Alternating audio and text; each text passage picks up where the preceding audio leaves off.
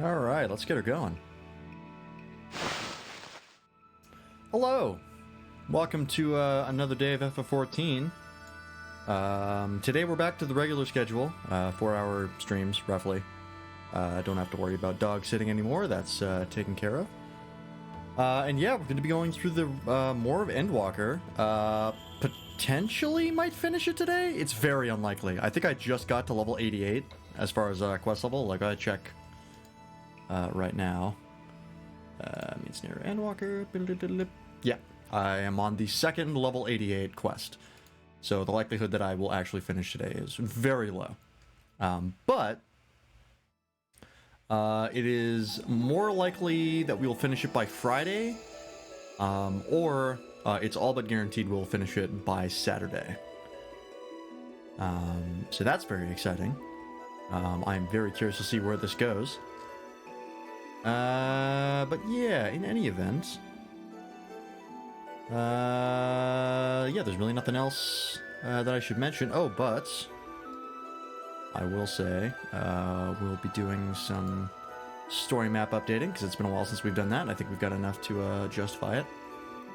Hello, Raisu Naisu.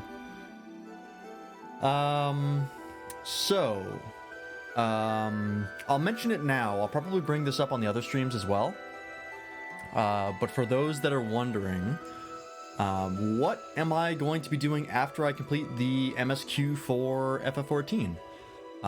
This week we're probably going to finish off Endwalker, which means we're out of MSQ content, at least, for the foreseeable future. Or at least until 6.1 comes out, or whatever it is, the one that starts adding the patch content for Endwalker, which I look forward to. But, so yeah, what are we going to be doing? So, I have a couple ideas. First off, I think I would like to do sort of an FF14 wrap-up stream.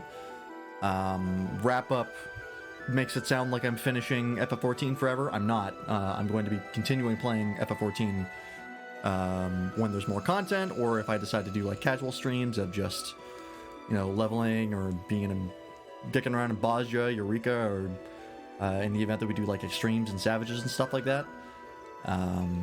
Then I'll stream those. So I'm not going to stop streaming FF14, but it'll be mixed in with some other stuff. Like I want to play Monster Hunter Rise, because Sunbreak is coming up pretty soon, in a couple months. So I want to play some more Monster Hunter and get some progress in that, so I'll be probably playing that on stream soon-ish, within the next couple weeks. But yeah, for FF14... I want to do like an FF14 wrap-up stream where I just kind of talk about the game and talk about my experience with it, considering it's been an 8th-month journey, which I've enjoyed phenomenally, more than I could have ever predicted, and I'm really glad that I ended up doing it. So yeah, I'd like to do that. I was thinking about maybe going through the FF14 subreddit on stream, just because like I haven't been able to touch that since I started playing FF14, and so I kind of want to go through that on stream and just kind of hang out and relax and look at memes. That could be fun little stream. And then yeah, besides that, I'll probably be going through my character ranking again, because I think Giant Sprout was curious to see if any of that would change after going through Endwalker. And yeah, that's pretty much it. The other thing I wanted to mention is that my birthday is coming up pretty soon. It's actually in about 3 weeks. And I was thinking about playing Okami again, because that should only take about 2 weeks-ish. Because I think I beat it in like 6 streams last time I played it, and I'd like to do another playthrough of it. So I thought maybe I could do that for my birthday. Or I could wait on that, and I could play it in, I believe, May, because I believe if I check my VODs, because I still have all my VODs, I have a year's worth of VODs on my external hard drive because I haven't uploaded any of them. Yeah, May 11th. May 11th was my stream anniversary. That's when I first started streaming. So on May 11th we'll have been streaming for 1 year. And I would kind of like to do my Okami playthrough again, because for those of you that were here for that playthrough, which was basically no one, because nobody watched it, Not that I'm bitter about that or anything. It was literally my first stream, and it wasn't very good. I'm gonna be honest. But because it was very good, I'd like to do another crack at it. And also, I fucking love Okami, so I kind of wanted to just play it again.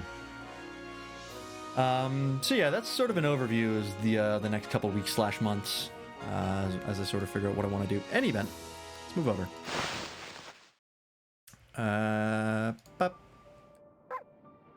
Orc. I do look forward to playing Okami again.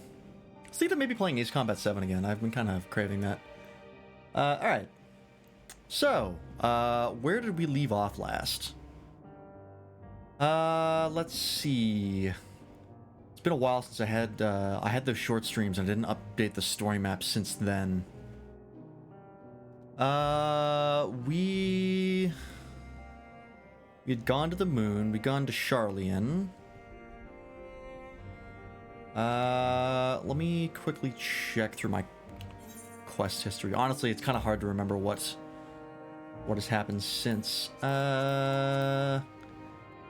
Quest level 86. Yes, quest level 86 is when the stuff from the past started up. So before that, block a stand.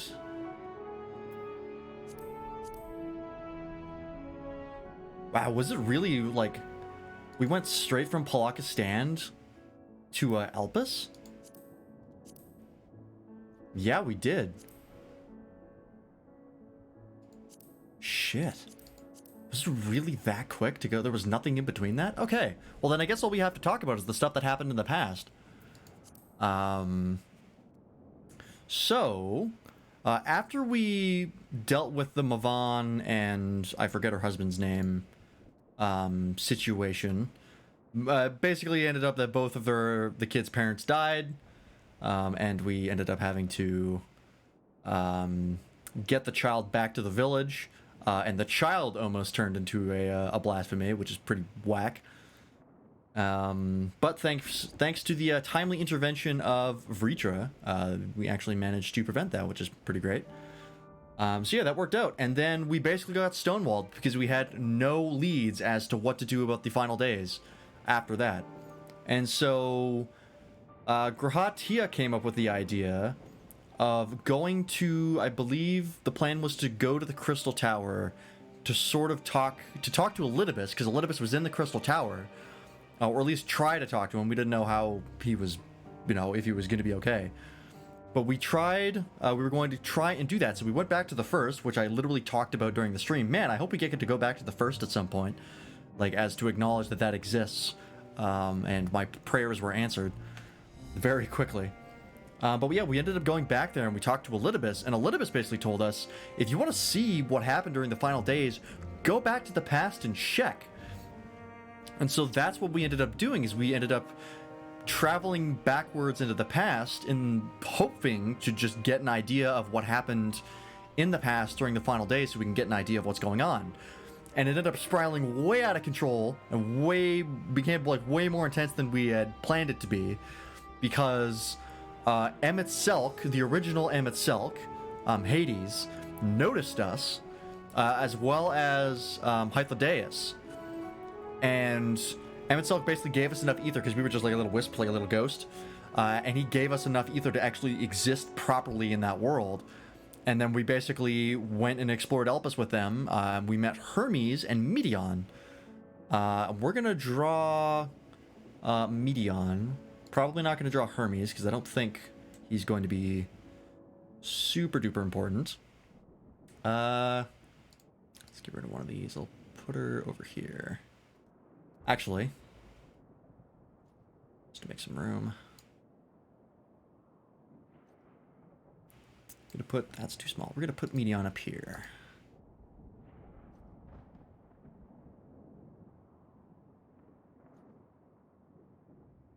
There we go. And Medeon is, of course,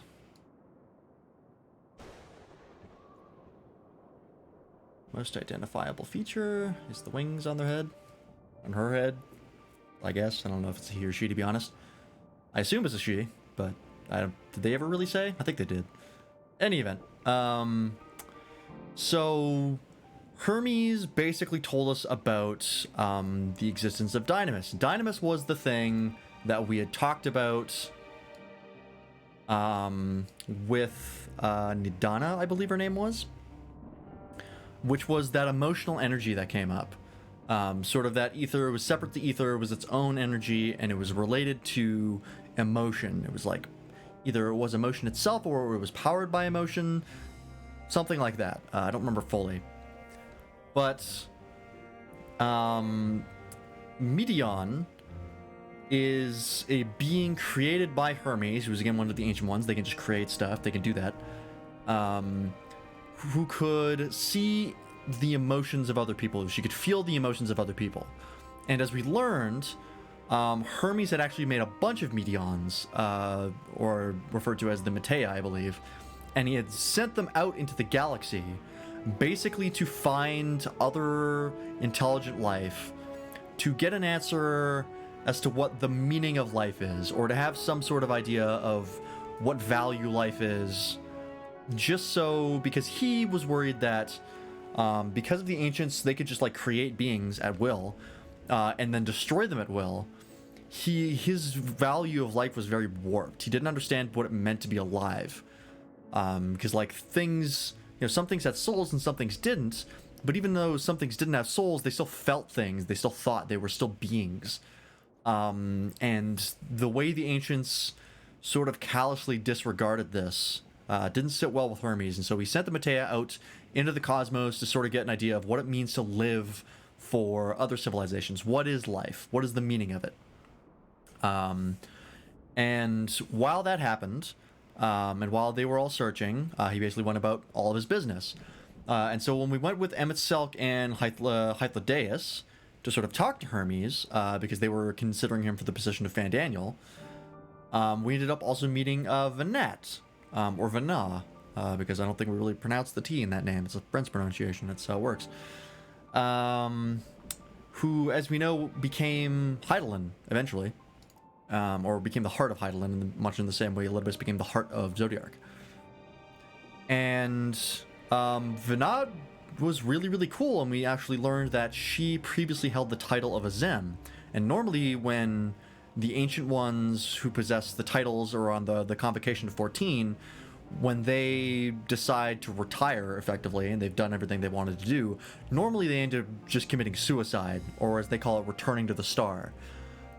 Because to them, that's sort of the grand culmination of all their life's work, and they can just return, to the star in a very, honorable and nice way. Vana was one of the exceptions. Vana decided that even though even though they were going to step down from the title of Azem, they were still going to continue doing the research and just kind of traversing around and helping people. Because that's kind of what the Azem does, is they just kind of traverse the world and just help people. Much in the same way that the Warrior of Light does now, which is more evidenced that the Warrior of Light is just a sundered Azem. And so what ends up happening is we end up basically spilling the beans to everyone. Like we talked to Vana, Hythlodaeus, and Emet-Selch about what ends up happening in the future. We talk about the Sundering, we talk about the final days, we talk about the events of Shadowbringers and like the expansions and stuff, like even A Realm Reborn, I'm fairly certain. Basically, the entire story as we know it so far.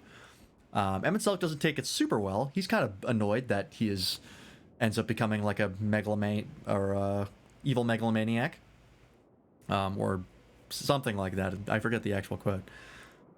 So yeah, he's not super cool with that, but he decides to help at the very least. And we end up coming to the conclusion that Hermes and Meteon and the Metea have something to do with the final days, because we originally believed that the stagnation of the celestial aether currents was the cause of the final days, and we ended up sort of coming to the conclusion that wasn't necessarily the case. That was actually the result of something exterior attacking the star with dynamis. And so we wanted to figure out what exactly that thing was. Let me just make sure I don't get booted for inactivity real quick. So... Okay. Come on. Switch. Can we switch windows, please? Thank you. So we end up deciding that, okay, Hermes and the Medion, or Medion and the Matea must have something to do with this. So we're going to potentially bring Hermes into the fold.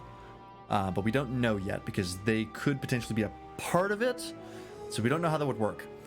But what ends up happening is that Medion can share a sort of hive mind with the rest of the Matea.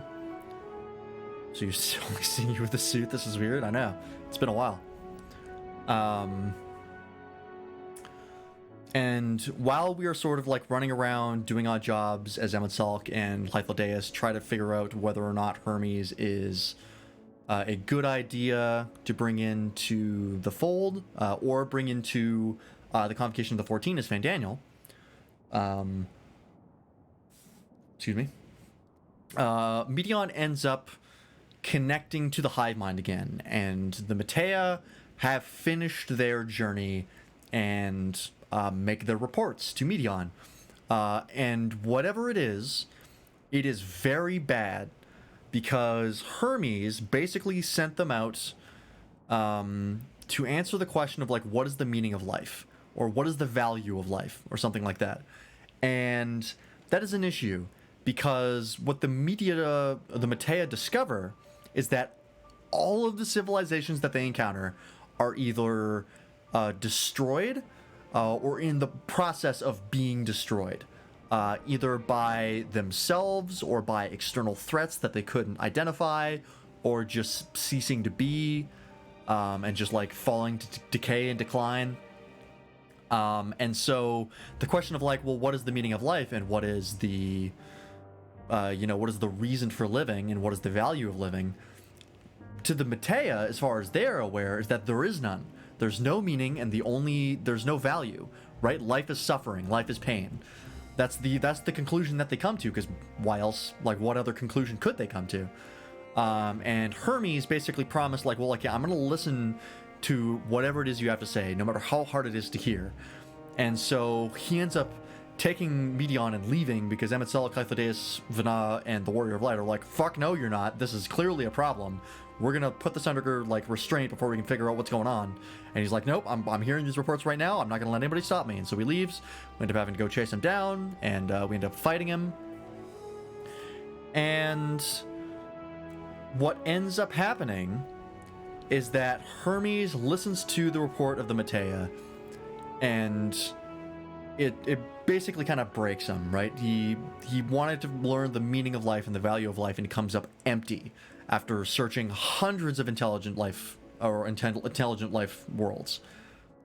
And so the Medion is basically like, okay, here's what we're gonna do. Life is suffering and it's awful. So I'm going to free you all from life by killing all of you, right? Not existing is better than existing, based on what we have learned. Now, obviously, we're not super cool with that. Just for, life is pretty cool, generally speaking, and we don't want to be destroyed. So, and Hermes listens to that and he goes, okay, here's the idea. In order to prove that this star, Aetheris, is somehow has more intrinsic worth or has more value or more meaning than all the other places that I and the Matea studied and discovered, I am basically going to put you in a doomsday situation, which ends up being the final days, with the help of Medion. And if you can find out a way to stop this doomsday, if you can find out a way to stop the final days, that will prove to me that life on Aetheris has worth, that you value life and cherish life enough that you would be able to stop this apocalypse. And so he ends up becoming an antagonist, effectively. And earlier in the story, we had we learned that he had the ability to manipulate the memories of people using one of his creations, and he ends up using that on himself, on Hythlodaeus, and Emet-Selch. And he tries to use it on the Warrior of Light and Vana, but the Warrior of Light and Vana end up escaping in the attempt to take down Medion before she can escape. And Vana doesn't manage to take her down, but she does manage to basically what is effectively put a tracking beacon on her.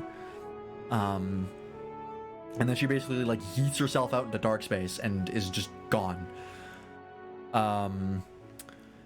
And so he rewrites the memories of himself, Hythlodaeus, and Emet-Selch to basically believe that none of this had happened.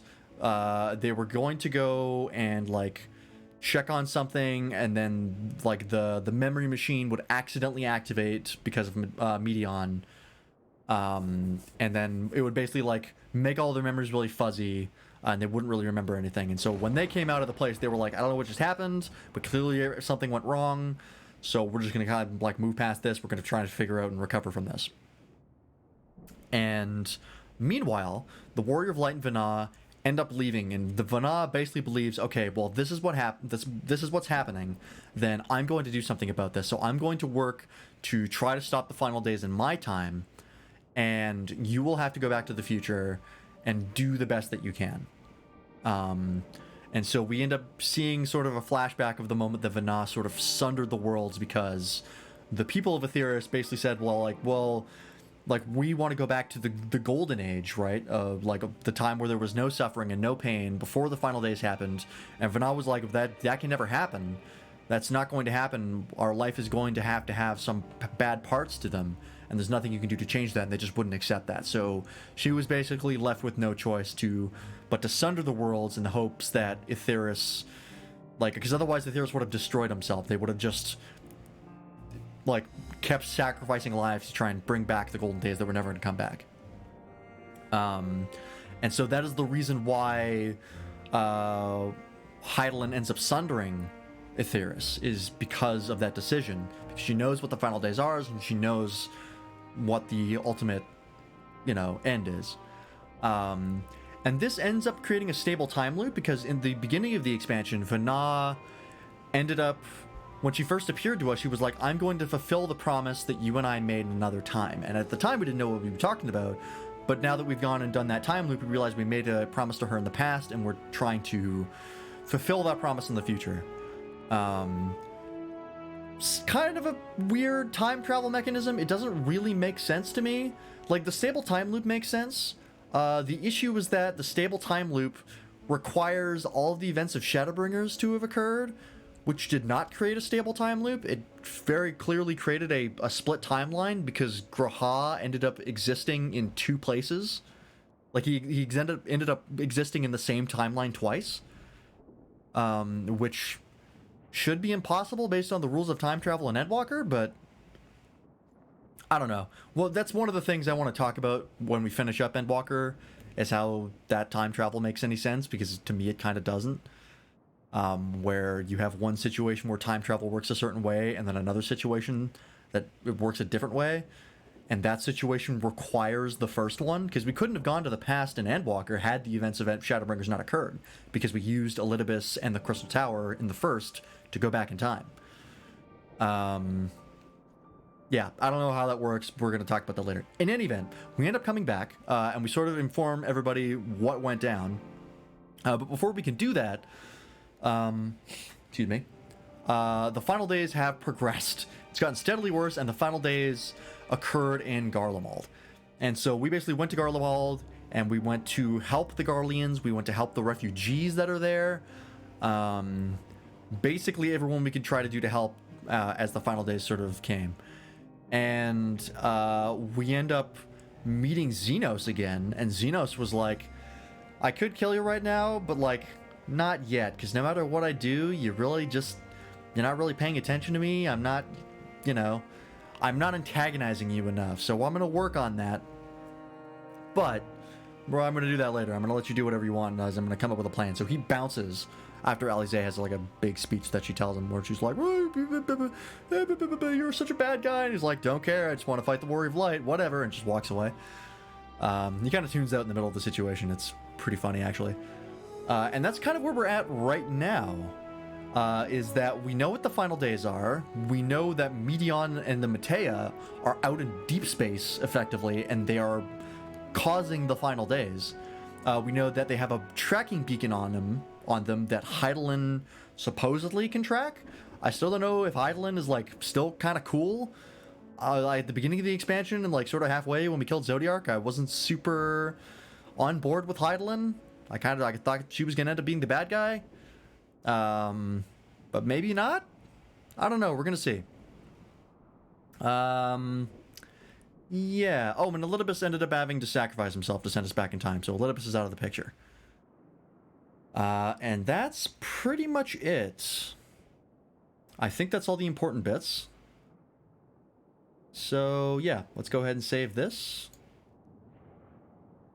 and let's continue on. All right.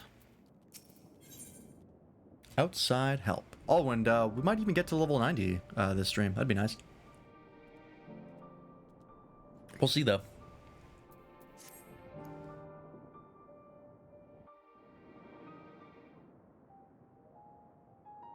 No major injuries then. Good. Oh, right into a voice cutscene. Nice. I briefed the recovered soldiers and sent them on their way as quickly as I could, but nevertheless feared they would not make it in time.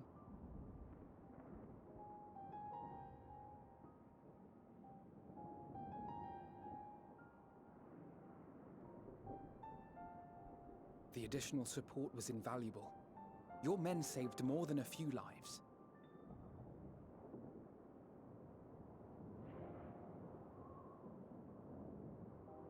Though not all, I regret to say.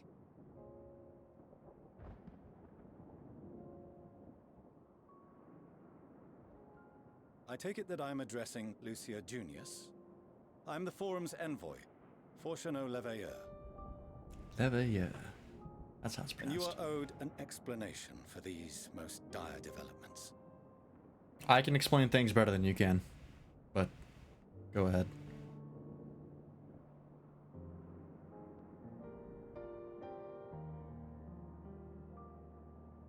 Another trial wrought by the final days.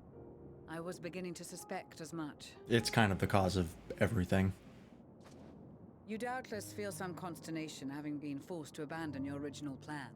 But trust me when I say you were right to send the refugees elsewhere. Beasts have been sighted within the capital. Perhaps it was a stroke of grim fortune that the population was decimated beforehand, as they've yet to appear in any great number, but in time.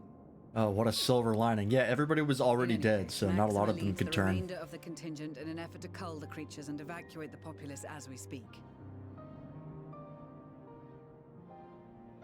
Once the airships have taken to the skies, I pray your men can be persuaded to join him. You'll permit us to retain our weapons? Yeah, you helped out, man. Why not? I wouldn't have sent you after the Scions were I expecting you to stab them in the back. And I, for one, would not consider past transgressions more relevant than future contributions. Oh, yeah. Regardless of the circumstances that saw us at odds before, we need men of courage now, more than ever.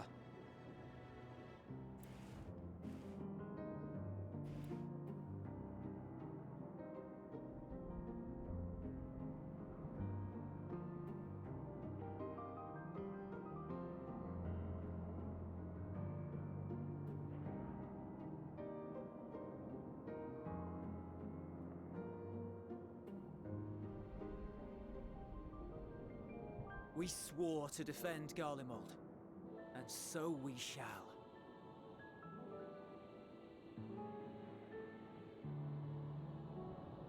It seems you have everything under control. You will excuse me then, for mine own duties await. Somewhere in need of a self-righteous A asshole? moment, Master Fortuneau. You did desire to express your appreciation for services rendered, did you not? I did. Though if you intend to again ask that Charlian alter its course, you will find my gratitude insufficient. I think we're beyond that at this point. 'Tis nothing so onerous. Just say you're proud of me, Dad. I wish to hear the details of this grand endeavor of yours. I mean, it's a handy backup plan. There's really no reason for them not to go through with it. Do you swear to listen and to learn, and not to embark upon some scheme to impede us? Yeah. I swear. Like, we have no reason for us to try and stop them from going through with this. Because if our plan doesn't work, we're gonna have to use theirs. Any other, I would doubt. But you, I trust to keep your word. For not once have you broken it. Very well. I will request that the Forum make you privy to our plans. You may await our summons at the Baldessian Annex, assuming the decision is in your favor. Does that suffice? Could you speak up, please? It does. You have my thanks. Excellent. You can regale us with tales of your most recent sojourn to the First while we wait. Okay, so we haven't told them what's up yet. Okay. I have some fucking news, folks. Did you hear something just now? Grati is the only Mikote we've ever seen do that, like, cattier shit. What the fuck? Oh.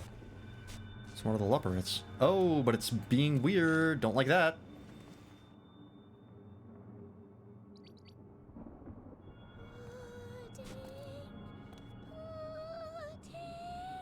Oh, this is a not actual horror situation. It's just playing it for laughs. Where is this star's blasted pudding? Pudding way?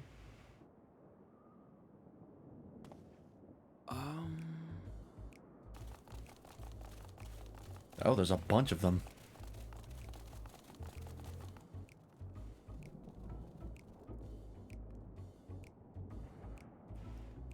It's weird hearing this song. May banish even the darkest night. God. It's weird hearing this song when the actual apocalypse is happening. And comfort.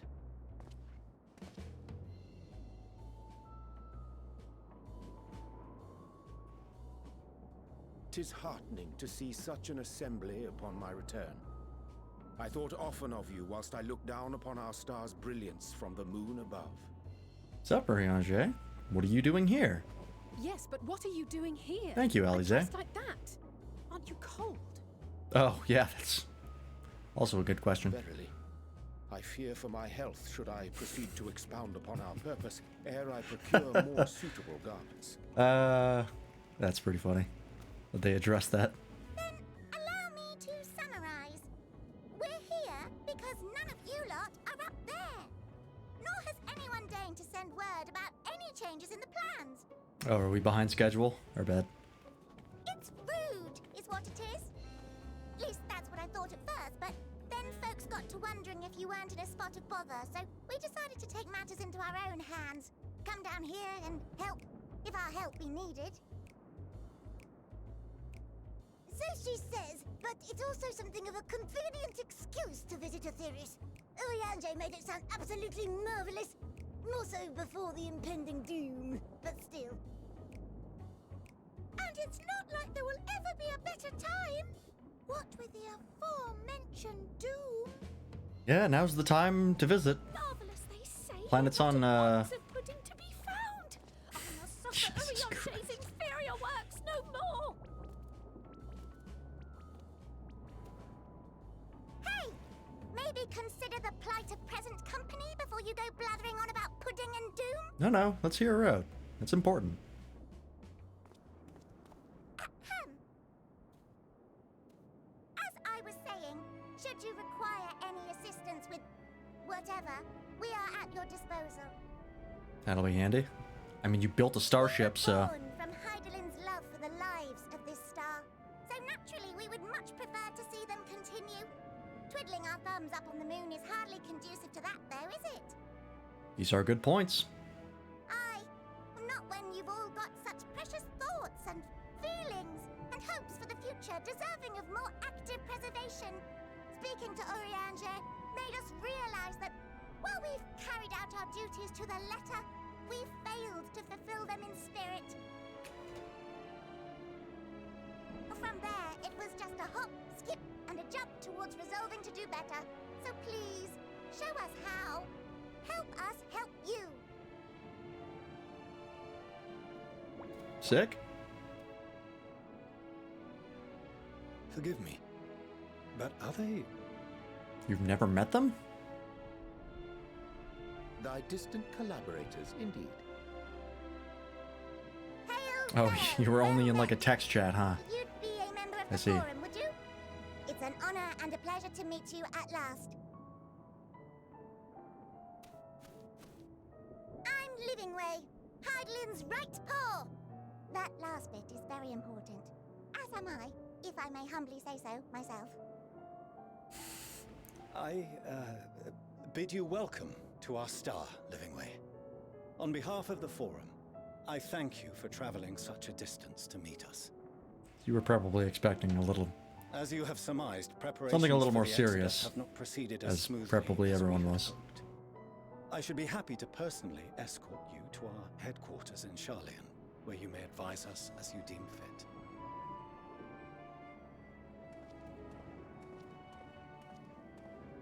'Twas with reluctance that I set aside the great work of readying the moon for habitation. Be assured that I did so only after the Loperids made plain their earnest desire to come hither, and I myself felt a growing certainty that their contributions here would prove invaluable. Quick question, did you bring all of them? Because there are a lot of 'Tis them. trite, perhaps, but I followed my heart.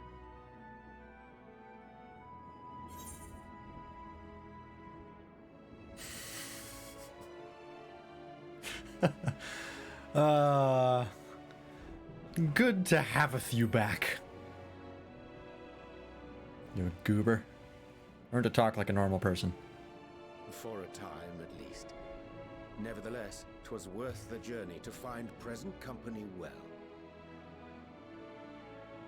Wilt thou attend us at the Forum and lend thine own wisdom? Yeah, I should probably tell Charlie and what the final days are. If that's all quite settled, can we start moving? And before the deal Urianger with catches his Heidelin. death?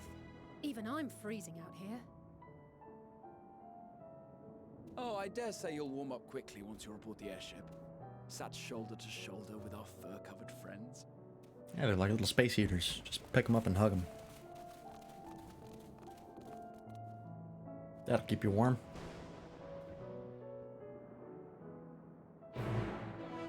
Ba-ba-ba-ba. So many pings in Discord.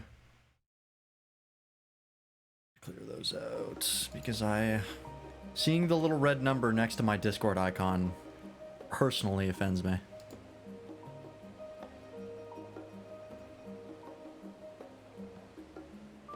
Alright.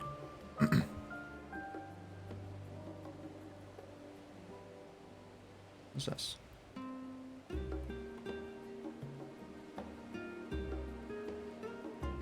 Oh, okay. That's right, we're launching the 4th platoon on the 212th. A little bit ahead of schedule.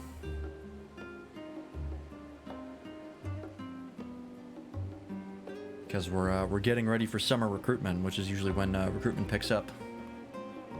Which is pretty exciting. 2 infantry squads, Spectre squad, and a Revenant squad and Foxtrot squad. Okay.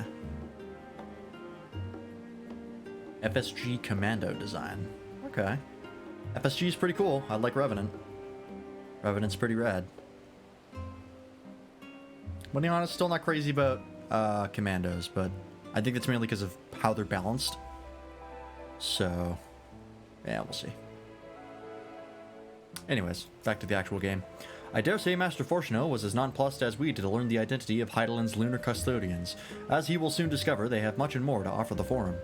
Might I suggest we return to the Annex forthwith? We may yet have time to discuss thy recent adventures ere we are summoned to the rostra. Also, I have the seal pup with me. I appreciate being brought back here. What is this? Oh, sightseeing log. Grab this while I'm here. Where's the hunt train I missed? Hopefully we'll be able to do those soon. Probably, when I'm doing my, like, FF14, like, kind of wrap-up, where I talk about, FF14 and my experience with it and all the streams we've done of it. I'll probably use that time to, just go around picking up Aether Currents. It'd be a nice thing to do while I'm, chatting away. Because, yeah, I want to do a bit of a retrospective. Because it's been a long journey. Like, I thought playing Digimon was like a long journey when it came to this channel. Because that was 5 months, I believe, of weekly streams of Digimon. So that was a lot. That lasted like quite a long time, but this has been 8+ months. And we played this way more frequently than we did Digimon. Like Digimon we were only playing on Saturdays. So it was a lot of like months, but it wasn't that many actual streams. But this we've been playing 3 times a week. And like we've long surpassed Digimon, so we have a lot to talk about. I've kind of talked about like all of the expansions when I finish them, but yeah, I want to do a retrospective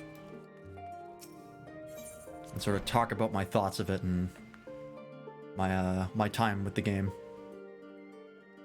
And again, this all sounds like I'm not gonna play FF14 anymore once I beat Endwalker. Not the fucking case.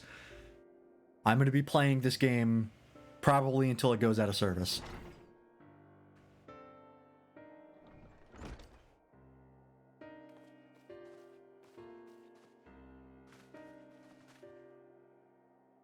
Not that I'm complaining, Ariange, but I wasn't expecting to see you quite so soon. Nor I thee. In extolling the virtues of Aetheris, I did inadvertently awaken in the Illiporats a desire to avert our beloved star's demise.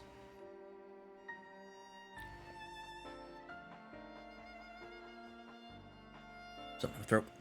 Krile tells us you have obtained new knowledge that may aid us in our ongoing efforts. I have news to share regarding our study of the Ethereal Sea, but your findings are certain to be of greater interest, so I would rather hear them first. To what revelations did Heideland's Elpis flower lead? You might want to sit down for this.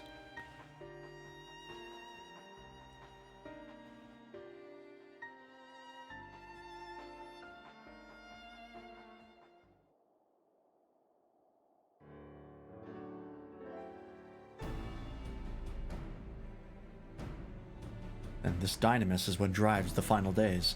If it and Akasa are one and the same, this all but proves Nidana's theory.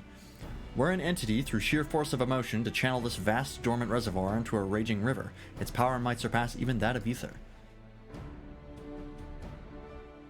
But if our star is so replete with ether, said entity would need to be outside its influence to effectively manipulate the dynamis of the great expanse. Medion. Or rather, the sorrow and suffering of fallen civilizations that she has been hoarding for millennia. Untold anguish and fear and hatred, drawn from every corner of the universe, all for a single purpose, the destruction of Aetheris.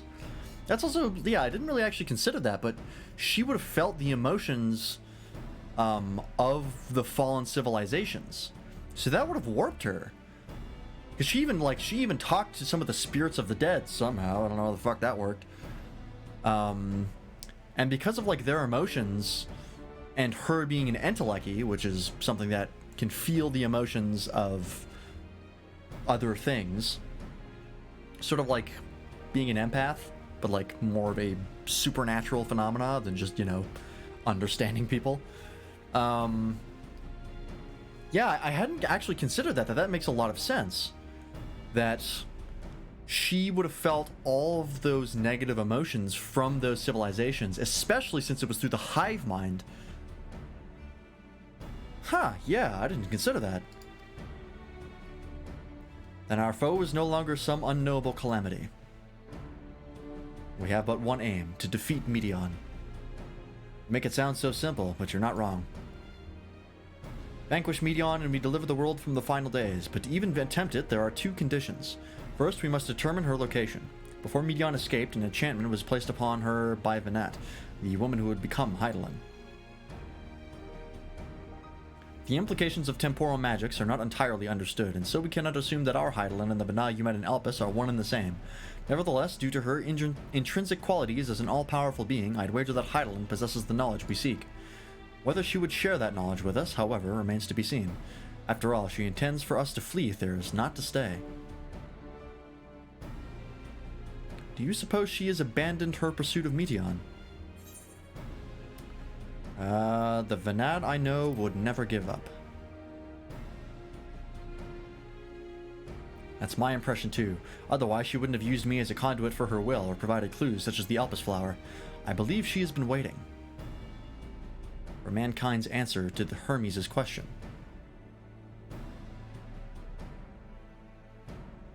So, what's the second condition? We must find a means to reach Medion. Naturally, our chosen method will depend entirely upon wheresoever she has made her nest.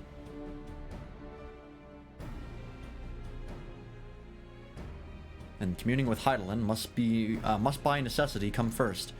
Did you and Master Matoya have any luck with your investigation into the Ethereal Sea? Sadly not. Though we enlisted the help of Arnvald and other Echo-blessed allies, we couldn't detect so much as a whisper from Hydaelyn, even from within the Antitower.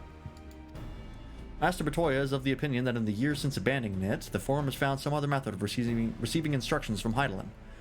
If so, it would most likely be some form of apparatus for observing the Ethereal Sea built closer to home. Speaking of which... Sorry to interrupt, we've just received word from the Forum. Your presence is required in the Rostra, where they intend to discuss the Great Exodus. Ha, that's the world I'm on, Exodus. Then Father was able to persuade them. They're finally taking us seriously. Let's hear what they have to say. I mean, we directly talked to the people that they have been secretly collaborating with for like 100 years or whatever. So, I feel like that lends us a little bit of credence to our theories.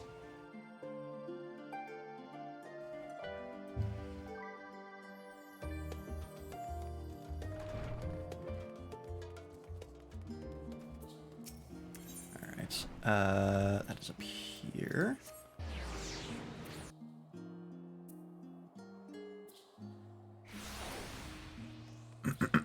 Excuse me. Hopefully this goes well. The forum is in session, and as such, the Rostra is closed to visitors. Not to me. A scion of the Seventh Dawn. Very well, you may wait in the corridor. Of course, entry will only be permitted on the condition you leave your armaments at the door. Lest you forget, this sacred institution holds rational discourse in the highest. The implements of war are expressly forbidden. This is just a book. Just, you know, nothing dangerous about it. It's just a book. You got lots of these here. I don't know why I would have to get rid of it. You like books? I like books. We're on the same side. I don't want to get rid of anything.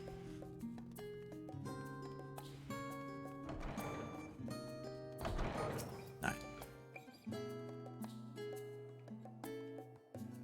I mean, it's probably not a big deal if I get rid of my weapons. I'm pretty sure I could just flex hard enough and a foreign member would just explode.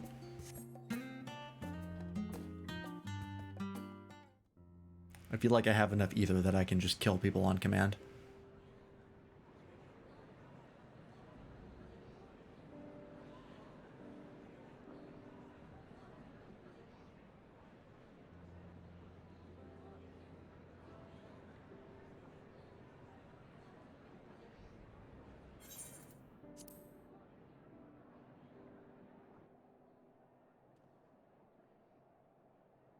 There is a matter I wish to raise with you before we enter. We are here to listen and to learn. But if the Forum's plans are more or less what I expect, then I should like to make a proposal that will serve our ends. By your leave, of course. Oh, right, they have to take off my headgear for I this. don't see why not. So I'm going in Your without my words and glasses. wits have I got can't us see this anything far. without my glasses. Agreed. I will present our queries so that you may consider the most advantageous way to advance your proposal without distraction. I also like how Alphino was clearly looking like ahead of him when he addressed the Thank Warrior you, of Light, which would have clearly missed me by like a solid foot. If I may have your attention, Fucking love being a Lalafell. It's the best. ad hoc session will now commence. The purpose of today's assembly is to brief the Scions of the Seventh Dawn at their request on the Great Exodus. You may enter.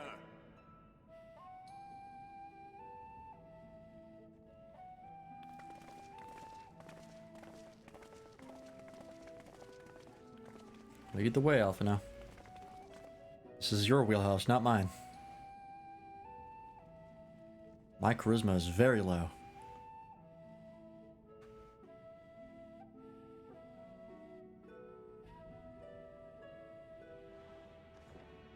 On behalf of the Forum, I commend your heroic actions on the Magna Glaciers. We shall not soon forget your service to us and the people of Radzat-Han. And how much leeway is that going to give us? Whom we have informed of the refugees' new arrangements, sings your praises as well.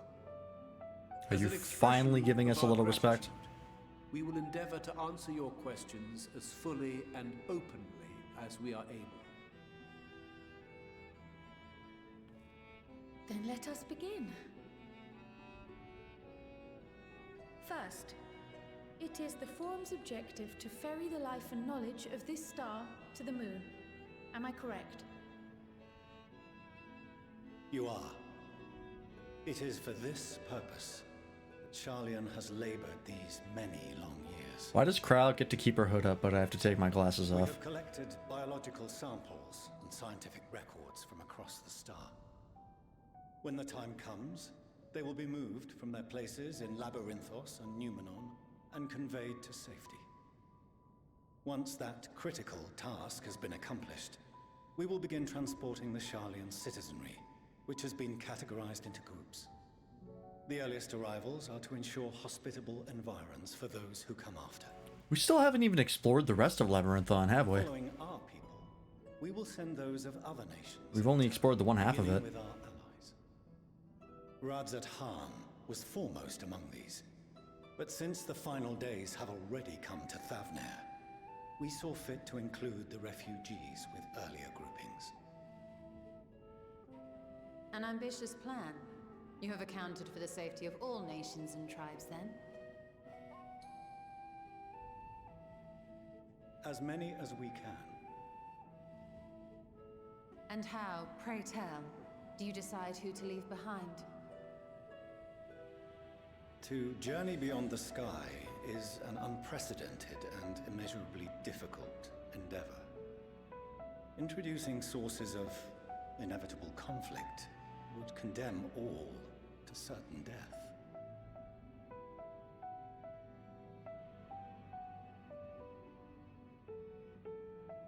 Questions as to the validity of that approach aside, are your plans proceeding apace? We're under the impression that your primary means of celestial transportation is incomplete.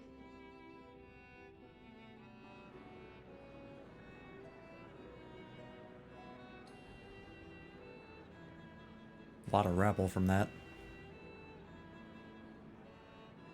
If only in that it does not meet our optimal parameters, that is correct. Oh, so it's not exactly fuel efficient, but it'll get you there. This Alright. arc, as some have taken to calling it, is fully operational and could be launched even today. However, the final days have progressed more quickly than we anticipated. At present, the ship is incapable of attaining speeds sufficient to meet our evacuation targets. Should we put the vessel into service, as it is now, we will be unable to travel to the moon and back quickly enough to complete the necessary number of trips. Precious lives and knowledge will be lost. Seven hells. Is there anything to be done? We got the Laportes. The ether burner, the primary means of propulsion once the craft is in the space between stars, is undergoing testing to determine whether it can be made more efficient. Though cargo is being loaded for the initial phase of the Exodus, we are prepared to continue our experimentation up to the day before launch, should it prove necessary.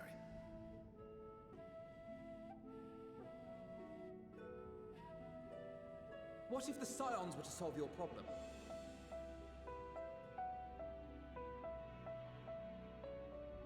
We shall help devise a means to improve the ether burner's efficiency, on 2 conditions. Alpha no? I hate to break it to you, but I'm not exactly an engineer. You must allow us to meet with Hydaelyn. Hmm. 'Twas simple enough to deduce. You have a Concord, and so you would never have abandoned the Anti-Tower had you no other means of communication. One far more convenient, I suspect. Yeah. Anti-tower is not exactly easy to get into.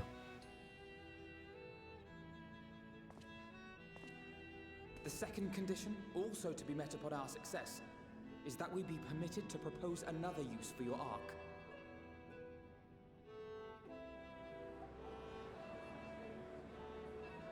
To get to Medion? We would be at liberty to refuse this proposal. Of course. If we cannot prove its merit to the 99 here, who are we to stake on it the lives of all peoples of this star?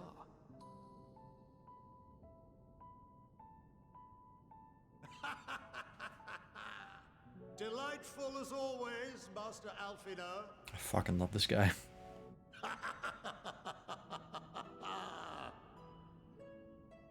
Oh, we couldn't have asked for a finer plan. Allow us to solve this complex engineering problem of which we were entirely unaware until moments ago. What could possibly go wrong? The satire writes itself. Alright, he's being an asshole here, but he's really not wrong. Yet, what field has not benefited from a change in perspective? When we are at wit's end, what we need is not the same dry theories recited ad nauseam, but fresh inspiration. Guy's the fucking best. I, for one, have faith in my erstwhile students to provide it, and I find their terms to be perfectly acceptable.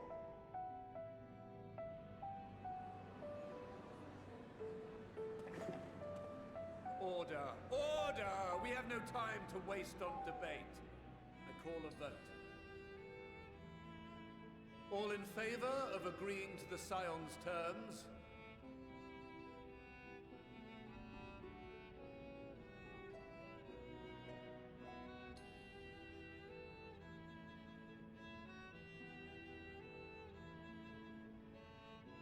That looks like a decent amount. If not, like, all of them.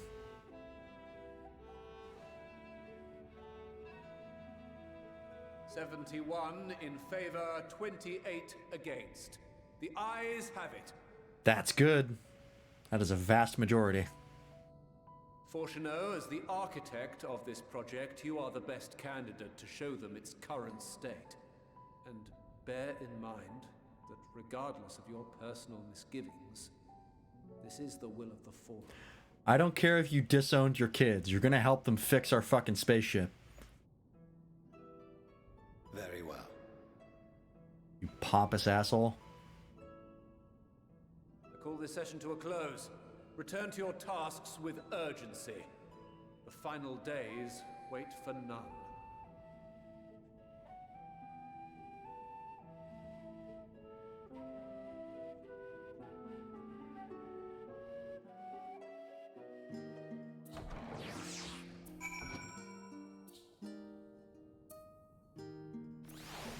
Alright. That went well. Sorry about not letting the rest of you in on my plan. I was admittedly thinking on my feet for the most part. But since we require both a means of communing with Heidelin and reaching Medion, in the spur of the moment I saw involving ourselves with the completion of the Ark as a way to work towards both objectives simultaneously. However, we must first keep our end of the bargain by solving the problem of the Etherburner. I'd like to think it is not a challenge beyond our combined expertise, or at least the expertise of our extended circle of associates. It might behoove us to learn how an Etherburner actually works before we attempt to improve it, though. Yeah, probably. Again, let's just talk to the Laportes. They probably know. They turned the moon into a spaceship. I'm pretty sure they can make one more on Etheirys. As instructed, I shall take you to see the Etherburner. Meet me outside the Archaon. I trust you can make your own way there. So the Ark is being built in Labyrinthos. Hardly surprising. Where else could they conceal such a massive undertaking? Alright. So yeah, if we take a look here, yeah, we have not discovered any of this yet. And we still even haven't seen the final zone of Endwalker yet. As far as I'm aware. Just double check. Yeah, we still haven't found the last zone of Endwalker. So we still have lots to go. Oh right, I forgot that Aetheryte's in a pond for some reason. Our destination lies in the lower levels. The Forum, in its wisdom, has granted you access to the Archaon's lift. Step inside and have Opheline take you to the medial circuit. Alright, we can finally use this lift, even though we found a way around it last time.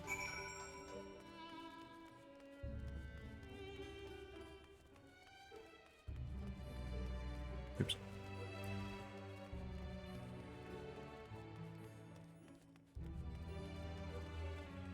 Hello. Going down.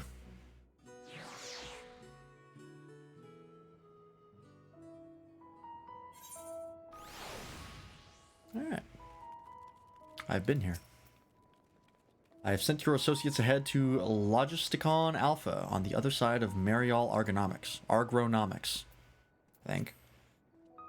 Agronomics. There we go. Actually, there is something I have been meaning to...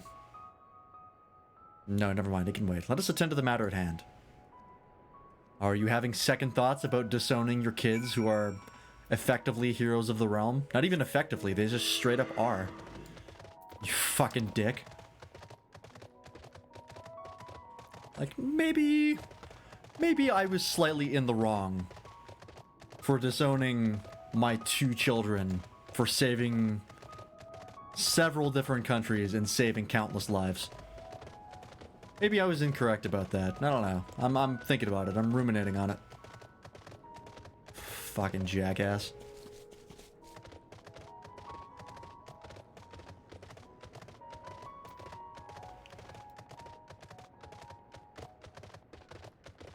Do we get a, hang on, I want to double check something. Do we get a, yeah, we do get a dungeon at level 79. Presuming it's not optional. Which, I think it was in Stormblood? No. Stormblood was Caster and Bonnie. That is not optional. Oop. Not here. What was the... Yeah, Dusk Vigil was optional. Everything else was not. Shisui was optional for Stormblood. There's always been like one... In the first 2 expansions, there was always one dungeon that was optional at one of the levels. And then Shadowbringers broke that.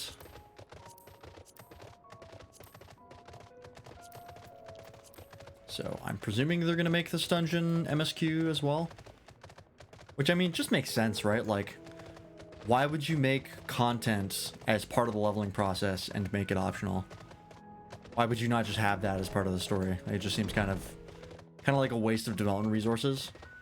Because if something is optional, the second something becomes optional, there's a large portion of your player base that's never going to see it. Like, I would go out of my way to say that the majority of players in any given game, no matter what it is, only ever do critical path. So the second you make something optional, the majority of your players aren't going to see it. We are to wait here while our father arranges for us to use the next lift. Here being Logisticon Alpha, where the atmospheric conditions of Labyrinthos are regulated. Water is drawn from underground and dispersed as vapor, simulating the formation of artificial clouds and rain. By manipulating the temperature and air circulation, they are able to create the ideal environment for the growth and preservation of the biological samples kept here. This place is kind of like what Elpis was way back in the day. Hold on, how do you know so much about it? Why, father brought me here as a child. What? And left me behind? Actually, you're the one who left me behind when you went off somewhere with grandfather. The night before, I had been asking father how clouds are made, and so he decided to show me. It was fascinating. I peppered him with questions the entire time. It is all too easy to take for granted the many interweaving aspects of the natural world, to grow nearer to the wondrous. But having gained an understanding of the complex mechanisms employed by the Leporites in recreating a similar environment, I have come to view such processes in a new light. The subterranean gardens of Labyrinthos, the lunar prison forged to contain the ancient Zodiarch, the habitations built for all mankind neath the moon's surface, each unique yet undeniably similar. It is no mere coincidence.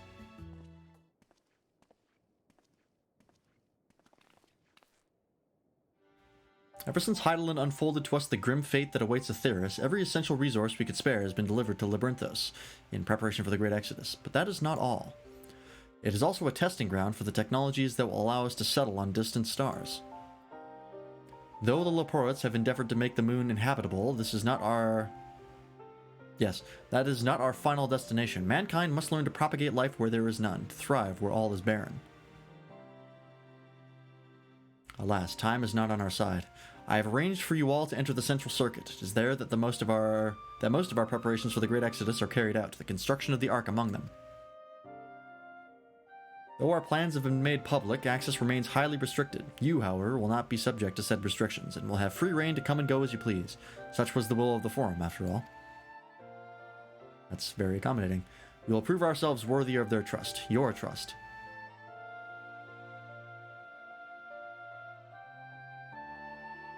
Then let us proceed.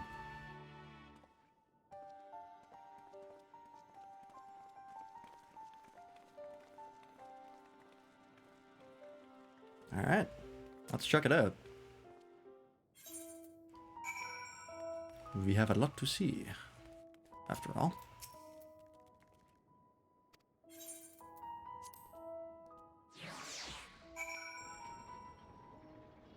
What does this place look like? Oh, shit. It's kind of like its own little city down here. That's cool.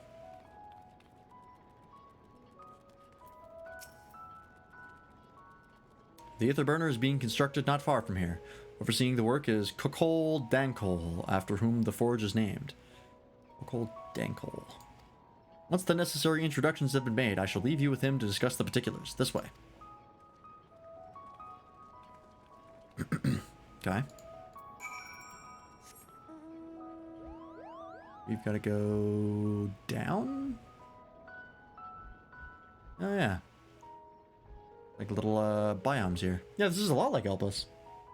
Now that I think about it. Or at least Hyperboreus. Or Hyper... Fuck was it called? Thesis Hyperborea, that's what it was. It's not quite as grand as Hyperborea was, but, you know. We're not ancients. We're just folks. Can't just make stuff with our minds.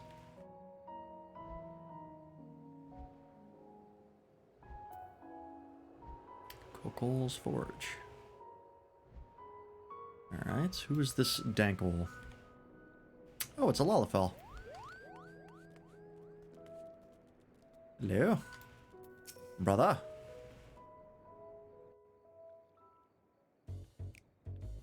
Oh, good. Could swap them out. No, been there, done that. Damn near lost my eyebrows. Think, Coco, think! we'd be well on our way to paradise. Visionaries patting themselves on the backs for their grand accomplishments if you'd only think. Yes, that does sound rather lovely. Yeah! I mean, Master Force, you know, what a pleasant surprise. We're not blasting off already, are we? The schedule remains unchanged, for better or worse. Which is why the Forum has elected to accept assistance in resolving the Etherburner conundrum. We should really call Ironworks and Sid.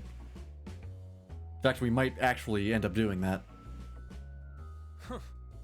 Not seen you lot down here before. Hi, we're the grand fucking saviors of the star. There are Archons among their number, but engineering is not their expertise.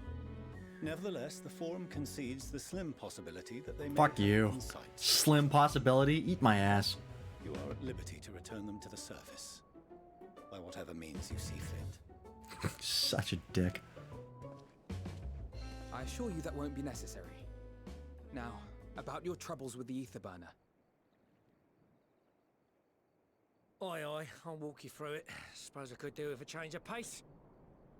As the name ought to tell you, the ether burner burns ether, ambient or otherwise, and transforms it into motive force. Think of it like a giant bomb that never stops exploding. Okay. Even out in that black void where the ether's right sparse, it's strong enough to move our arc. And it probably won't kill you like an actual bomb. You created the combustion engine. But it ain't perfect. What is the standard combustion engine if not just contained explosions? Back fast enough for the Forum's liking. The conversion rate needs to be 6% more efficient. A measly 6%, you say? But if I could have squeezed even another 0.6 out of it, don't you think I'd have built it that way in the first place? Hast thou consulted with the Lopperites? Yes, they too are conducting their own research, for lack of a ready answer. The moon's propulsion systems are considerable, naturally, yet they are commensurately massive. They don't have to be as efficient. It is no easy feat to convert their technology into an efficient means of propulsion for a teeny tiny toy boat, as they say, and as I most certainly do not. What's extra funny is, like, I've been in this situation Damn it all! I asked for refined adamantite when, and like, they sent building me games at uppity EDAC. rabbits with inscrutable, ancient, incompatible technology. You're trying to drive me mad. Just like trying to squeeze some more FPS out of my shitty fucking game. Like, please, why doesn't this work? You know of it? Only in the most general terms, I'm afraid. 'Twas an alloy of Allagan make, but the secrets of its production were closely guarded. They wouldn't be closely guarded As to I you. recall, the record stated it was vital to Dalamud's construction and launch. Aye, that's the stuff. No material more conductive far as I know. Slotting some ins like blowing up a dam and watching the river of ether come rushing through. Ain't a living soul that knows how to make it though. Wrong. We were fortunate enough to salvage some for the ether burner, just a wee bit, mind, from a chunk of Dalamud that came hurtling into the Northern Empty during the calamity. With more, well, that extra 6% efficiency would be child's play. It's a crying shame that we've no other sources. Surely the many shards of Dalamud scattered throughout Eorzea would suffice. Why not get the refined adamantite from them? Oh, we tried, believe you me. But only a few specialised pieces would have had any in them to begin with. It was rare even for the Elegans. Drive calls from Ragnarok class internment hulks. Those are the prize bits we really need. According to the Gleaners, getting to them means delving deep into the shards. And the defences are still very operational and very eager to blow them up. That sounds like a job for us. It's rough going in there, even for the cream. Not sure they'd make it out. What the fuck does that mean? Even for the cream? Huh? This sounds like a job for someone else. You want me to go and fetch the whatsits? I know it's going to be me. That may be for the best, though you doubtless find the task too dull for your liking.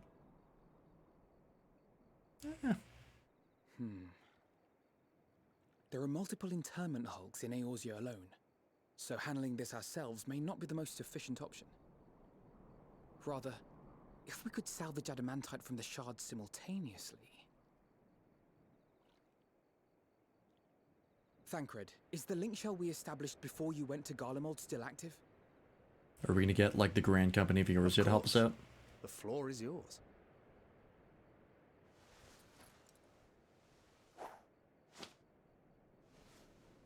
My god, use lighting link shells What's all this? in the MSQ to contact people instead of having to go there Gathering ourselves? firewood, so to speak.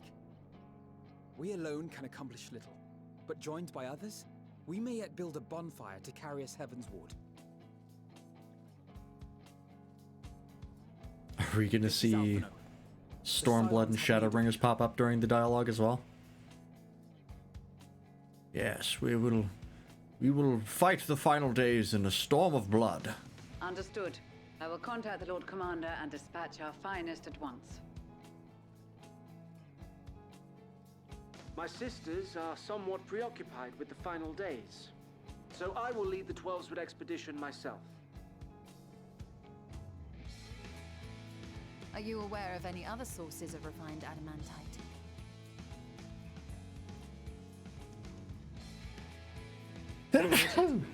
Such an invaluable Excuse me. alloy would have been utilized solely where absolutely necessary, in components intended to conduct or collect surpassing amounts of ether. Any extant instrumentation or devices would have likely found their way into the hands of etherologists or enthusiasts.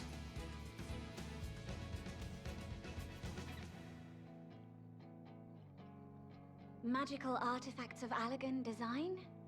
The Eastern Alliance will send word to one and all. Are there other ways we may offer aid? No shards of the Lesser Moon scar our soil, but our stake in this cause is no less for it. It's kind of wild to me that, like, the Grand Company of Eorzea is being led by, like, a 14-year-old. What did you say? Oh, you got friends in far places, lad. Kind of everywhere, actually. Anyway, if you're offering, I wouldn't say no to one of those Far Eastern sacred relics. You want to summon a primal? Ether to summon a whole damn primal. Find a source like that. Oh. And 3, 2, 1, kaboom! That'd be handy. And it prevents anyone from using that ether to summon a primal. So that's, you know, Might you secure 2 in 1. a suitable relic? It shall be done. I know little of machines, but I promise we will do our utmost to gather the materials you need to finish your starship. Just bust down the Kojin vault again. Work, in truth. Better to busy oneself than wait and fret over disasters foretold. Then why are we all still standing about yapping? There's plunder for the taking, and I'm a born plunderer. Suckard might actually I'll be an old useful here. Shardian before you know it. Start mixing the grog. I'm certain that can be arranged. Thank you all, and do be careful. Just like that. Aye, just like that. Our refined adamantite is on its way. Now let us consider our next steps, shall we? There's yet much to be done. Come on, Fortuno. Are you proud of your son yet? He literally just ordered around every, like, major political leader, like, in Eorzea, effectively. Like, if that doesn't make you proud, I don't know what does. It's not even 20 yet. Not even your height yet.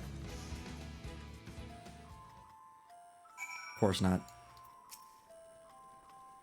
It's time like these we were reminded how famous, or infamous, Alphino has become. Who'd have thought he could achieve so much with a single link pearl conversation? As we're expecting rather a lot of visitors in the near future, I'd best return to the surface and inform the relevant parties.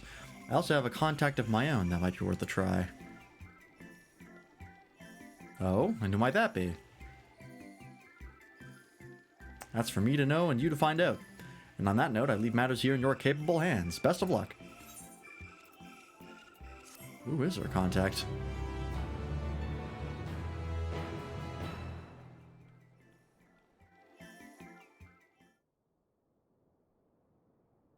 Meanwhile, in Ul'dah.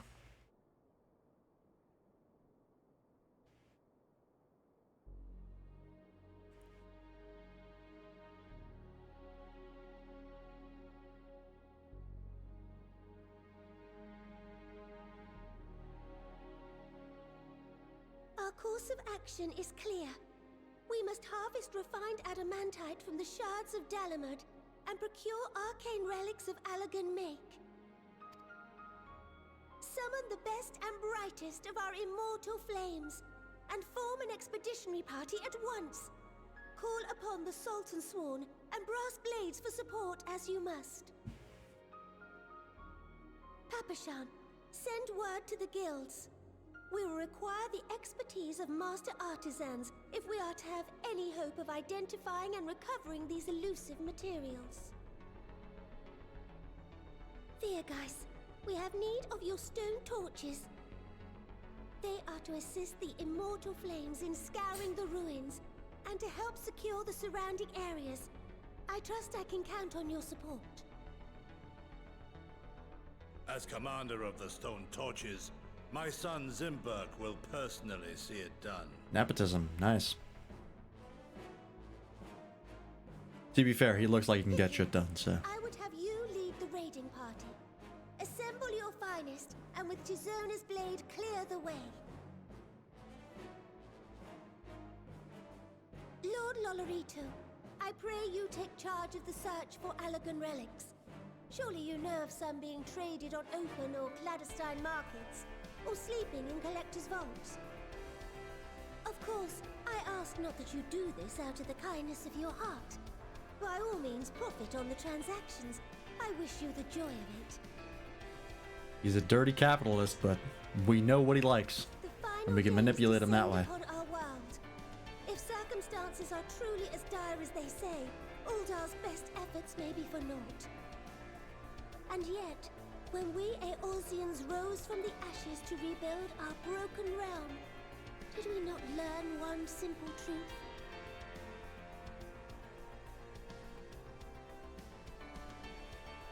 That which seems all but impossible to overcome alone may yet be possible if we stand together. It was the Scions who united us then, and it is the Scions who call upon us now. Ul'dah will answer that call.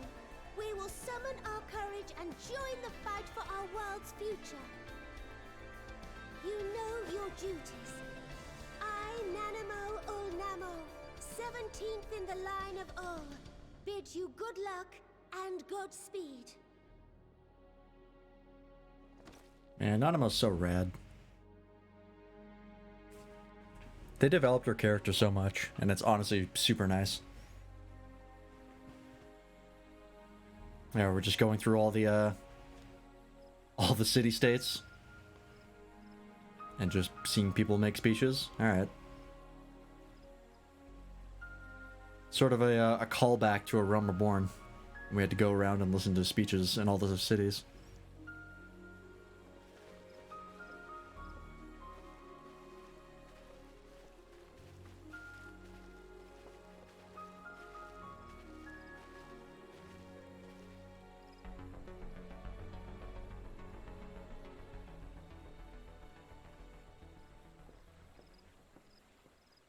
We fielded a goodly number, but our ranks are heavy with healers, and an abundance of restorative magics will be of little help in destroying Dalamud's defenses. Still, it has ever been thus with Gridania. We must steel ourselves for a protracted engagement.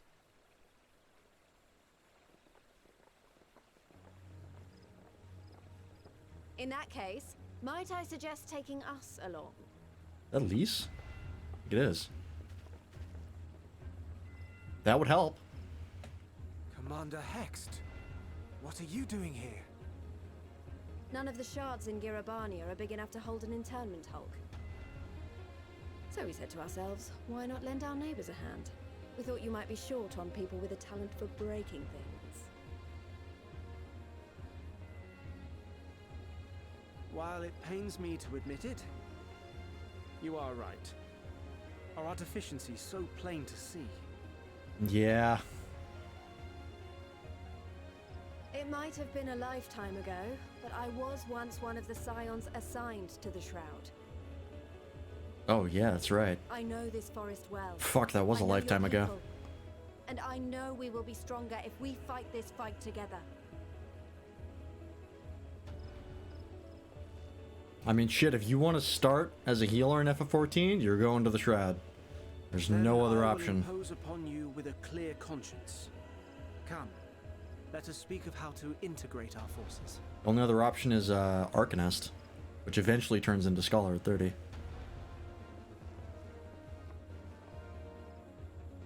But that, starting as Arcanist is the DPS, so if you want to start as a healer, you're literally no other choice but to go to the Shroud. I won't let it all be for nothing. I promise you, Papalimo.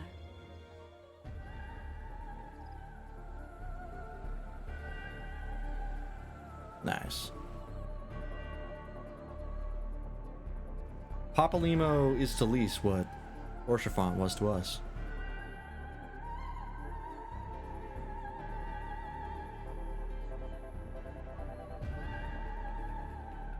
Oh, are they hanging out at his grave? Oh. Ah.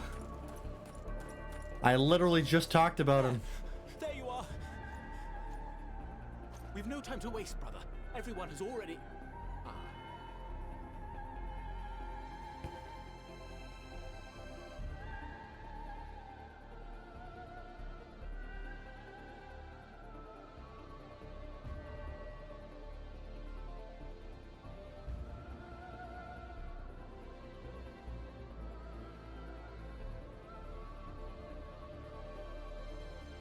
F's in the chat.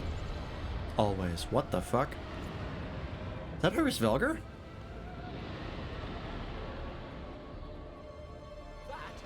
That was a roar. A dragon's roar. Is Iris Velger gonna help? Or is like Vritra showing up to like talk some sense into him?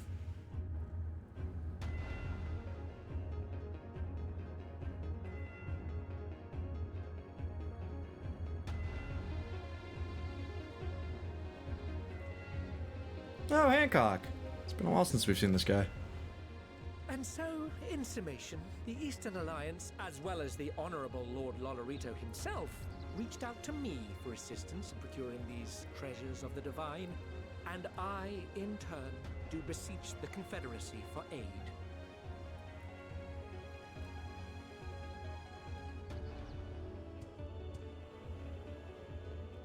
I told you, just go talk to the Kojin.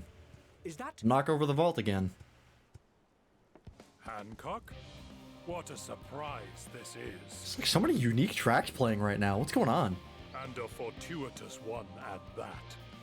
There's like a bunch of remixes and... ask, you see. Oh shit! The, oh, what was that guy's name? One of the auspices from the Four Lords trials. Awesome. That's actually a really cool callback, because we have not seen any sign of them since those trials. Though our friends are searching for refined adamantine and sacred relics, we will only know if they meet your requirements once they have arrived. In the meantime, is there aught else we might do to be of service? Ha! You've already done more than enough. If I had to say, though, I could use someone who knows a thing or two about Allegan technology. He's right there. You there, the lad with the red eyes and matching hair. You seem to know more than the average scholar. Yeah, you could say that. It's Mr. Allag himself. Ha! If only Master Kokol knew how ready he was. While he and Graha establish a rapport, why don't we help with preparations for the Great Exodus? Indeed, this would mean going above and beyond the terms of our arrangement, but I propose this not to curry favor. As confident I am that we will succeed, we must be ready for every eventuality. This would also be an opportunity to familiarize ourselves with the logistics of traversing the great expanse. And if nothing else, it beats twiddling our thumbs while we wait for the adamantite. That is true. Well, ain't you a bunch of helpful buggers? If you've a mind to lend a hand, I know where you ought to go. Charlene Hamlet is lousy with researchers and scholarly types, busying themselves preparing for the Exodus. Ha! That lot need all the help they can get. Well then, off we go.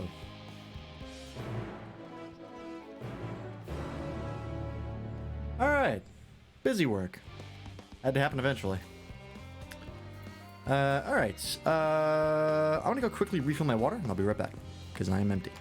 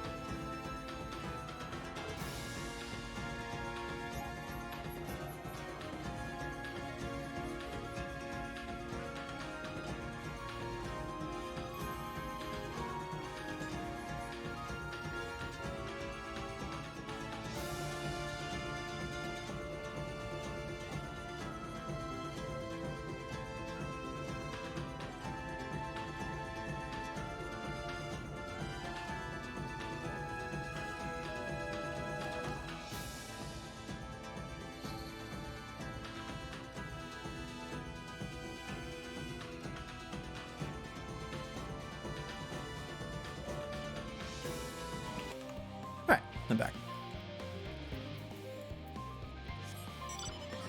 Man, I really look forward to going through the Endwalker OST once I'm finished with it. Because I've heard a lot of really fun tracks. Excuse me.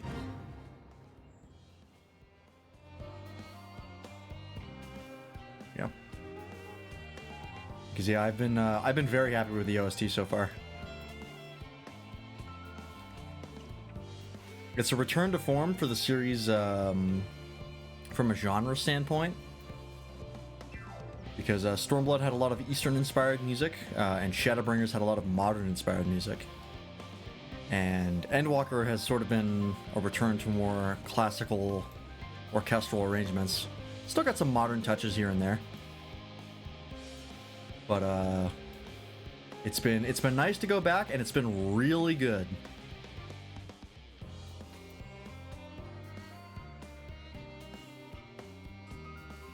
It really is the soundtrack at its best. At least in my opinion. I love the Stormblood soundtrack still, but I think this might be a little bit better. From what I can tell, a lot of the people actually live down there. Or a lot of... That's a... Yeah. I don't know how much we can help, much help we can offer, but I dare say they'll benefit from some of that fresh inspiration Scholark Monteche mentioned. Let's start by asking around, ideally without getting in anyone's way.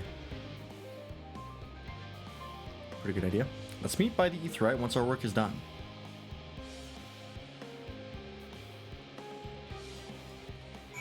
What chess piece is this? Wow, this guy's really giving this guy a thrashing.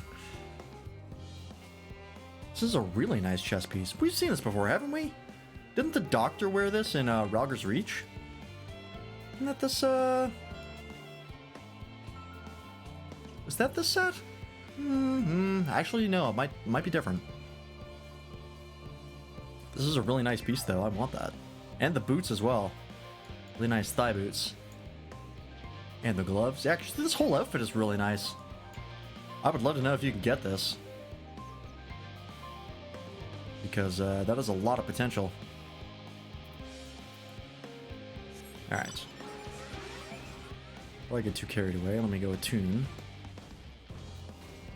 Because that's important. Oh, I will also grab this. Yeah, this guy's got a yellow version of it, so you know it's dyeable. Get the currents. Yep. Worry about those later.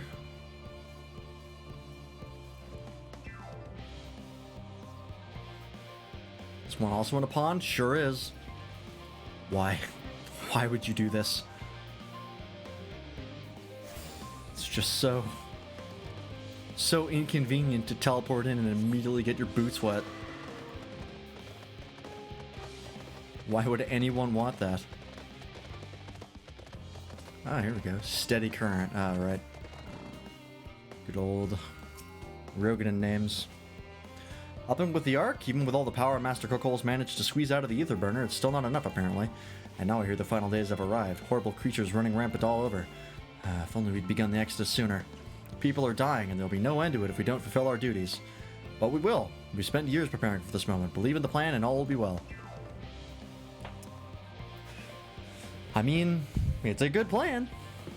You have every reason to believe it'll work. I need to find 2 more people to talk to.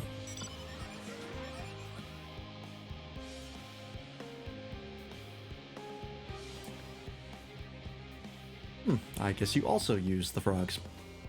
Interesting. Ah, perfect. Offering to help? That's very kind, but I should be able to organize the rest of the documents myself. It's mostly listed of things we'll need once we arrive on the moon, and then whichever star we choose as our new home. My duties largely concern the maintenance of living conditions, so I'll be a lot busier after we depart. I hear that our lunar collaborators have come down to assist in our efforts. I'm looking forward to finally meeting them in person after having communicated with them in such a limited capacity thus far. To be perfectly honest, I've not even the slightest idea what they look like. I do hope they're not enormous looming giants. Why, I would much prefer something small and fluffy like the beheaded rabbit that ran by. I have good news. Good news indeed. Alright, where's the third guy?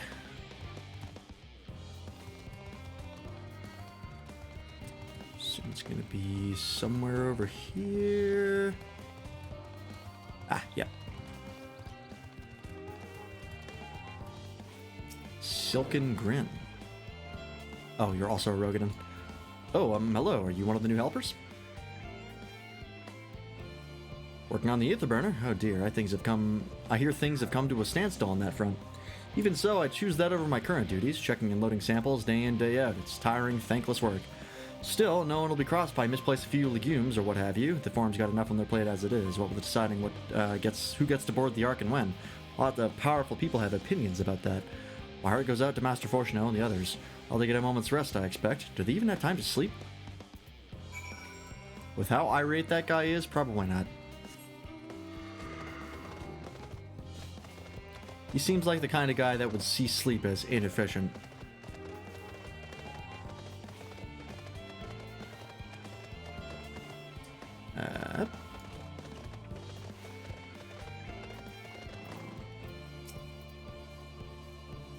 It's a meeting you here, Lance. Our friends in the forum brought us to see their teeny tiny tow boat, which is quite impressive considering they didn't use any creation magics.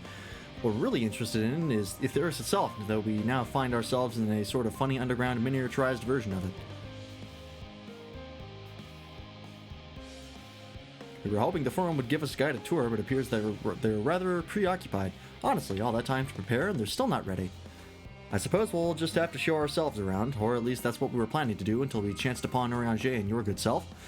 Since you're both dawdling about and engaging in idle chit-chat, perhaps you could show us a few points of interest. Won't that be fun? Sure. Oops, nope. There's that fucking thing again. A tour of Labyrinthos. An unexpected yet prudent suggestion. Given the similarities betwixt this artificial environment and Bestway's burrow, it would be in our best interests to have the Laportes acquaint themselves with the conditions deemed optimal by their Charlene collaborators. I fear, however, that continued reliance upon my limited knowledge would risk narrowing rather than broadening their perspectives. Mayhap thou art better suited to lead this venture. Probably not, but I'm gonna anyways. What a marvelous idea! Might we begin with that great big what's-it over yonder? Ah yes, the what's-it. I shall leave its explanation to Lance. Oh boy. That thing? That'll go well. I don't know if I'm in canon smart enough to actually explain how any of this works. I feel like the Warrior of Light is not exactly a genius.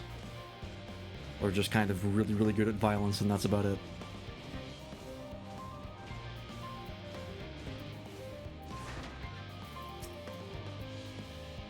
Goodness me, to build something so large without creation magics is positively stupendous. Perhaps you could direct our attention to its most important features.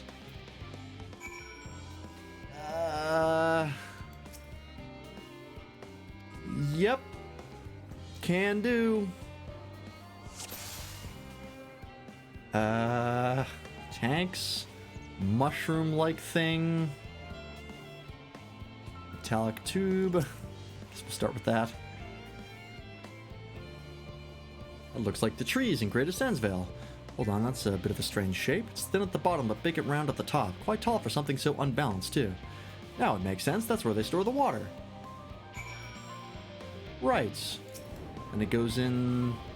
or gets in through the tank? Or this tube? No water I hear from inside that great big tube. Must be because of those cogs in the gigantic wheel at the top. Oh, I see. That's how they draw up the water. There's probably some sort of spiral-shaped mechanism inside it, too. Like a Da Vinci screw, I think it's what it's called. It's a little hard to see from here, but is that a golden pipe connected to the top of those tanks? I can see through that window and another pipe at the bottom. Ah, this must be for purifying water drawn up from below. Correct. I knew that. I knew all of that. I just didn't say it. I wanted you to figure it out. That's all.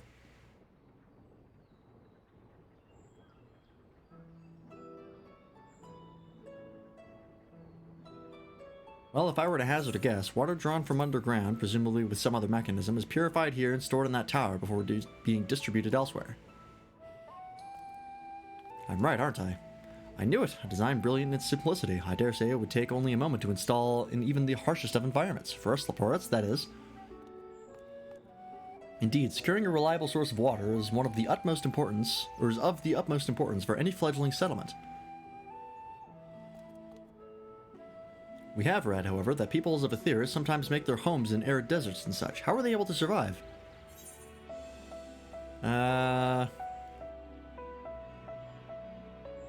Many settlements in Thanalan are built near an oasis. Areas near waterfalls are common sites for villages in Garabania. I feel like waterfalls are more common, so I'll go with that.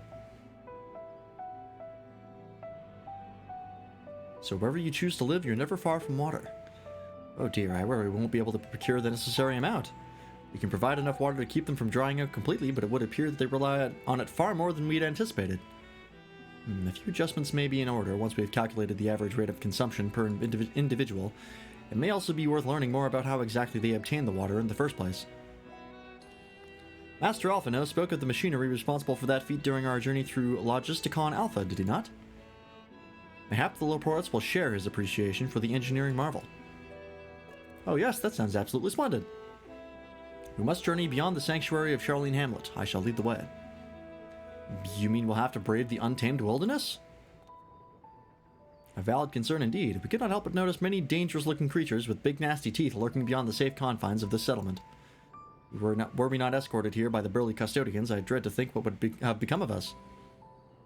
Regrettably, to many a hungry predator with the aforementioned big nasty teeth, Laporats may appear to be a potential and rather appetizing source of sustenance. Might I impose upon thee to assist in securing safe passage to Logisticon Alpha? For my part, I shall act as escort to Living Way and Cooking Way. I entrust Singing Way and Growing Way to thy care. Now you speak my language. Murder. A more valiant protector they could not wish for. Godspeed.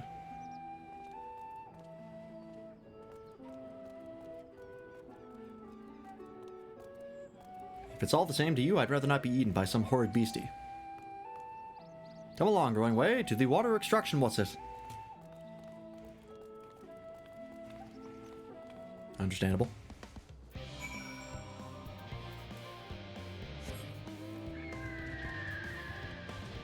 I would think these areas are a little more, like... You think they'd be a little more safe, considering, like, researchers have to traverse them pretty regularly? You'd think they have, like, more... I don't know. Fenced-in pathways?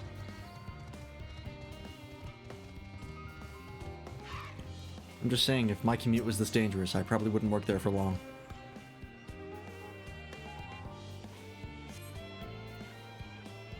Hello.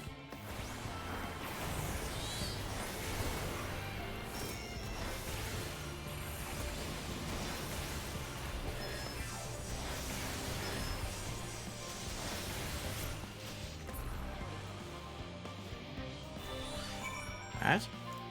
Easy enough. Thank you so much. I really hope this water extraction once-it is worth these harrowing experiences. All part of the fun, some might say, but I'd rather not be burnt to a crisp if it's all the same to you. That's fine, you'll get over it. I fought Ifrit, that was pretty fun, and there was a lot of getting burnt to a crisp. I fought a lot of fire entities.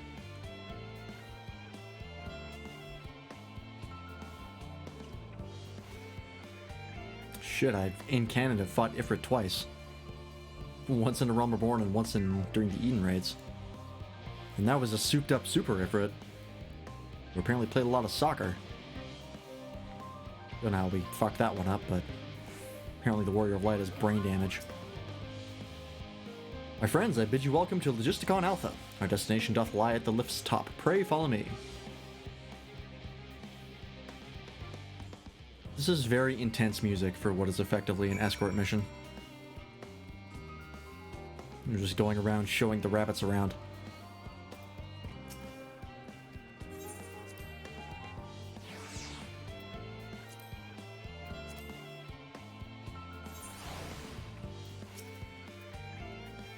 Marvelous, simply marvelous. So this is where the magic, or science rather, takes place. The perfect environment to sustain life, artificially created. The knowledge we'll gain here will be essential when we start looking for new stars for your kind to inhabit. Apparently, most of them don't even have air for you to breathe. That's a problem. You're all very lucky that Aetheris just so happens to provide everything you need to thrive, or did mankind turn out the way they are because of the available resources, I wonder? Either way, it's nothing short of miraculous, and I cannot wait to see more of it. Alright.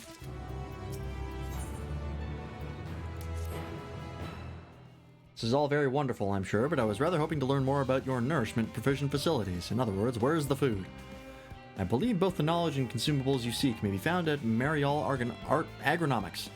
As I imagine Singingway and the others intended to study every conceivable facet of this apparatus, wouldst thou be so kind as to escort our visiting culinarian?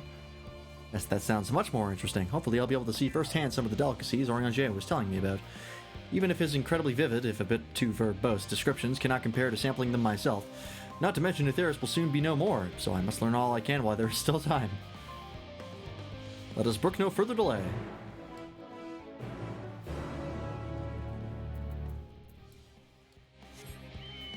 Yeah, they don't exactly have the most positive outlook, but I can't really blame them. They were made specifically for the worst case scenario.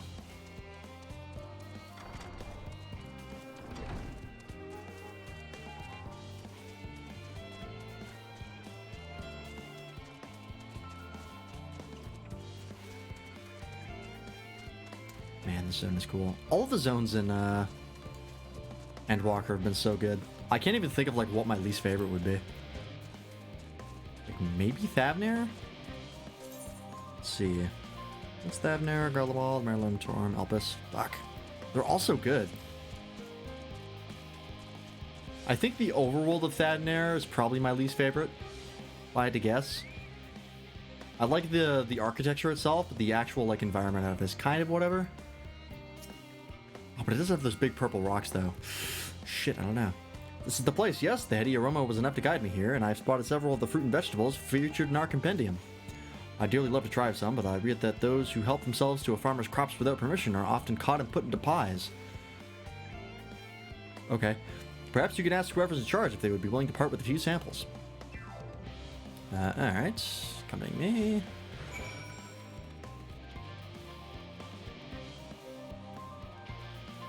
Why does the sun keep changing? It's changed like twice very quickly. I don't know why. There's that thing right there. Yipka. What a fine mess this is. Ah, it's you, the one who climbed down the mine shaft. I'd show you around if I could, but I'm rushed off my feet preparing for the exodus. And I'm not the only one. We've all got to find ways to do what we do down here, up there. First on the moon, then on whichever star the Forum decides will become our new home. It's all so sudden, so unreal. Don't you want to go to the moon? Well, it's better than waiting for the final days to claim us. But no matter how carefully it is all planned, we'll never be able to take every variety of flora and fauna with us. Even the ones we can take may not survive in the new environment, so many species doomed to extinction. Sorry, that's not what you came to talk about, is it? Nothing quite so dire, I assure you. We merely wish to sample a little of your produce, if we may. By all means, help yourselves. Much appreciated, my good fellow. So, where to begin?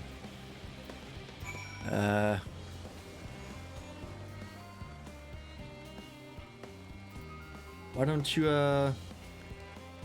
you dine on these magnificent 4K grapes?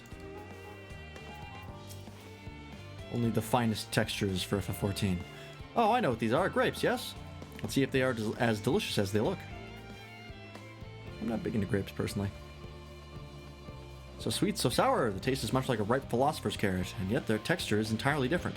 The contrast between the outer skin and the fruit within is most peculiar, though far from unpleasant. Yes, I think I'll try another.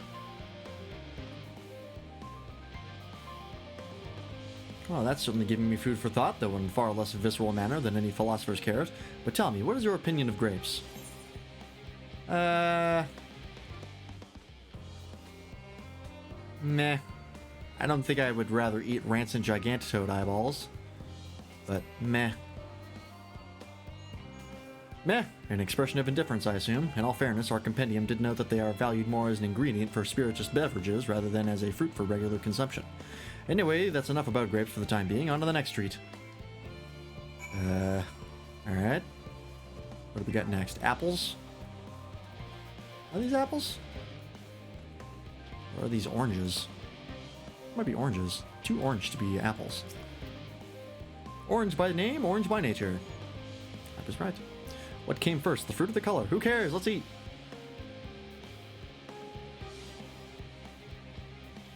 Yes, that's equal parts sweet and sour, as with the grapes, yet nothing alike. I may have to consult Urianger about expanding my vocabulary. I simply cannot find the words to describe it. Perhaps what I'm looking for is bitter. This is all very complicated, you know. So many flavors, so many choices, and each individual with their own personal preferences. Now I see why you all turned your noses up at the idea of eating nothing but carrots. Marvelous though they still are in my estimation. Let no one say I said otherwise. But speaking of carrots, I've yet to sample any of the vegetables. Let's see what's in that field over there. I do love me some oranges. Oranges are good.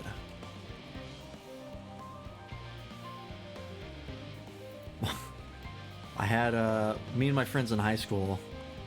We created superheroes for ourselves, and I made a little comic about it. And I was Captain Citrus, which is basically like Captain America, except he's incapable of helping people, and he can only impart the beneficial effects of vitamin C. So the person who's like the most rational, but the least effective. That comic was actually pretty funny. I wonder if I still have it. Probably not. I don't even know where it would be. That color, that texture, are they some sort of enormous round carrots? No, in any case, proper nomenclature is less of a concern than taste. Ugh, so hard and flavorless, I may as well be chewing a piece of wood. That all but confirms it. These are nothing more than misbegotten failures masquerading as goodly carrots. Stop, stop, stop! Can't you see these are pumpkins? And no one with any sense would try eating them raw. You're supposed to cook them first. Do you not find it an awful bother? Far from it, cooking is a joy unto itself. And what's more, it broadens the range of ingredients that we may safely eat. But above all else, cooking allows us to draw out the full potential of our produce. Pumpkin stew has been one of my favorite dishes for as long as I can remember. And perhaps even these hard blocks of plant matter can become as delicious as the orange I sampled. I wonder, though, if there's anything even more delicious. How about that yellow fruit over yonder? Yellow fruits. Oh, these lemons? We'll see how this goes. What a wondrous fragrance. With luck, it'll have a flavor to match. As I have no idea how these are eaten, I'll just bite into it. Don't do that. My tongue, is this poison? A lemon? You mean it's supposed to taste like this? How can something so similar to an orange be so revolting? Maybe some time before my palate recovers from this ordeal.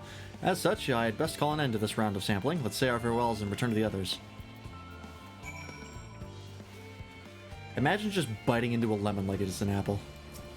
Ugh. Finished, have you? I trust you found something to your liking.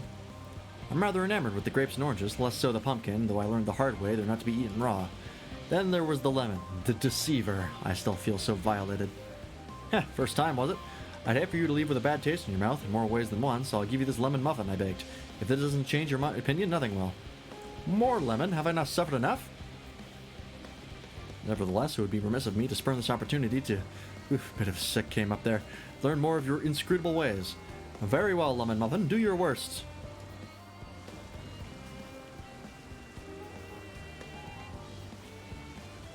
I love citrus. This is delicious. Although I still detect a hint of lemon, it complements the sweetness of the dough to create a perfect harmony. I never would have guessed its vile bitterness could be utilized so elegantly. My good chap, this is simply breathtaking. See, we rarely use lemon in its natural state, but it has a starring role in all sorts of recipes, and the same is true for many other ingredients. It comes down to making the most of the resources at our disposal, and sometimes that can even be the difference between life and death. I know we won't be able to take every species with us. No doubt the Forum agonized over what was worth preserving, and what will be consigned to history. Hard choices, but make them when we must if we're able to survive. Or if we're to survive. Such strength of will. Now I know why what Heidelin sees in your kind.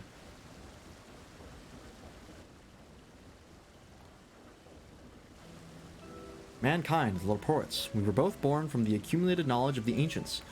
They learned all there is to learn about the nature of sentient life and the fates of the stars themselves.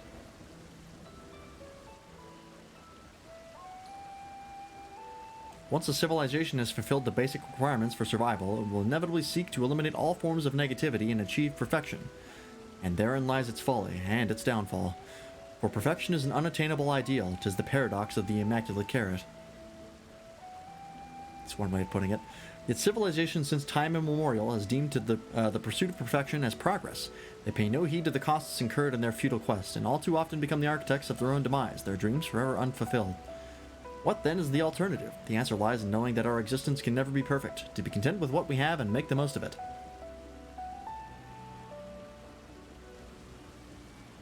When life gives you lemons, make lemon muffins. Pardon my Eorzean, but what in the seven hells are you on about, and who are you anyway? Cooking away at your service. I'm here to help prepare for the trip to the moon. And once you get there, you'll be able to try my carrots. I've been growing all different kinds. But don't worry, there'll be room for your crops too. We'll work together to preserve as many of Aetherius' species as possible, if you're up to the challenge. Yes, of course, I look forward to it. Well, this has all been highly productive, probably. Let's go and see if Urianger and the others have run out of machinery to inspect, shall we?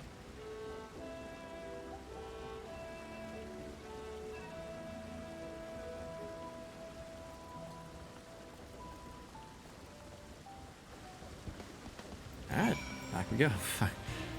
This song is so intense for running around trying out fruits and vegetables. I probably would have cut it back to the overworld theme, but what do I know? I'm just some schmuck.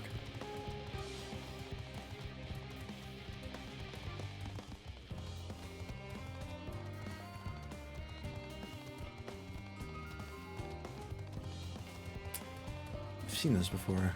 Where have you seen those models before? Fuck, I don't remember. Is it an Elmeg? Might have been an Elmeg.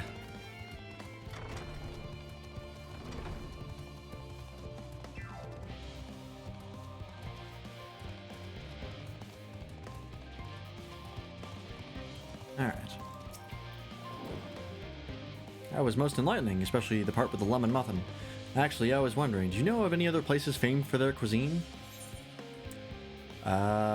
Limsa is home to the Culinarians Guild and many less than savory establishments. Yeah, I'll shout out my hometown.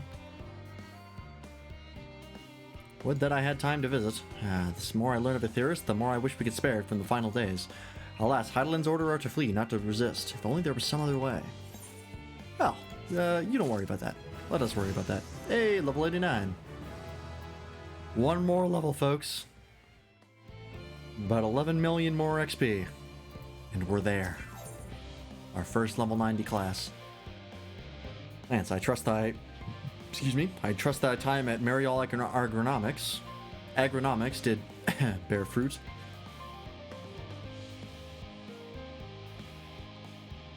Our own efforts, too, were rewarded, and we now possess an embarrassment of educational riches. No doubt our guests' relentless pursuit of knowledge could occupy them and us for a fortnight. Alas, time is of the essence. Let us return to the Charlene hamlet forthwith. I shall gladly attend to each and every report there, should further questions within my power to answer arise. Alright, well, that was a fun little detour. Wow. Guess he didn't get to see what he wanted to see.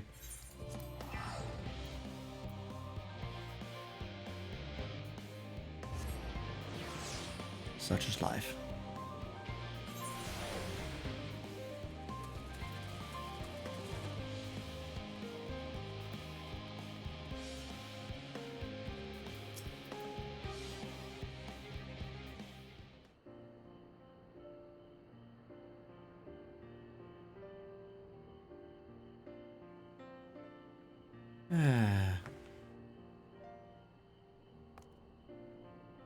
Yes, Lance, that was indeed my verbalizing aside to express my emotional state. Do you want to know why? Because I saw the reconstructed environmental data for Aetherius at Logisticon Alpha, that's why. A forest so lovely and so leafy. Are all of your forests like that? Black Shroud is quite leafy indeed, and a place of utmost tranquility. Wherein at least the trees of Dravania stand particularly proud. You should see the forests of the first. One was purple. I'm gonna go with that one. Lakeland is such a cool location. I love that foliage. Gasp! Gasp, I say! With the star so wonderful, it comes as no surprise that you're reluctant to leave it behind.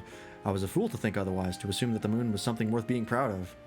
How ridiculous we must seem to you, trying so hard yet achieving so little. Not at all. Thy works are no less worthy for their uniqueness. I thought I heard tiny voices. Ah, Thancred. Thancred.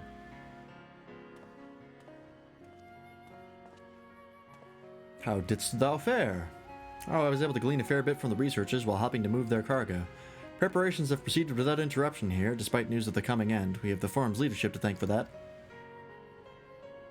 That doesn't mean people aren't worried, though. Quite the opposite.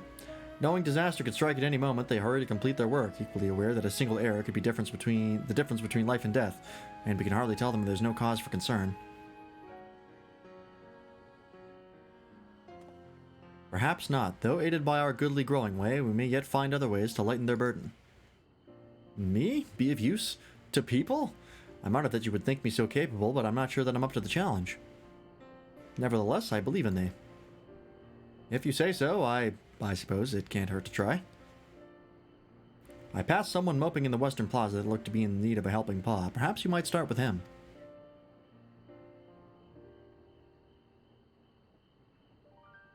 'Tis as good a place as any. Come.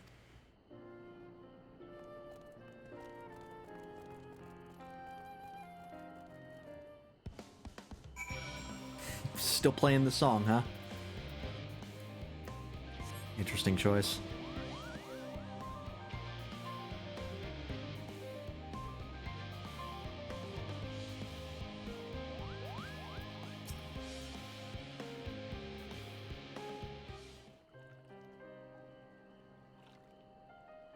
Hello, Mr. Greenhair.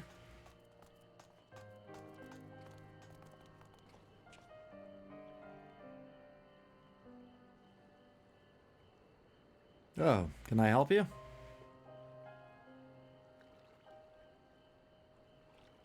It is you who would help me. Is my anxiety truly so obvious? A burden shared is a burden eased. Pray, tell us of thy troubles. Those little fellows do look like good listeners.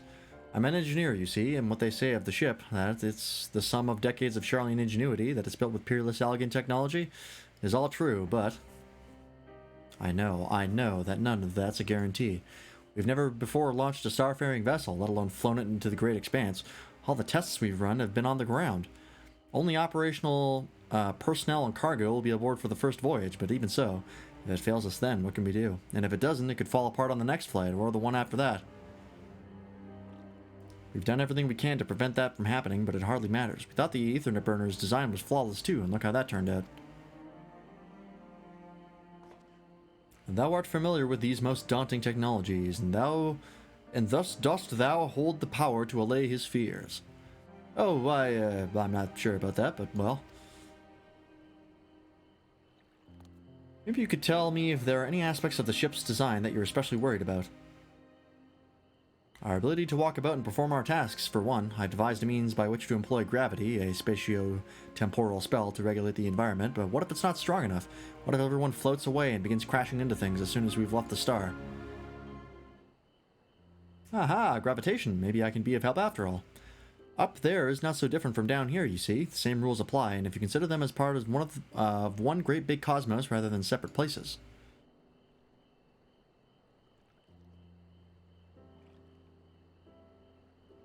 How would gravity work in space?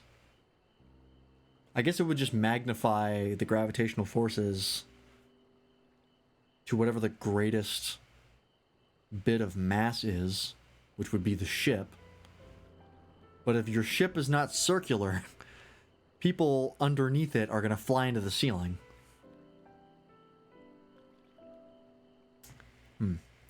I suspect both parties shall find comfort in this conversation. Yet if Thancred's tale be true, still others would benefit from insights born of experience. Might I prevail upon the Loperates to attend to them?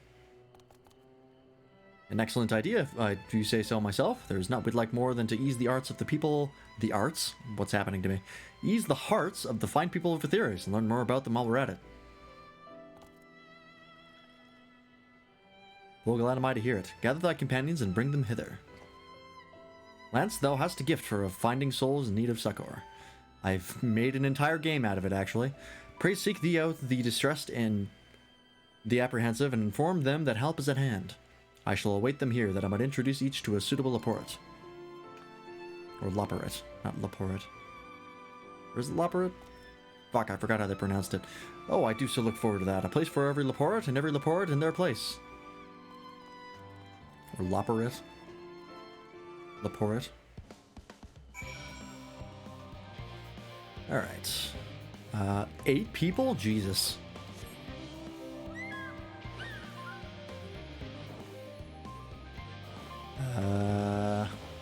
There's a lot of ground to cover.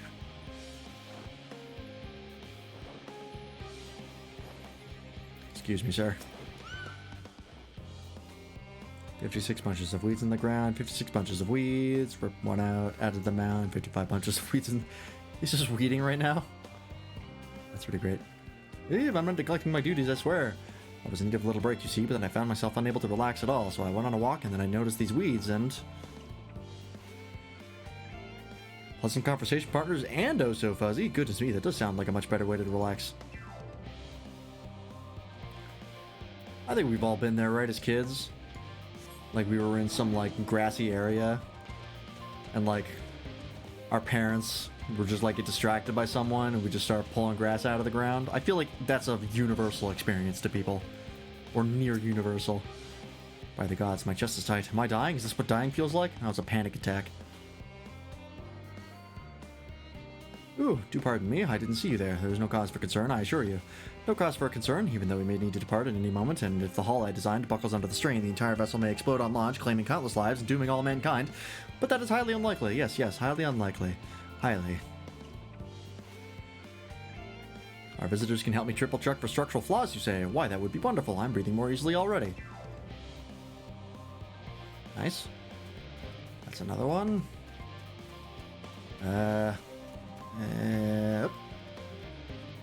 Capricious researcher.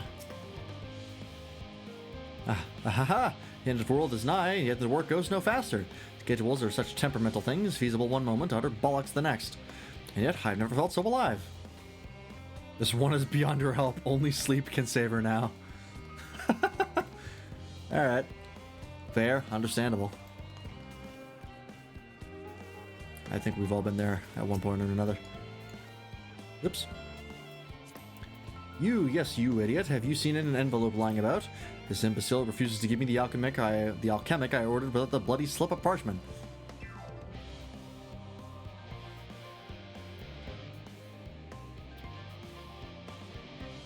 Unless your friends have a spell to make me remember where I dropped my damned envelope, I doubt there'll be more help than you, and you've wasted enough of my time already. It would be unfortunate for all involved to inflict this man upon the Laporites. Yeah, probably. Oh god, they don't all count. Oh, Jesus Christ.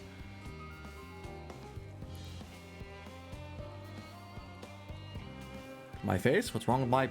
Ah, perhaps I'm a bit tense. I was tasked with ensuring that the proper fauna, and only the proper fauna, are brought up with us to the moon. However, the suitability of a few species is still under debate, and I can hardly make the decision myself when I know so little about the environment up there. Introducing the Laporites in our discussions is a wonderful idea. I absolutely will, thank you. Perhaps their biology itself might offer some clue as well. Alright, 3, only 5 more. This quest is a little much.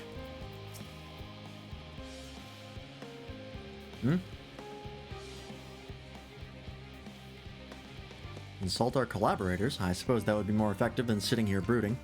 I'm attempting to calculate how much cargo we can consolidate into future trips should the Aetherburner make our original estimates unfeasible, but there are simply too many variables. I feel as if my brow will turn inside out. But perhaps our lunar associates will have more insight into how much weight constitutes too much weight for our purposes. Thank you for letting me know. Alright, nice. What about you, sir? Do you need the help of a tiny fuzzy rabbit or coffee? Is anything bothering me? Well, I've been loading cargo for bells now, so my back feels like a voice since played it as a piano. My feet and knees as drums and cymbals, too. Uno seems fine, if in need of a break. Okay. Where else? Over here, maybe?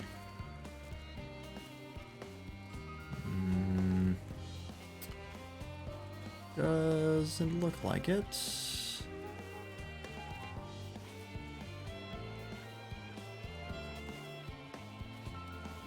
Still gotta find 4 more people.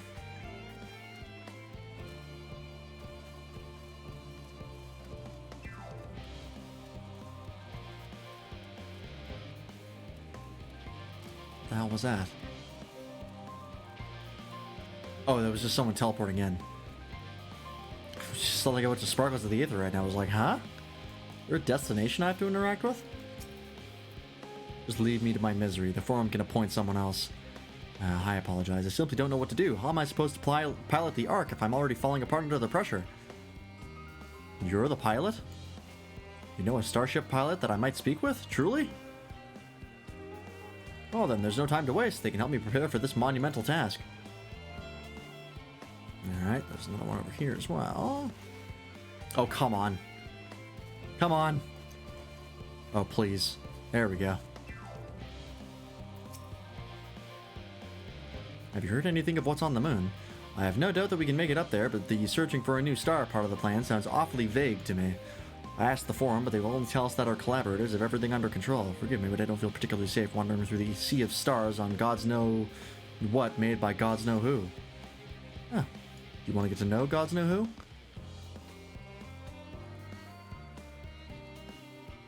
You mean to say that I can speak with them directly? Amazing. I hope they like questions. They do. A lot, actually.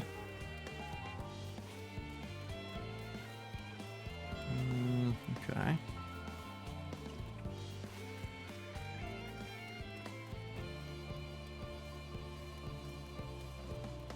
There's one. Anybody back here real fast? No. If there's anybody up there, maybe.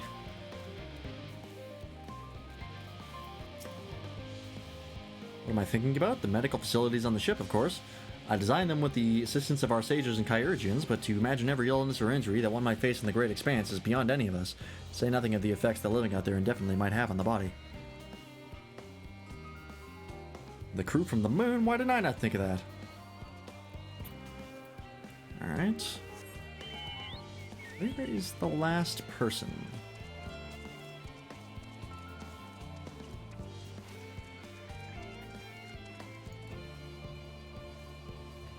This guy? Ah. I knew there was going to be someone up here. Blasted assistants. Where have they gone off to at a time like this? Beg pardon, but I've not the time for idle chit-chat. I need to reconfirm that aether levels are consistent throughout the vessel's machinery, and it seems I'll have to do so single-handedly. I swear when I find those assistants of mine.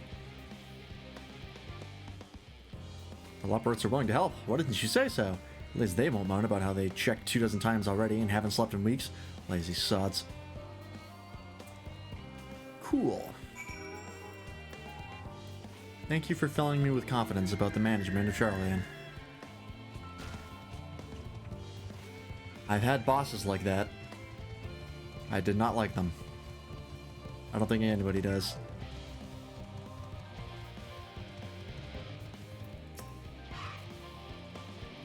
Behold, Lance, through thine efforts, how word hath spread throughout Labyrinthos. Verily, to a far greater number than we anticipated, Living Way doth gather more Leopards as we speak.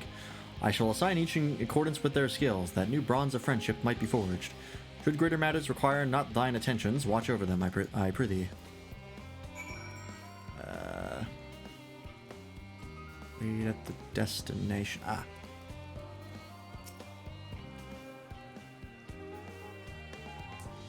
I guess I'll just twiddle my thumbs for a bit.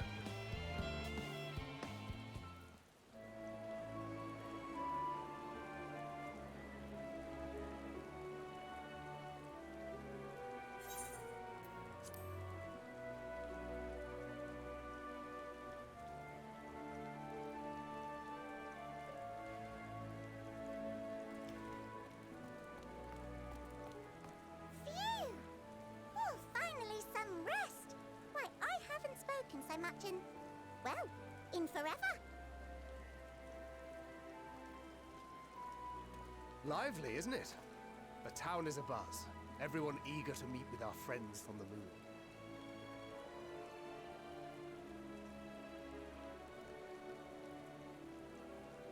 Twould behoove you to consult with Sleeping Way. As our moon's pilot, his advice should be most pertinent. We appointed the guy called Sleeping Way to pilot the damn moon? Truth be told, I struggle to tell one from another. No offense intended, of course. None taken. Oh, you were talking about the Leopards. Never mind. None taken. After you and your friends left Mare Elementorum, we spent no small amount of time with your Urianger. Oh, the conversations we had. He told us all about Atheris, answered our every question, no matter how trifling or trivial. Look! Every page filled to the margins with knowledge. When I first arrived, I was struck by how little I knew. It was daunting. But then I realized that, were it not for Urianger and his teachings, we'd still be stuck on the moon, gazing at your world and wondering what we've been missing. Should you really be opening that in the rain? You have, like, one of those. Maybe make a copy. What would they think if they could see Urianger now? I dare say they'd be more than a bit surprised. And impressed, no doubt. Who's they? Master Louisoix, Minfilia, Papalimo, and not to forget... Moonbreeder.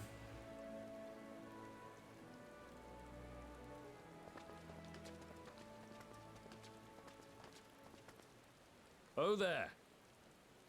Heard there was a visiting expert. Oh god, is that Moonbreeder's parents? Questions. I take it you'd be the one.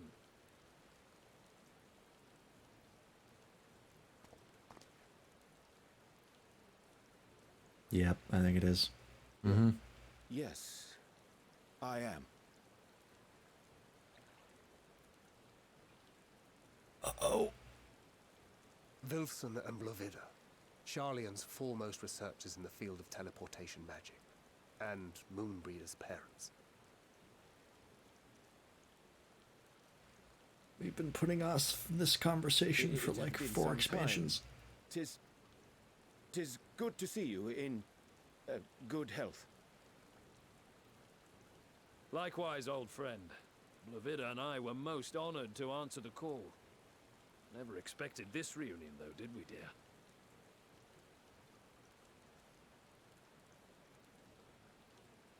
I'll say, the nerve. Sending that letter, then running off to the gods know where. To be fair... Oh.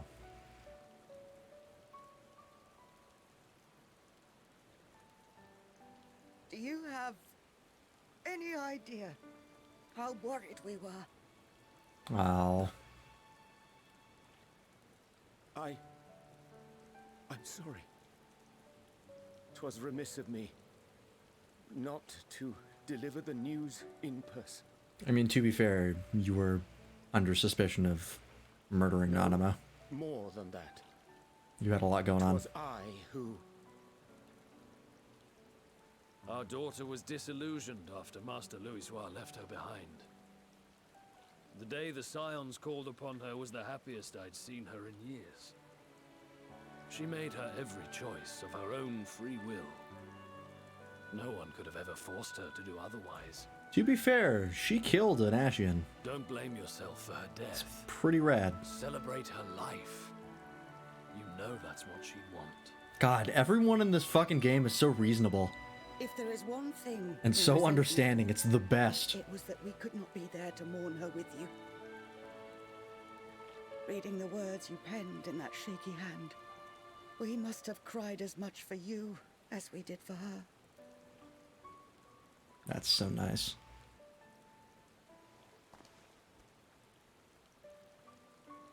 I'm sorry. I truly am. I knew not what to say. Knew not how to express my feelings. The poems and platitudes of wiser men, musings on sadness and loss, studied and memorized, and meaningless in the moment. Silly boy. We are all powerless before such grief. Even now, try as I might, the words escape me. But in our hearts, we know, we always know.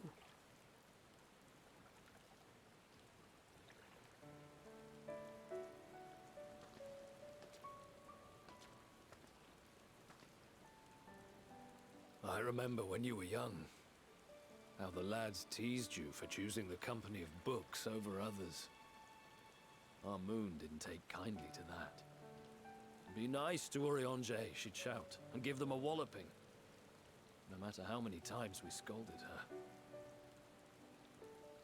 So we offered a suggestion. Rather than starting fights, why don't you be the bridge between Urianger and the others? She had to mull it over for a while, arms crossed, brow furrowed in intense thought. But from that day on, she never let you be alone. She'd drag you outside to play, pepper you with endless questions, read the same books you read, all to try and understand you that much better. I'm sure it was annoying and exhausting at the time, but she only ever had the best of intentions. And look at you now, at the center of the crowd. The reason there even is a crowd. Boy, everyone's just watching this, huh? You've no idea how proud we are. Having a intensely emotional, intimate moment in front of a crowd of like 50 strangers. And believed in more than anyone. Grow into the man she always knew he could be. I can see her in you too. Feel her. She walks with you wheresoever you go. So thank you, Urianger, for being who you are.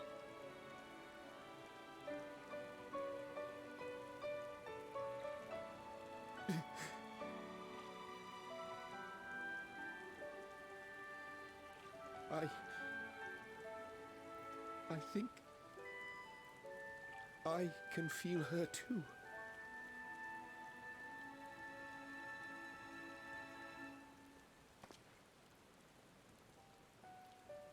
The truth of her life. Not sorrow, but hope and love.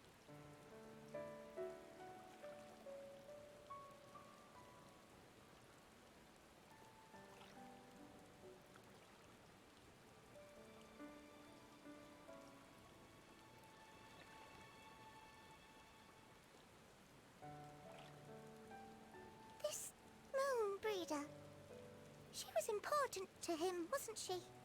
Just a tadge. You could ask the man himself.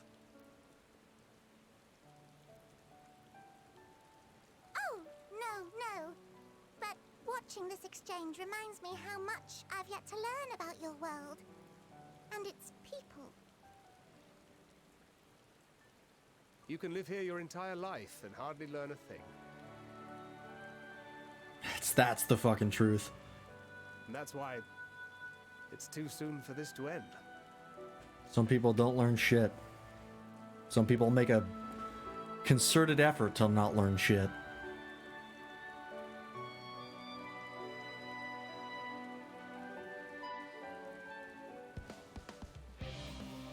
That was nice. That was really nice. God, like I mentioned, everyone in this game is so reasonable. Like, nobody lets, like, their emotions, like, consistently get the better of them.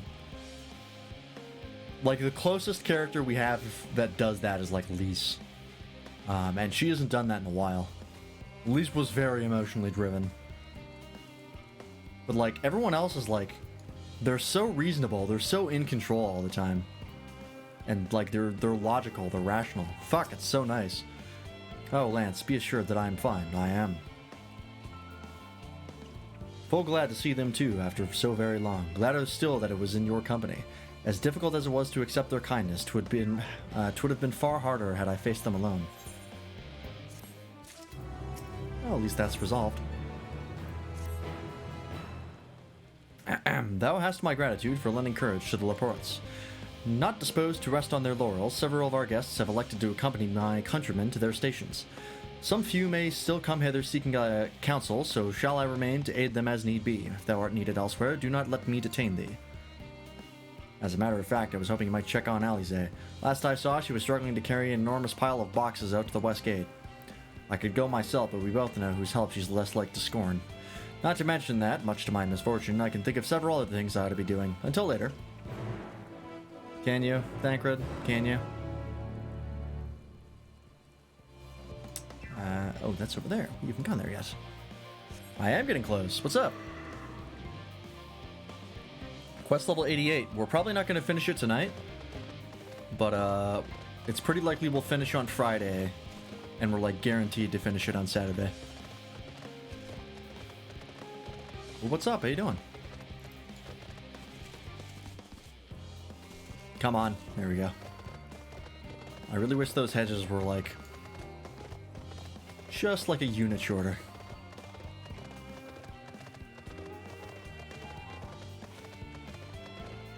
We're close, but even though we're at, like, quest level 88, I feel like we have, like, still a ton more to go. Because there's always more cutscenes near the end of an expansion. I mean, like, isn't it like in Shadowbringers? I was like, I'm gonna leave some more. You know, I'm not gonna try to finish this all tonight. I'm gonna try and save it for another day, and it took like 2 more days to finish. Trying to finish the 88 quest and begin the 89 one will make for a good break. Okay. Lance, what are you doing out here? Now, I don't mind if you help with the boxes, but it's far from the most exciting of tasks. Are you sure? I literally have nothing better to do. Well, I appreciate the assistance. We need to get these to Aporia. Time is short, of course, but they're full of organic specimens and samples, so try not to be too rough with them. Alphino should be waiting for us when we arrive. I'll see you there.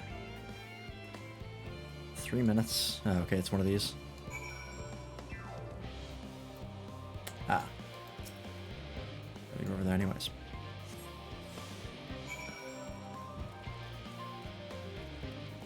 Yeah, this seems like sort of the intermission before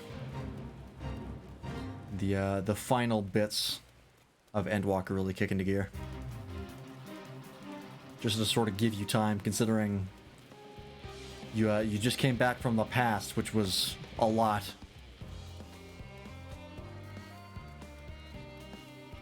But it's a nice break. I don't mind these sort of breaks. Shadowbringers didn't really have these breaks as much, but Shadowbringers was also, like, emotionally draining. Shadowbringers was a lot. And I can understand not trying to commit to that every single time you release an expansion. I think that's probably not the best idea to try and do that every time. Unless you set the bar too high for yourself.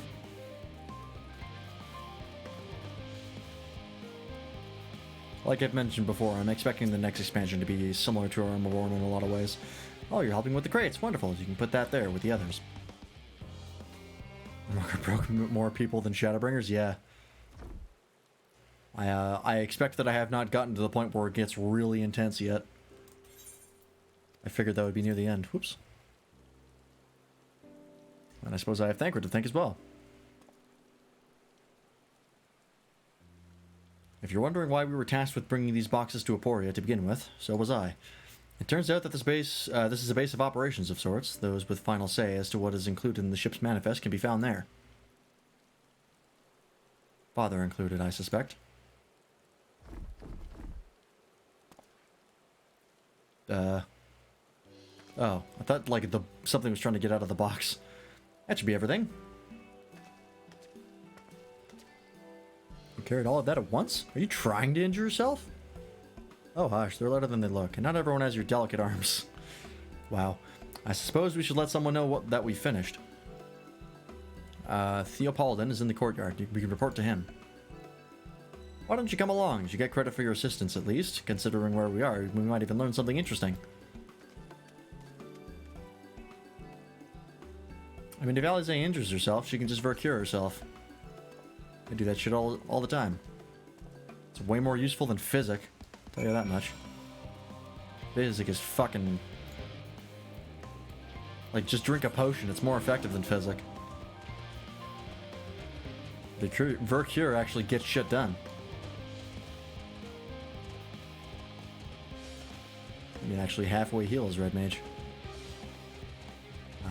This one is also in a pond. Why did you put all of the Aetherytes in Labyrinthos in ponds? Why would you do this? It's just so inconvenient. I love this jacket. Hey, Giant Sprout, do you know if you can get this jacket and like wear it yet? Those boots are I think the PvP Shadowbringers gear. But yeah, I've seen this jacket around. Like everyone down here is wearing it, and I want it. Gods, it never ends, does it? What can I do for you? We've brought samples from Charlie and Hamlet. Series 110, the crates are by the entrance. What's the NPC's name? Theopoldin. Yeah. I mean, pretty much everyone in Labyrinthos is wearing the coat, so... Ah, thank you. I had expected one of my colleagues, but we are dreadfully short-handed. Just a moment. You are Fortuno's children, are you not? Alpino and Alize, at your service. You're well acquainted with Father, I take it.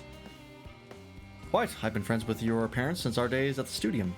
I remember when you were ye-high, wandering hither and thither. Really, it's been quite some time since we've met. 'Tis good to see you again, wielding your father's newliths, no less. You knew our parents when they were young? What were they like? Pray spare no detail. I should like nothing more to regale you. Alas, I am meant to be in charge here, and reams of paperwork want for submission. We can help with that, in exchange for the sort of stories our parents would never willingly divulge, of course. Very well then. There happen to be 3 sets of documents in need of delivery, so how about you each take one? Alright. This is not the first time I've delivered letters. Right there.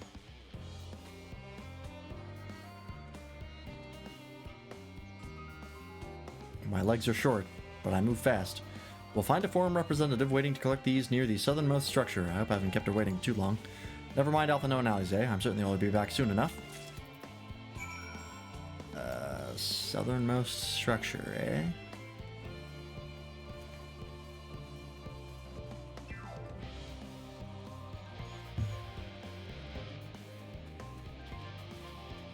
Ah. Are you not one of the Scions of the 7th Dawn? I thought you were meant to be working on the Ether Burner. I'm just a delivery man of documents and violence. Theopoldin's paperwork. I was beginning to worry he had misplaced his quill. I appreciate your help in seeing these documents to my hands at last. As for your other task, we keep this between us, but I sincerely hope you Scions succeed. The Exodus is, without a doubt, the most monumental undertaking in the history of the Forum, and so we must be circumspect in all respects. Risk is a privilege we cannot afford ourselves. At its heart, however, Charlian has ever been a nation of the curious. It would be a tragedy indeed if we were the ones to stymie your pursuit of truth.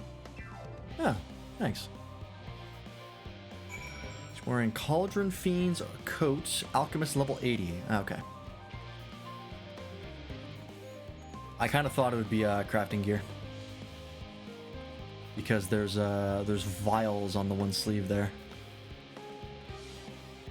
Right, right here. All the NPC glamour there? Oh, really? I did not know that. Yeah, it's got like a vial there.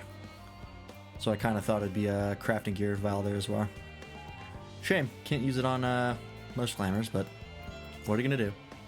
Quick and efficient, I dare say you have a talent for this work. You don't need to tell me that. The twins' papers only needed to be delivered to elsewhere in the facility, so they should be returning at any moment. Oh, that is handy. I've used Garland tools before, but I didn't know you could do that. I don't use it often enough. We return with not a scrap of paperwork remaining on our persons, you will note. You both have my thanks, and my apologies for sending you on an errand far below your ambitions. Why, even as a babe, you struggled out of your swaddling clothes, and it's quite enough of that, thank you. It was compromising stories of our parents that we'd asked to hear, to reiterate. Of course. I've known your father for so long, I must have something. Well, as you know, part of why the Liveler name garners such respect in Charlian is your family's storied history. You too can trace your ancestry directly to those who came aboard Nunkrep's Hope, at lineage you can claim. I never thought much of it myself, not as if our forebears founded our nation, they were simply there when it happened. Nevertheless, it has traditionally been a point of pride. 'Tis why Nunkrep's pronouncement, renounce the ways of war and pursue enlightenment through knowledge and reason, has ever been our family's creed. Until your grandfather's time, aye. Archon Louisoix looked not to Nunkrep's words, but his deeds. He asserted, in defiance of his peers, that choosing to save the great and the small from the rising tides was the true mark of our founder's virtue. Perhaps it was his expertise, his knowledge of ancient prophecy and the fall of civilizations, that led him to conclude that to eschew conflict at every turn was to consign mankind to his doom. There will ever be conflict, and calamity will follow. Thus, to ignore the plight of those one might conceivably save is not wisdom, it is indolence. You remember his words well. Indeed, Archon Louisoix lived by that personal creed, and used every means at his disposal to bring succor to those in need, Charlie and her now. No one loved and admired your grandfather more than his son. Yet Fortunato could not reconcile Louisoix's deeds with the philosophy of their forebears and his peers, a philosophy in which he believed so fervently, yet made a pariah of his father. Fortunato agonized over this contradiction for much of his life. God's father. A son may carry his father's blood, but his choices are his own to bear. Is it not always thus? Gods know Fortunato is a cranky old goat, so I'm sure you butt heads often enough. Yet even so, you must know that you are constantly in his thoughts, every moment of every day, and that is not an exaggeration in the slightest. You should have seen him when you were born. Barely recognizable he was, with a kind of dumbfounded grin I had not seen since he first took a fancy to your mother. He was practically skipping when he told me the news. Take my word for it, he loves you to an embarrassing degree. Certainly doesn't show it. But he is also frustratingly single-minded. Once he's decided that a given action is for the best, he will stay the course no matter who or what opposes him. A profoundly annoying habit when you're on the other end of it, as I'm sure you will agree.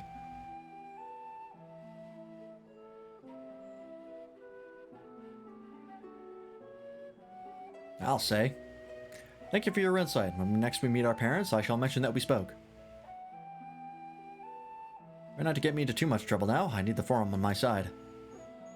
Speaking of which, I have to be getting back to work. I have to make sure those specimens you brought make it to their proper places, or the cranky old goat will have my hide. We can speak again later. How old is Fortunato in years? Hail, you three! Up. Hey, Graha! Graha! Surely Kokol hasn't driven you out of the forge already? For better or for worse, no. However, he has set me a task that requires more than my single pair of hands, and here you are. I could use at least one of you, but I won't object to more. Unfortunately, Alize and I have prior commitments, and we have delayed too long as it is. What about you, Lance? Can you spare the time? Apparently I can. Perfect. This shouldn't take long. Alright, Graha. In the event that our, and I quote, promised heap of adamantite falls right out of the bloody sky and into my lap, Master Kokol wishes to be ready to put the proverbial hammer to the anvil at a moment's notice. To fabricate these parts, however, he needs the flames in Kokol's forge to burn hotter. He sent me to increase the amount of ether being funneled to his furnaces. The flow of fire-aspected ether in Labyrinthos is regulated by an elemental reactor south of here, to which I have borrowed the key. The adjustment will require 2 people to carry out safely, but I can explain the process when we arrive. This is where we part then. We'll see you in Charlene Hamlet once the adamantite arrives, if not before. This way then.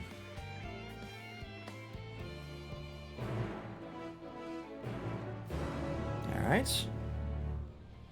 Slowly but surely exploring the ring of Labyrinthos. The medial ring, or whatever the hell it's called. Central circuit. Right, this is the medial circuit.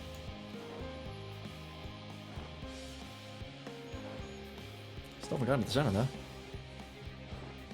Can you actually see what's down there? Come on.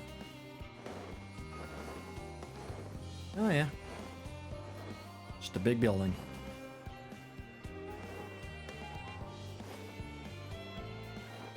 I assume that the arc they're building is the one that's on the Endwalker title screen. The big Dorito.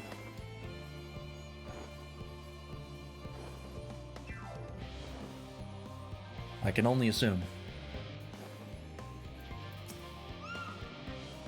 The reactor is housed within this facility. I'll be the one to go inside and adjust the fire ether output. When I do, a rather large amount of water-aspected ether will issue from the vent at the top. I expect this to attract at least a few elementals, which we would both rather not be drawn into the reactor itself. Trust me. And ask that you put down any that draw too near. They'll pose you little trouble, I'm sure. Wait here, if you would. Alright. Suppose I have to wait now.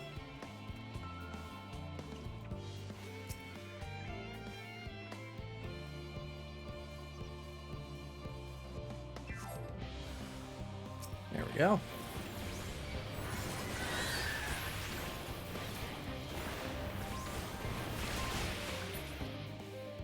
That's one.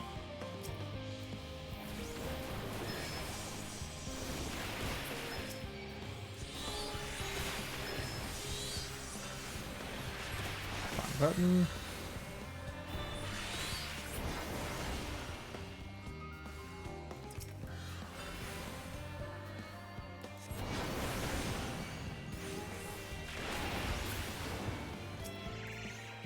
God, I love summer. It's so cool.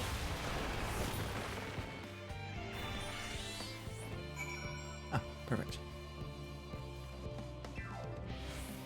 Oh, I have to wait again. Okay.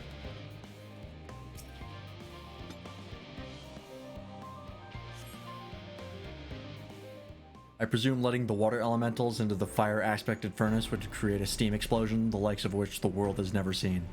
Did everything go smoothly out here? Yep. I thought as much. No major complications to speak of inside either. And the water ether appears to be venting properly. I expect Kokol will have seen a difference in his forge flames by the time I return. Since I have you, there was another matter I thought to discuss with you.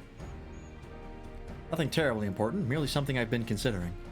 Part of this I shared with everyone, yet you and only you have been to Elpis. As we've established, refined adamantite is a product of Alag, of the Empire's twilight years, in fact. It was a material which saw much use as part of the Allagan's efforts to extend beyond the bounds of this world, Dalamud, of course, being the most prominent. What a piano arrangement of the Heavensward main theme? It's not Dragon Song. But it's like the voice that plays at the beginning of the Heavensward trailer. The solo vocal. It's got a name, I don't know what it is though. It was a material which saw much use as part of the Allagan's efforts to extend beyond the bounds of this world. I read that already? Of those who would push further, expand Alag's empire to encompass the heavens and the stars above, perhaps the greatest was its infamous technologist, Amon. Why is it playing the Heavensward theme right now? Amon wanted to travel the Sea of Stars? He did. He must have had his own reasons, however, for there is no evidence to suggest that he retained memories of his life as an ancient. He only joined the Ashians once the Empire was all but dust, as you know. If not his memory, though, what drove him to pursue the idea with such fervor? This may seem far-fetched, but what if souls, like minds, have a personality, so to speak, a natural disposition towards which they are inclined? We know with relative certainty that it was the gross decadence and inexorable decline of Allag that moved Amon to resurrect Emperor Zand. Or Zonde, that's how it's pronounced. The Empire's people spoke lightly of death and destruction, experimenting on those they deemed beneath them to fill the emptiness in their hearts. In facilitating Zonde's return, Amon provided these languid souls with the means to free themselves from the mire of their own indolence. Or would have, had not Zand been convinced by his own death that life itself was meaningless. Amon's desire for his countrymen to conquer the heavens could only be a means to the same end, to instill the people with new purpose. Like Hermes before him, Amon was appalled by how those around him lived, but could never bring himself to believe that those lives were devoid of meaning. And both of them sought that meaning, that hope in the distant stars. Such is my theory, anyway. Ultimately, it is the consequences of their actions which matter. Their motives are of no moment, and yet... To reach those stars on wings of adamantite, travel to the ends of creation and beyond, the promise of hope everlasting, that much I do understand. But enough musing for now. Why don't we see how Kokol is getting on?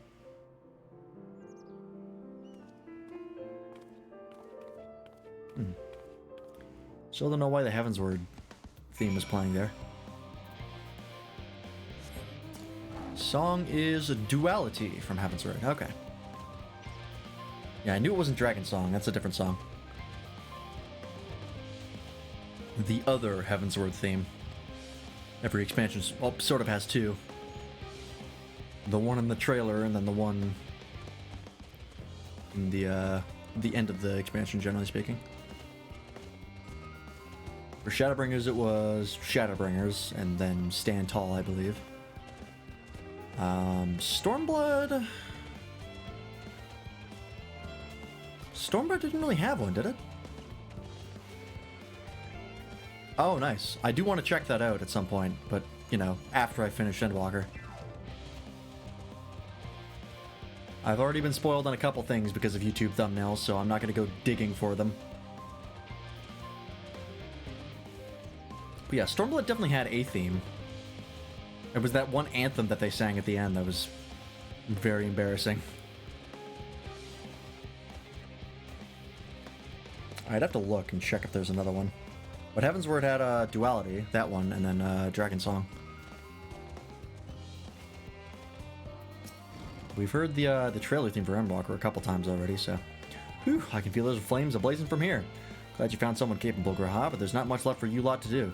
Unless you can conjure up that refined adamantite any faster. Let's find out. Ah, last ether current. Perfect.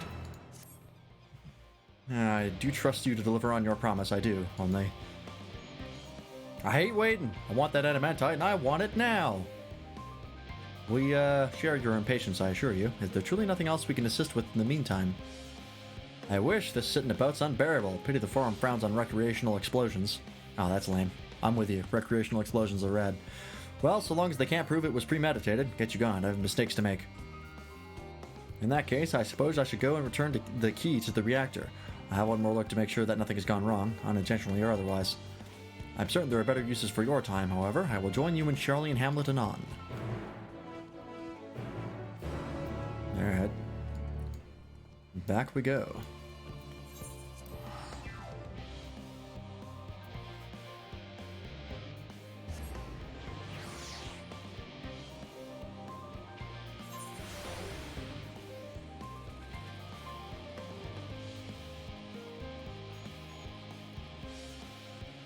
Let's see. Wait here, your commands are bound to tune up sooner or later. Alright. I assume this is some sort of breakpoint. Some shit is about to happen.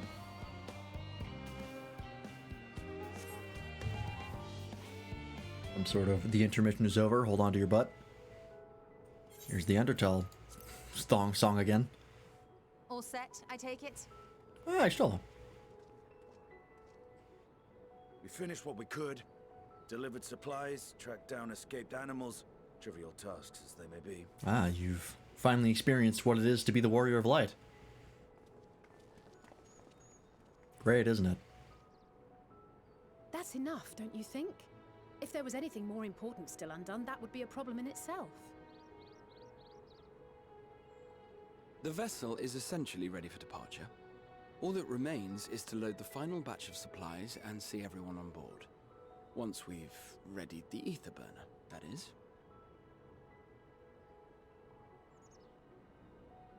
Ah, had a feeling we might find you all here. Our consultations with the Loperites, too, have run their course.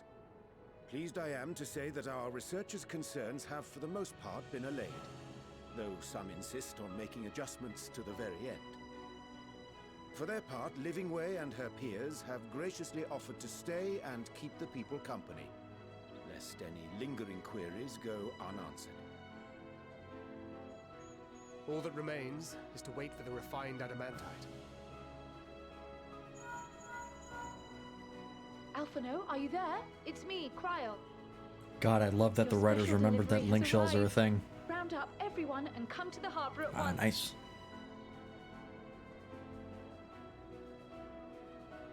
Speak of the devil. Let us go at once. Alright, here we go.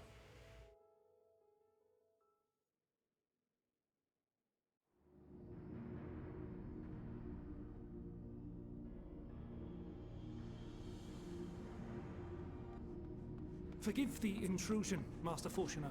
I bring urgent news. A great commotion has broken out in Scholar's Harbor. Your presence is requested with all speed. A commotion.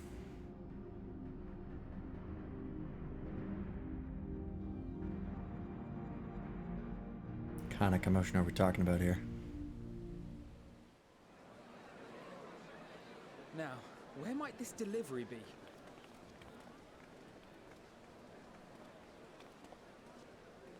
Oh.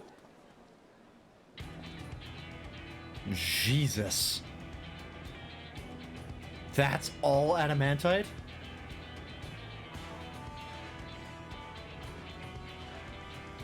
That seems like a lot. Oh my god.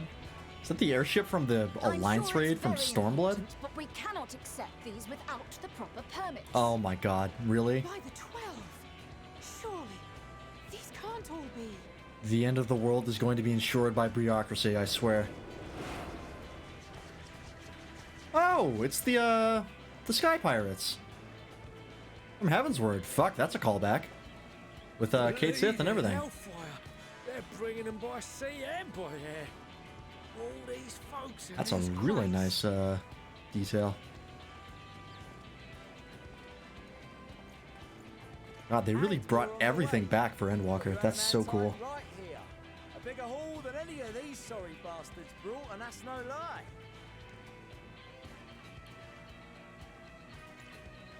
Yes, because you were charged with seeing the shipments from Gridania and Uldar here, along with your own. Give credit where credit is due. Sounds like the sorry whinging of a sore loser. An hypocrite to boot.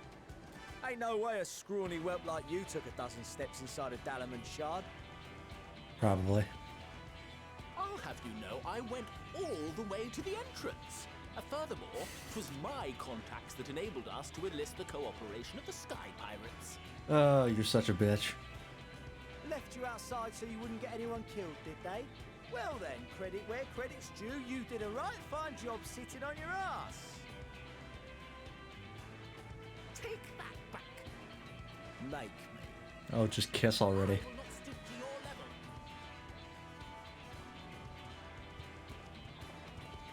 My, what a grand welcome party. Hancock and Saraban. We come bearing relics both sacred and elegant, as well as a few other gifts that may be of Ooh. help. To be presented Can I have that best katana? wishes from the Eastern That's pretty sick looking, actually.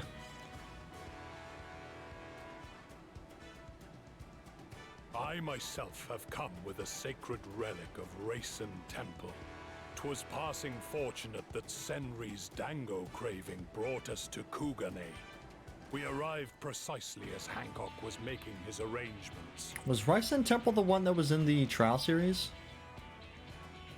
Upon learning I forget who of your Senri need, was. we made haste back to Hell's Lid, with our dango, never fear, and consulted with the other Okay, yeah, auspices. it is.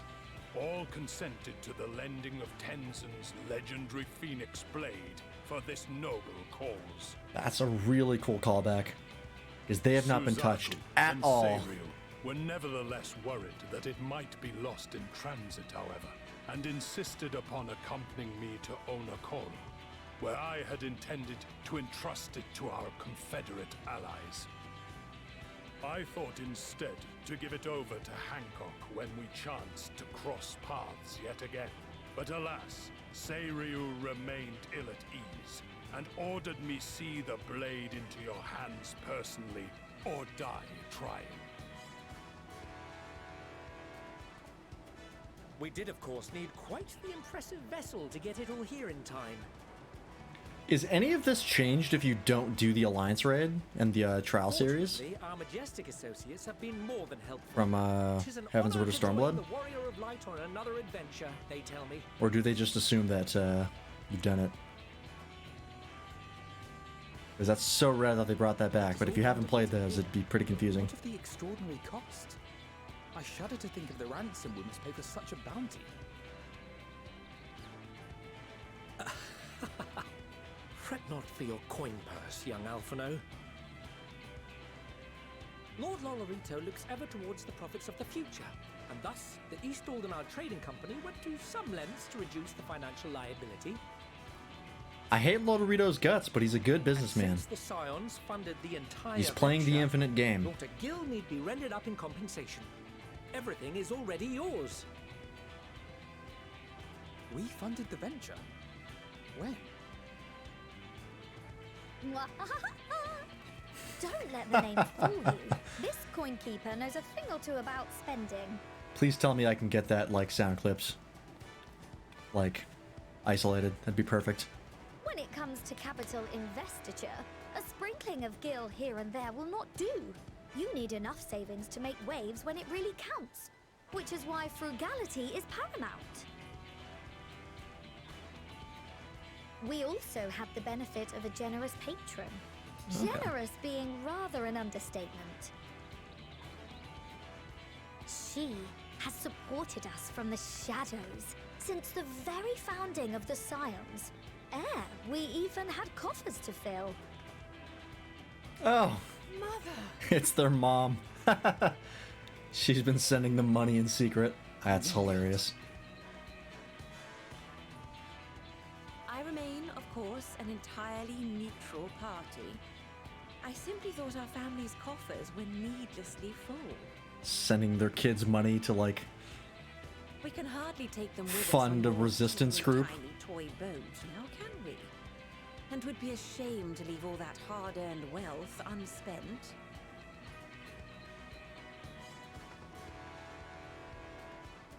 Waste not.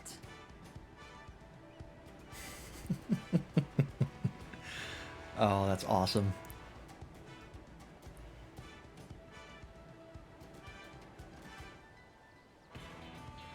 However did you manage so much in so short a time then? We expected word to reach only a fraction of our allies.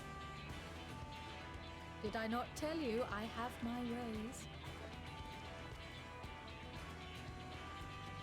Oh, it's, Annabelle. You were involved too. I received a letter from Cryo after we parted ways in Labyrinthos. She explained what the Scions were trying to accomplish, and why you might soon require the services of the Gleaners, spread across the world as we are. I pray you do not interpret this as a betrayal of Charlotte. I accept that the Forum's aim in pushing us to our limits was to preserve what knowledge we have, and I bear you no ill will for it.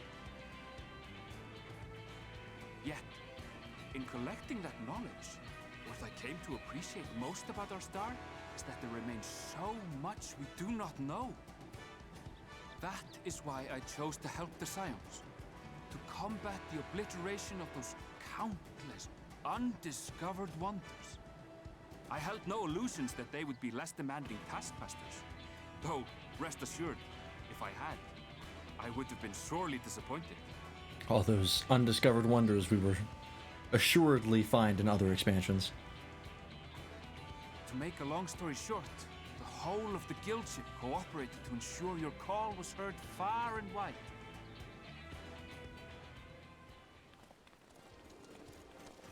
Hey, the ironworks. Alpha! Alpha! What's this? He about came a ship back! that can fly to the moon? Oh my god, I did not expect Alpha to come back. That's so awesome. I thought Alpha was just gone, like having adventures. Ship that can fly to the moon. Alpha! See it. You brought the team. That's so fucking rad. Of course. Garland Ironworks' finest. You need only point us towards my new favorite ship. Oh, I nearly forgot. We stopped by Whirlwind before coming here and picked up a package from Gaius. Wow, they're really like getting everybody in on He's this. still of the mind that That's so actions awesome. make for better penance than words, contrite or otherwise. So we offer none of the latter. Yeah, it's Gaius. It's about what I expected. What he sent is an Allegan relic Valens used in his weapons experiments. Has a fair bit of refined adamantite in it too. My man. As you like us not suspect, we've also brought adamantite for Mordona's Dalamud shard. I admit to some consternation upon first receiving Kryl's message. So few Scions. It's cool that they brought back Cory Boulder. Stones now. Far too few for such an expedition. However, the Gleaners were able to secure us reinforcements. Idleshire's treasure hunters, not least among them. I know. How the Gobbyflock fought. Slowfix's gratitude for the safe return of his daughter has not waned, and he gathered his kin to our side with an astounding quickness. They literally brought back everybody from the Alliance raids, and Trial series. Defenses was a sight to behold. That is I'll so wager cool. Even you would have been impressed by the magnitude of the gobby booms. Like, the only person we haven't seen was the kid from the Warring Triad Trial series. Does Razat not have more pressing concerns?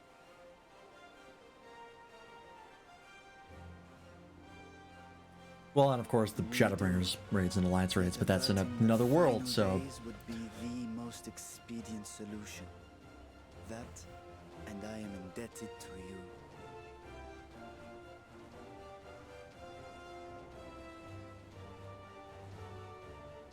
Though they chose to take their leave of Thavnair, those you saved in Galimund remain my people. My gratitude is Who's that guy just hanging out in the back corner?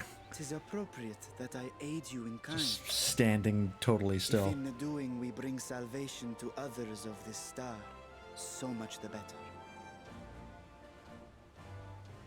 You will recall that I spoke of my father, Midgard Summer, and his journey across the great expanse. As he traveled betwixt the stars, his resplendent scales drank of the ether in those nigh empty surrounds, and imparted to him the strength to persevere. Thinking they might further your cause, I called out to my kin for consent. Ashdaya's answer was silence, as ever. Tiamat and Hrisvelgr, however, responded favorably to the suggestion. Hell yeah, it was My Hrisvelgr. sire, too, stirred from his slumber long enough to speak and Oh, say, shit.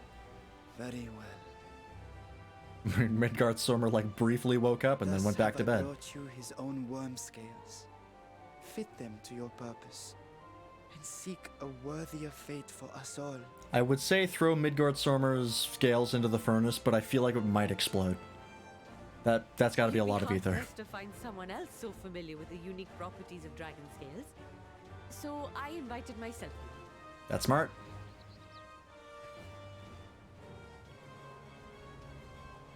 Kukul's mind is about to explode. Look at me, this is so unbelievable. I've gone right back round to believing it again. Forget a 6% gain in efficiency. With all these goodies, we could get 7, no, 10, no, 14 bleeding percent. What a windfall. Think of how far we could go. What we could do with that much power. What we could blow up. My man. If Kokol is duly convinced, then it must be true. In which case, the Scion's end of the bargain has been fulfilled. Would you not agree? I sure fucking think so. If you say no, I'll kill you.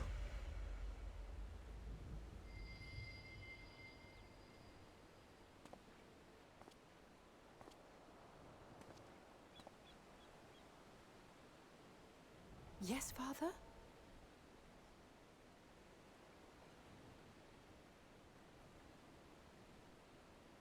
I know not what you seek of Hydaelyn, nor for what purpose you would take command of our ship. Yet this much is certain. To do so will be to dictate the fate of this star and the lives upon it. The lives of each and every creature, in their magnitude and their fragility. Do you understand? And are you prepared? Do you have any idea how many times we've had the fate of the world in our hands? We have seen and we have felt how much each life shapes this world. And so we are determined to abandon none. We understand what is at stake, and we are prepared to bear this burden. This is not the first time we've saved a world.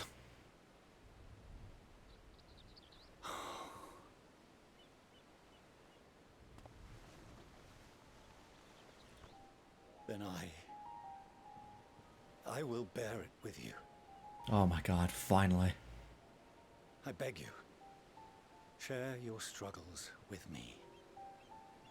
As family.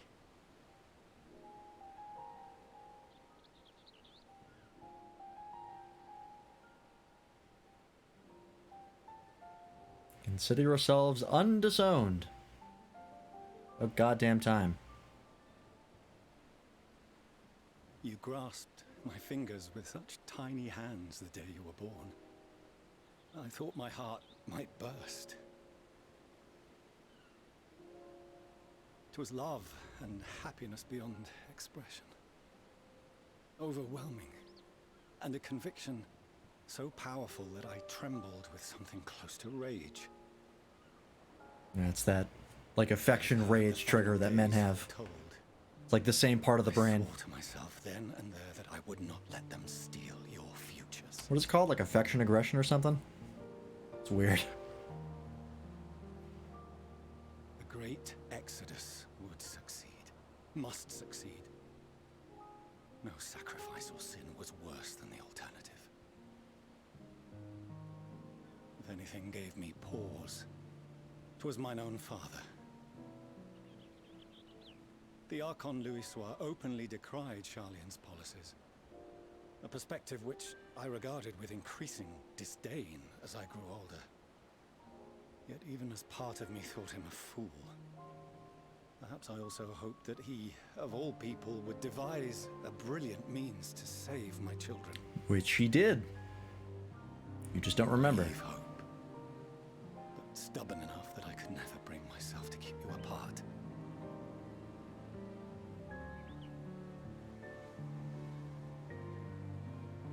No, that was his doing, when he perished at Cartano. As we pulled that twisted slab of Dalamud from the sea, I remembered the warmth of your newborn touch. Chastened, I vowed never again to suffer any interference in my mission to protect you. No matter that you yourselves wished otherwise. The detest me, fight me tooth and nail, I would suffer it, and more, and be satisfied so long as I could force you onto the ship.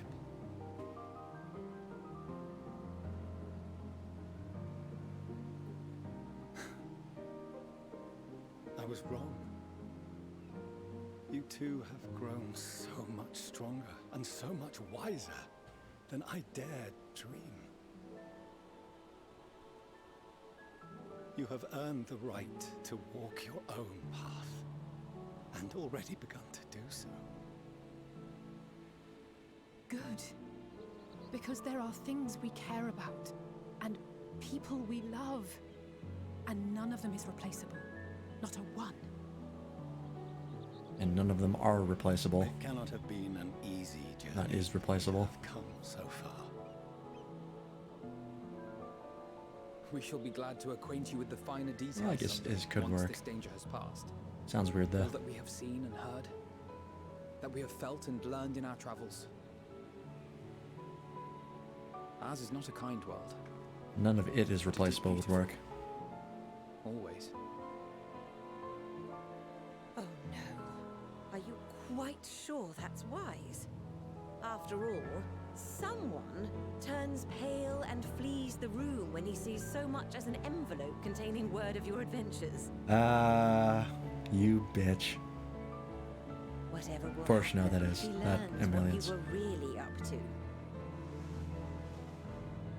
Amelians.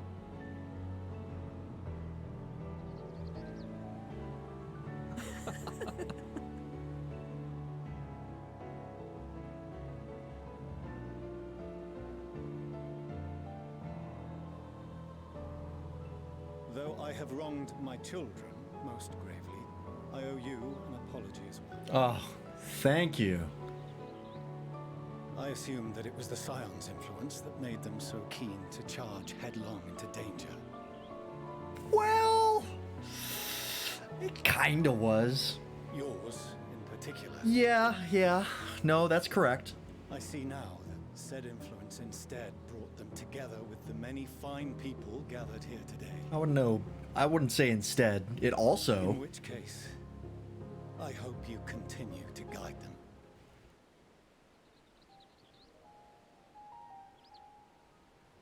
If we've finished loitering about the harbour, might I suggest we put our plans into motion? People are beginning to look confused. This is the second intensely, like, private emotional moment we've had in front of a crowd in, like, the last half an hour. A small number of friends and admirers here, after all.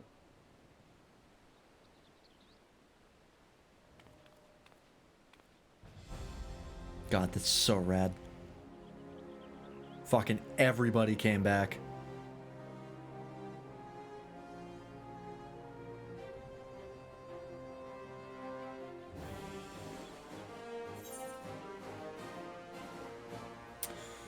With me.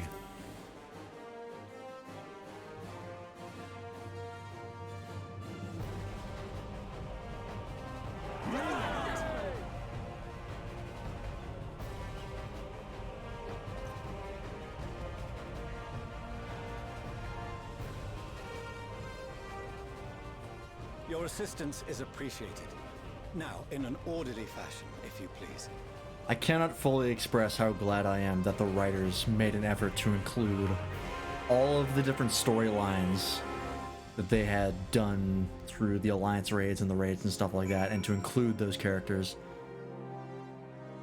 That they would actually include that in the main story. Because that's often a big problem with RPGs, is you have, like, the critical path of the main story, and then you have all the side content, and, like, there's a very clear split between them, and they don't often intersect a lot of the times. And so it's really nice when writers of RPGs go out of their way to include that side content, if it's relevant, and in a way that makes sense. It's really, really nice. We finally managed to clear the harbor, which means the rest is in the engineer's capable hands. Meanwhile, Father has issued to us an invitation. As was agreed. Ooh, excuse me. He will reveal the means by which Heidelin may be contacted. We are to meet him at Aporia when we're ready. Given the vital knowledge she holds, I suggest we leave without delay. It transpires, however, that the form's method for speaking with her is not without risks.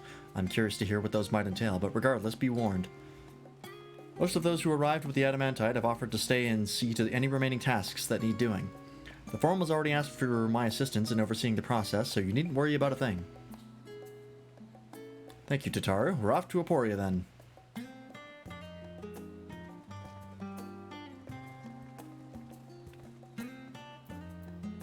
Alright, off we go.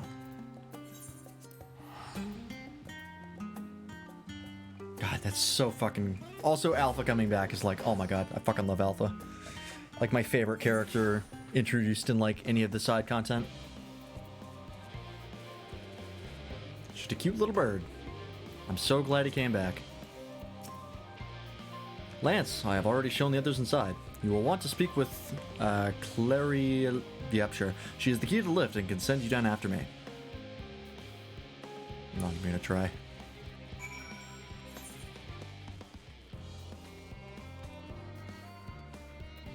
Clara Lane, I think.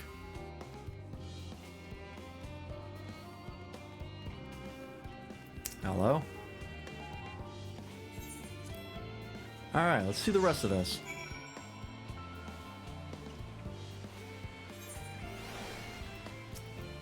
From here, we proceed to the heart of Labyrinthos and its most closely guarded secret, Thalmazane.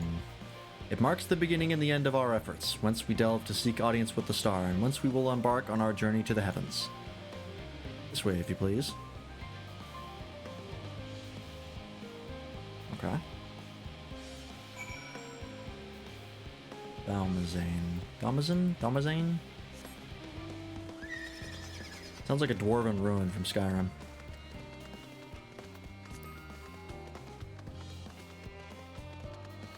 Finally exploring the center. What do we got?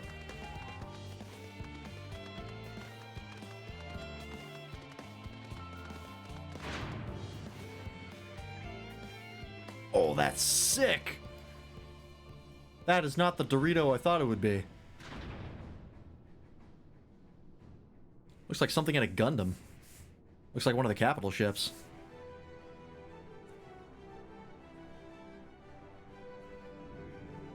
Oh, that is really cool looking.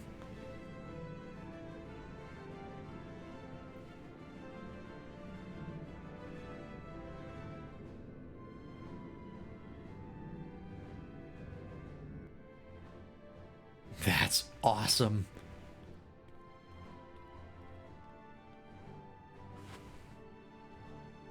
I bid you welcome to Thalmazane. Direct your attention towards the center to behold the ark over which we have long labored.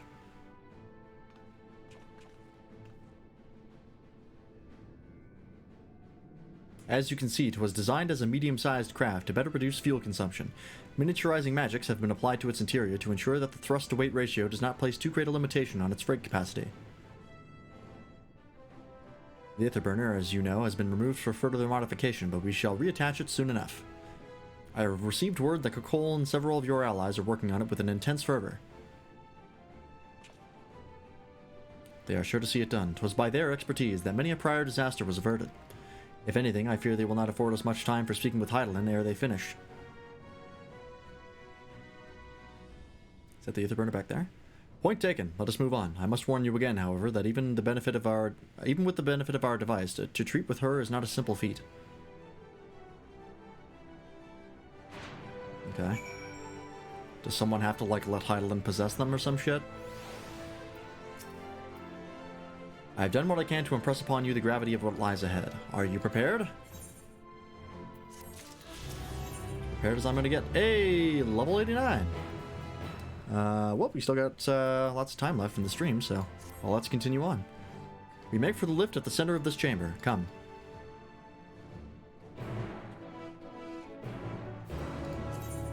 Do I have, yeah, I have all the Condra gear. Alright. Keep that in mind next time we run into a dungeon or trial, which should be coming up soon.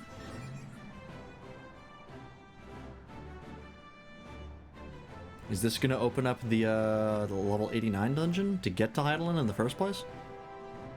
Is that the risk he's talking about?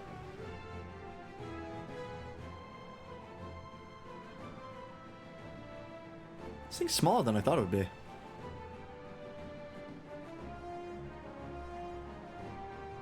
But I guess they couldn't get too gigantic with it.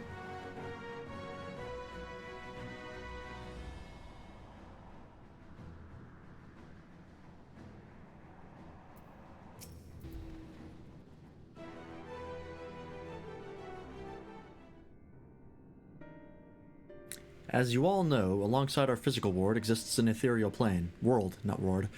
Exists an ethereal plane, which we refer to as the ethereal sea. At the heart of the star, the physical and ethereal are one and the same. Thus, the deeper we go, the easier it becomes to pass between said planes. Oh, interesting.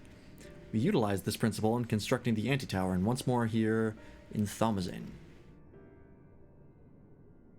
Oh, Jesus. No sooner did the Forum decide to withdraw from Eorzea that we began working on this facility. Our work culminated in a device that allowed us to peer deeper into the ethereal sea than ever before, in search of Heidelin's ever fainter echoes. The Itioscope. And you communicate with her through this device. For a time, yes, but since the 7th Umbral Calamity, it has been rare to hear even a whisper. If you wish to reach her, you must journey closer to the center of the star than we have ever dared, beyond the Itioscope. Even so, I make no guarantee that you will find her, nor of your safety, not so deep in the ethereal sea. We understand, but if we are to deliver this world, we have no choice but to try.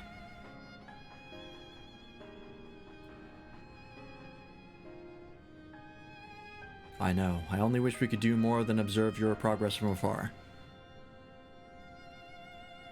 The Itioscope's ocular lens, by which we may peer into the ethereal sea without placing ourselves at hazard, lies above us. Through it, we can watch and guide you. In those swirling depths, there are pockets of ether so dense and turbulent that they can unravel one's soul. If we determine that you are at risk of coming into contact with such a pocket, we will recall you with teleportation magics. To that end, it would be best if one familiar with the composition of your souls remained here to assist in assessing said risk. Otherwise, there is an increased probability that we will extract you too early, or too late. Kryal, right? Yeah. Please allow me. I have thought upon this much, and in truth, I do not believe that I am fit to join you in the trials ahead. The events of the Tower of Babel drained me, yes, but even before that, your capabilities far outstripped my own.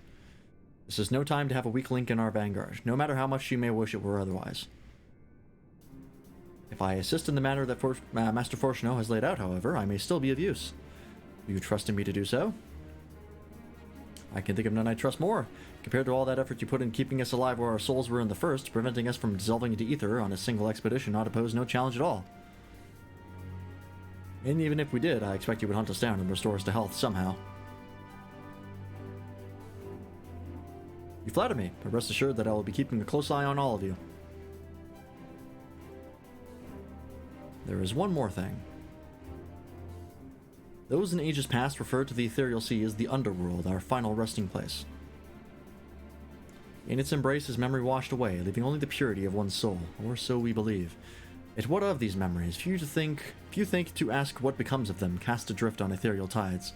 Some theorize that they linger for some time, those associated with strong sentiment in particular. In those depths, memory of the departed may even coalesce around you, for hatred or for love. Thus do I caution you to be wary, but also to have faith. Remember those who did gladly extend a hand to you, that they may lift you up once more. Oh, we are gonna see some shit in here. Like, Horschiffon is gonna show up. Like, Emmett Selk. Like, we're about to go through some fucking shit. Here we go. Oh, I am so excited for this. Yeah, we got time for this. 100%. I'm going with the trust. 100%. Alright, let's see here.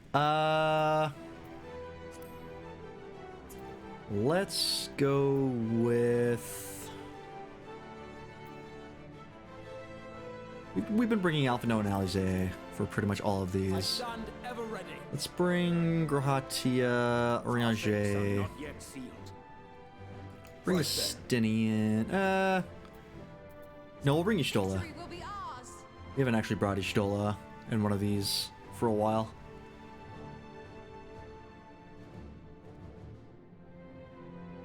Yeah, let's do it. Oh, actually, before I do, I'm going to pop all these and throw them on.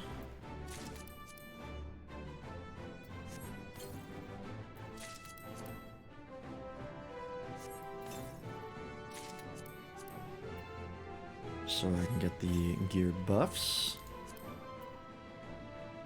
And then I gotta quickly port to the city.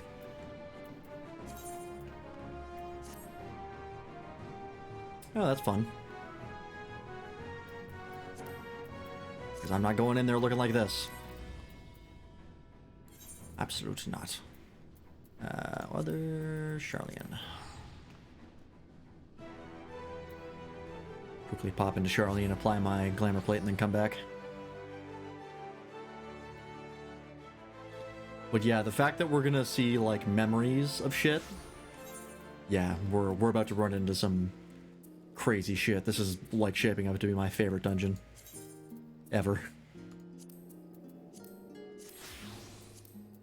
There we go. These are kind of outdated. Very outdated. Can I quickly grab some jewelry while I'm here? Where would that be?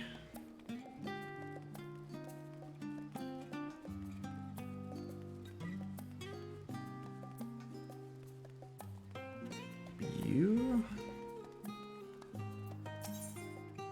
Yes. Only have level 80 stuff. Okay. Well, that means I can use another ring at the very least. Casting.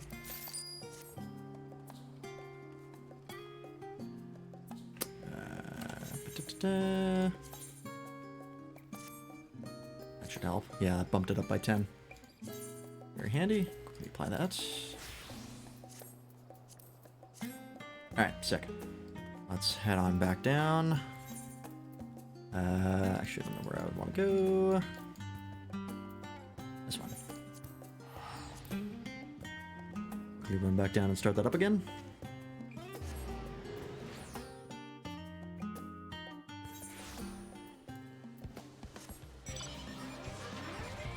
I am so fucking excited for this dungeon. Like, we have a number of people who have died who we could see in here. Horsefont being like the most obvious one. Moon Burrito would always also be a good one. Papa Limo. Probably the most likely ones. Be interesting if we could see some Yotsuyu in there. That'd be interesting. Maybe Ilberd. Maybe Ilberd could come back. That would be interesting. It's like even seeing some of the villains come back would be very interesting. Maybe Varys. Varys could actually be even as an enemy, that'd be interesting. We'll see. I'm super excited though. We'll probably finish this dungeon and then we'll call it a night. This will probably take us until the end of the night. I don't want to get too carried away.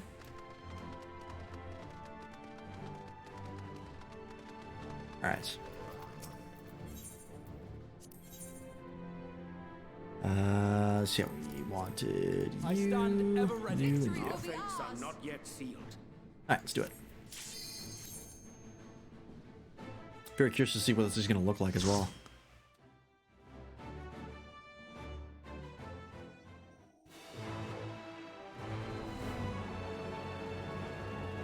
Oh shit, that's really cool looking. All fragmented and stuff.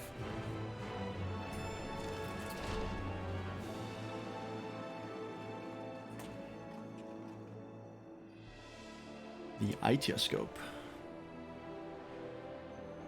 That is really, really good looking. Like, it looks like we're almost in space.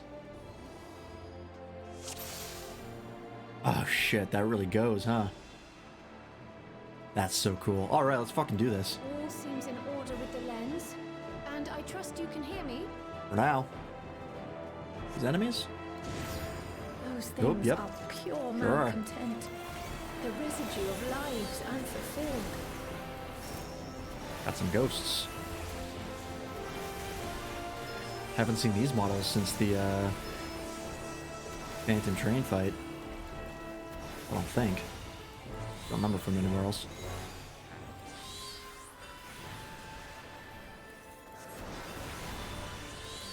Oh, slut. Interesting. I have no idea what you're casting, Ishtola.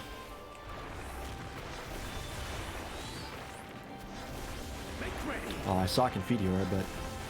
Yeah, what is that? Oh, was that, Oh, what the fuck is it called? Malefic 5 or whatever? The, like, full upgrade to the, Astrologian move? That's probably what that is. Oh, actually, I'm actually gonna pop that. Just to try and get as much, XP out of this as I can. If I'm close to 90... By the time I finish this dungeon, I might actually quickly do like a leveling roulette to bump myself up to 90. And like finish the stream off with that.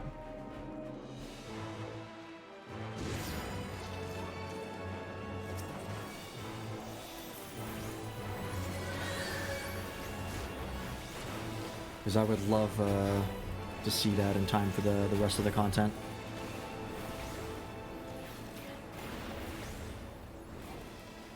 And it'd be a great way to finish off the stream as well. Oops, no, that one.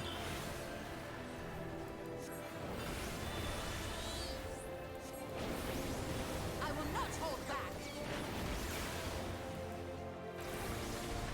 Together we shall overcome this.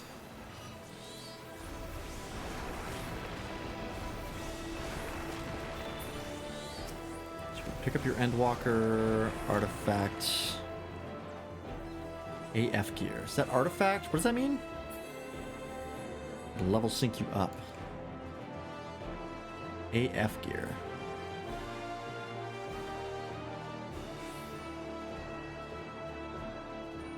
Yeah, I don't know what that means. What does AF mean? Artifact gear. Okay, yeah. Is that like that's the job gear that you're talking about?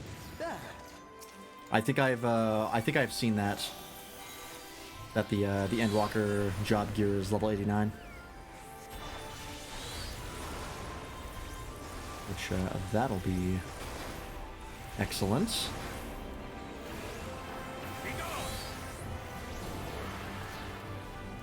Might actually, pick that up as well.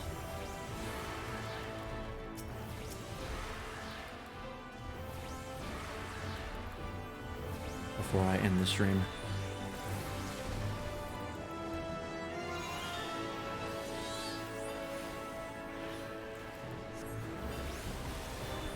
Music in here is pretty good, actually. I like it.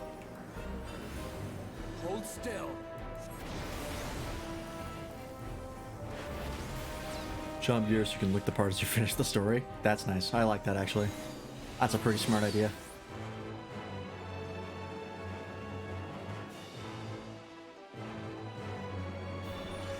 Ah, that one's a different color.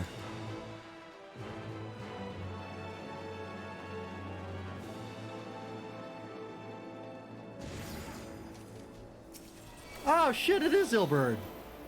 Fucking told you. Did I not call it? Did I not say we could see Ilberd in here?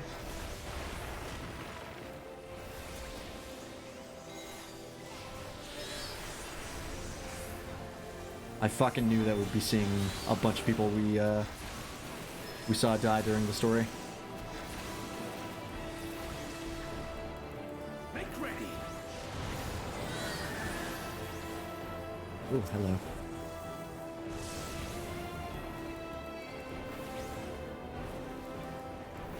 Is this orange one going to be an ally who died? Oh shit, is it Louisoix? Oh my god, I think it is. That's Tube Samadhi.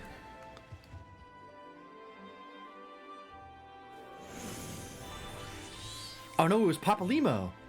Right, because he had Tube Samadhi. Oh, fuck yeah. Oh, I knew they were coming back. That's so awesome. I'm so happy. Maybe Louis Swab will show up at the end. Livia. Oh, fucking, Livia sends Junius. The one from Castrum, Meridianum, right? That's not someone I was expecting to see, but that's actually pretty rad. Oh yeah, it's definitely her. You can see the face. Let's see if I can get a proper look at it here. Yep, that's her. Where the hell did she go? Oh, there she is. Yep. That's awesome.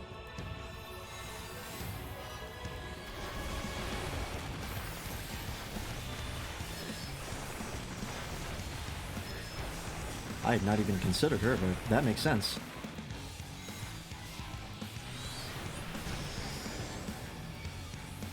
Oh, stay away from those, I'm assuming? Yeah, okay. Similar to the, Dunscape hair mechanic. It's significantly more easy to read.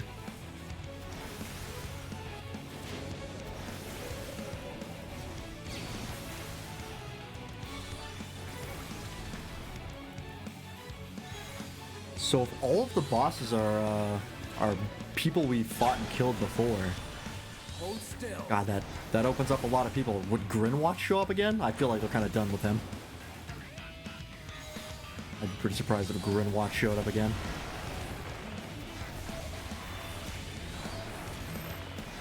Oop.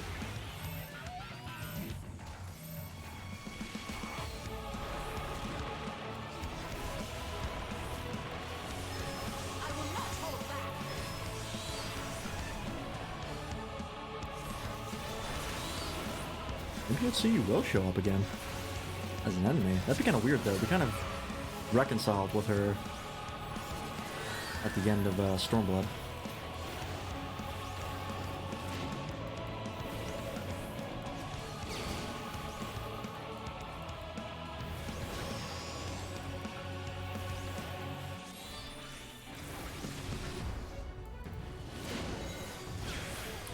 Oh, okay. Gotcha. That had multiple things I had to watch out for.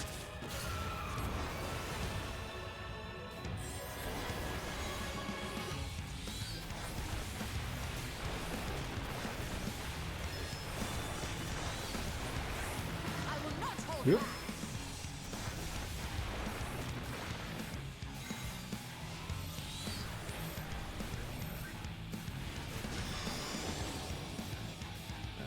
Alright.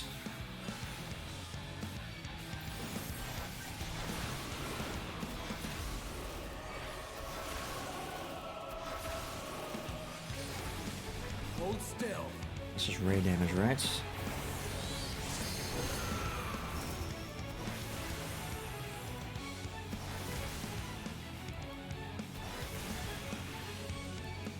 Oop, check that. I will not hold back. He's using Confiteor, but not the blade spam combo. That makes me sad. I wanted to see it.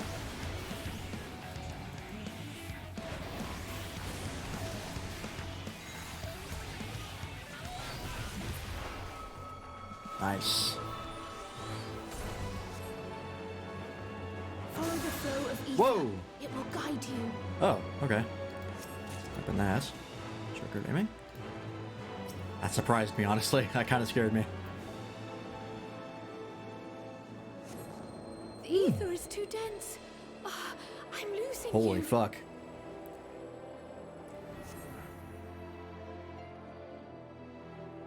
That's awesome looking. The salt crystal strings. Interesting, interesting.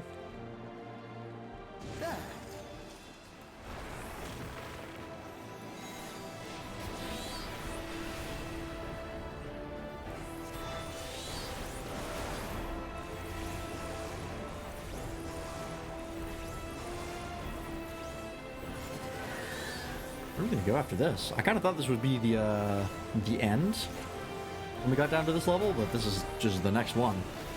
Clearly, there's more to go.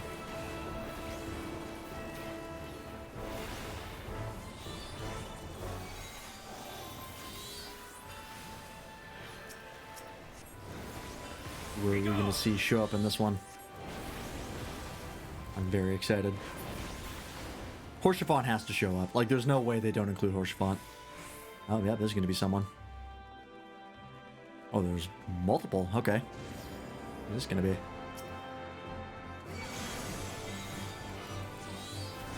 Oh, it's Moonbrita. I'm pretty sure. Pretty sure that was her axe, right? Yeah, that's 100% Moonbrita. Seeing how Urianger reacted to that. That's awesome.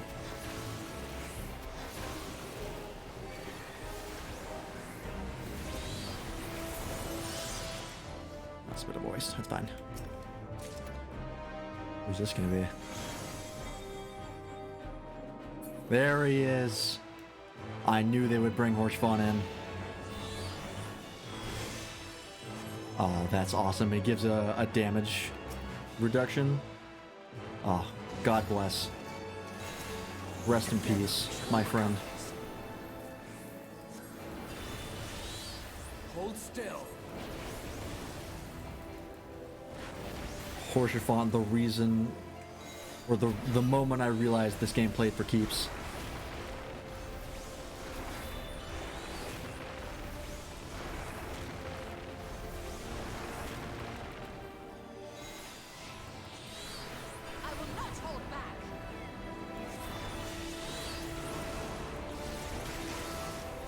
So fucking good. I wonder who else they're gonna bring up.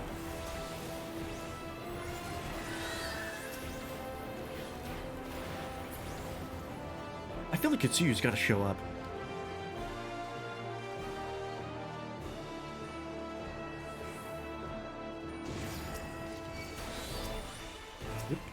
Yep. I just don't know in what way. And who are the bosses going to be? There's so many potential candidates. I've killed so many people.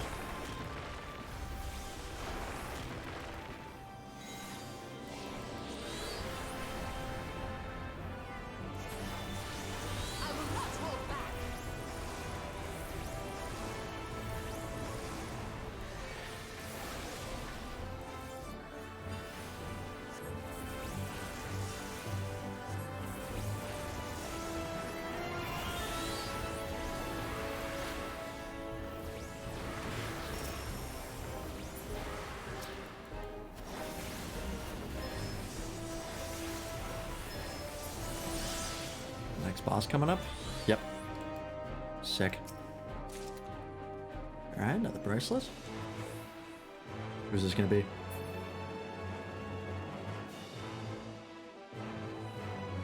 Who do we got? Oh, cool! It's all the generals. Brighton or whatever. Or Brit... I don't know how to pronounce his name.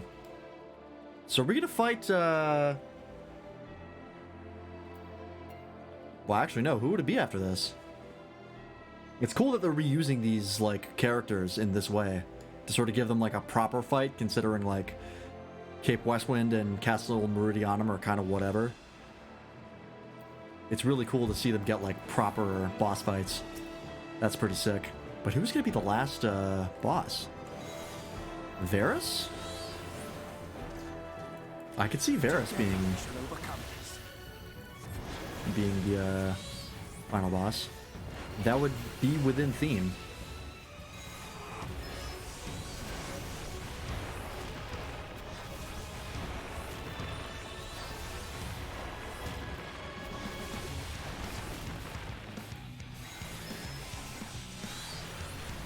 I also like the design. The design is sick.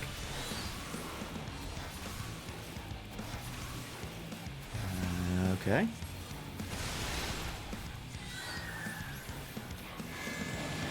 Oh,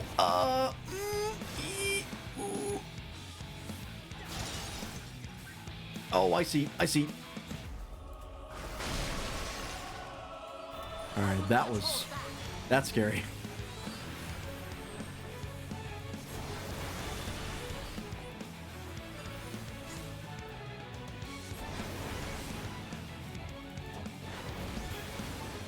Someone you know? All right.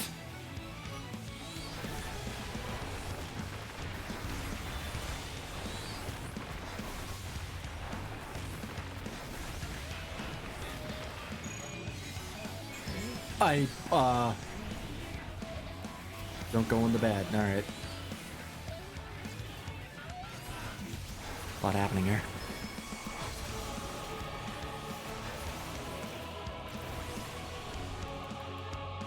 Together we shall overcome this.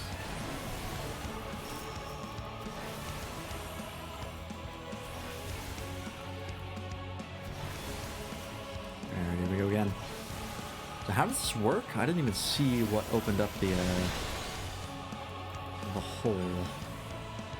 Make ready. Yep. Okay, one is draining him faster than the others. Okay, alright. Oh, goodbye. I'm dead. Goodbye. I'm dead. Ow! Alright, alright. That hurt.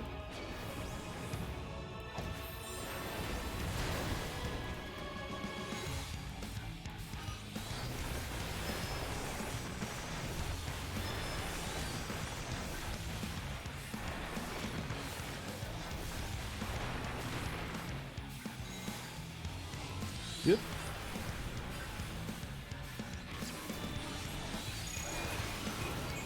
Jesus Christ, that's intense.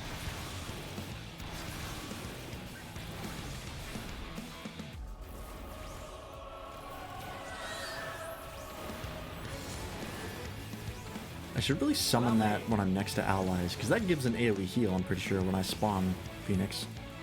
Or spawn Phoenix. Like I'm opening up the console and spawning Phoenix next to me when I summon Phoenix.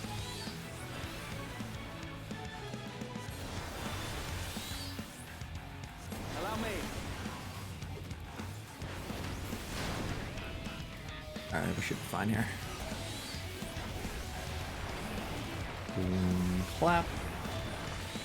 Boom, clap. Nope, don't do it again. Hold still.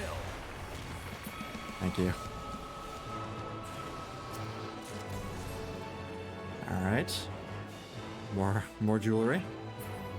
Does this even have a gear set? Or is it only jewelry? Because you would figure the level 89 stuff would be your artifact gear. Who's this going to be?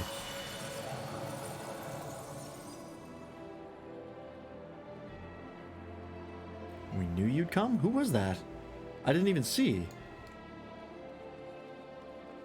We knew you'd come.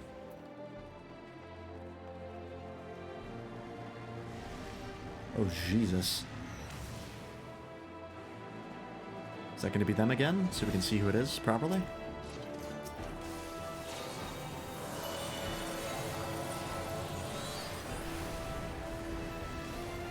Is that Minfilia? Oh shit, that might be Minfilia. I guess she is technically dead, isn't she?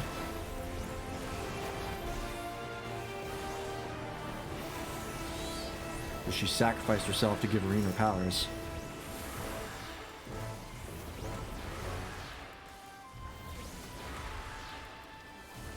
At least I think she did. Be gone.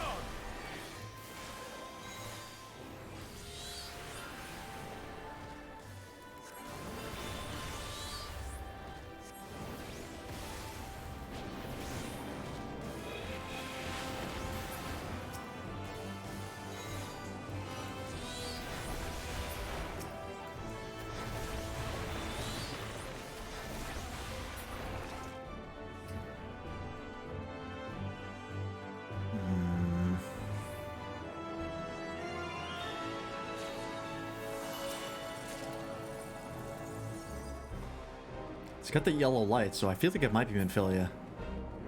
That's my guess.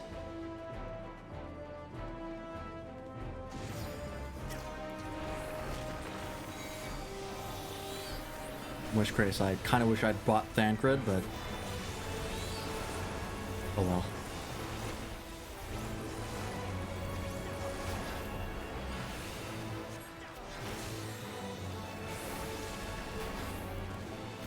Make ready.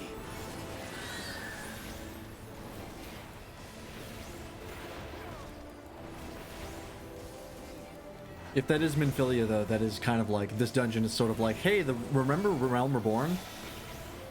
Allow me. The dungeon? Be gone. Which I am not complaining about. People shit on Realm Reborn, but I still really enjoyed Realm Reborn.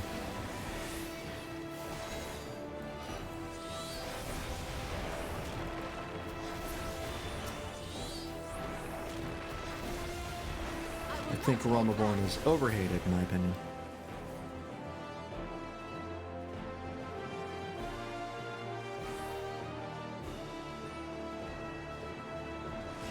Who is it? Yep. It even says Minfilia's spirit, just straight up. That's awesome.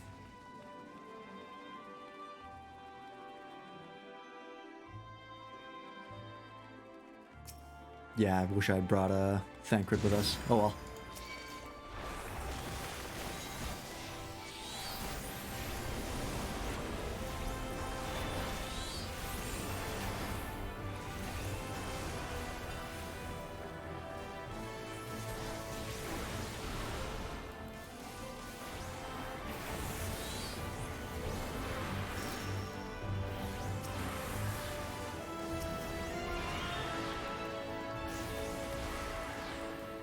I think the final boss is just ahead here. So let's see who it is.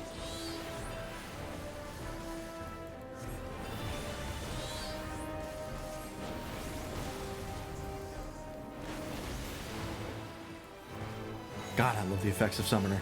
Looks so fucking good all the time. Every single one of its moves is a banger. Oh, the mountain clap have got a little wonky there. Didn't know where to spawn. Oh, who's this? Oh, no, just Chump Schmuck.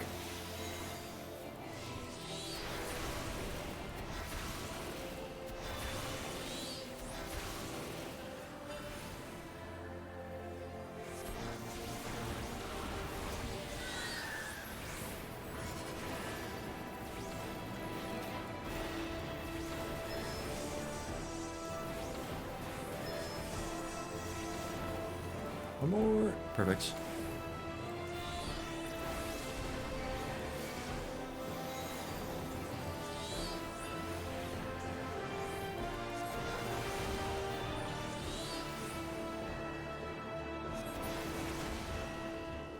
Alright. Yeah, I don't think this dungeon has any gear to it besides the accessories. Alright, who is it? Who's the motherfucker?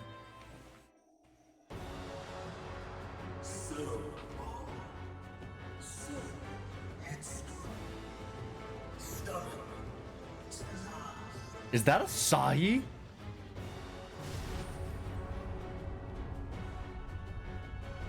Oh, it's a Mon! Oh, for fuck's sake. You son of a bitch. Sundered Soul, Mon the Undying. Fuck. I hadn't even considered that. You son of a bitch. I will relish this. Let's fucking go. Many faces have I worn, but this is my favorite by far.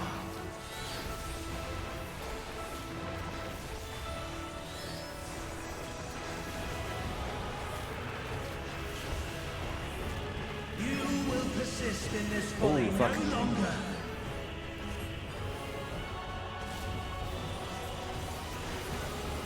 Oh, that's cool. That's a fun one.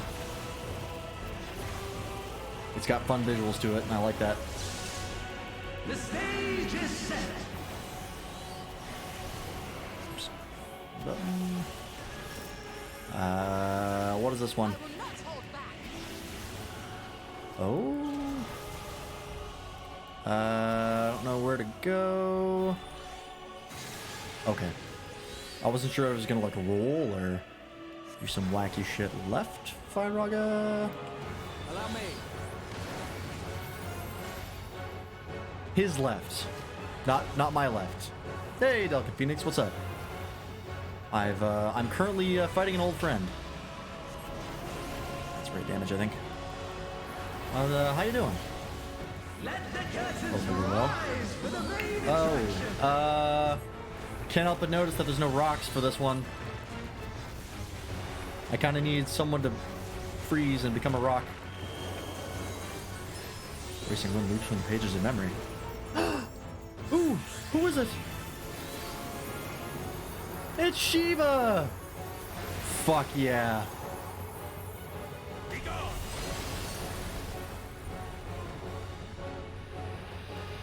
I was actually thinking like we hadn't seen the sail yet. I guess it's not Shiva, it's Ysael. Shiva's the primal. That's awesome though. That's really, really cool. Oh, where are these going? Just got home from work. Hope it went well. As well as it can go. Oh, whoop, bip, bip, bip, bip, bip, bip.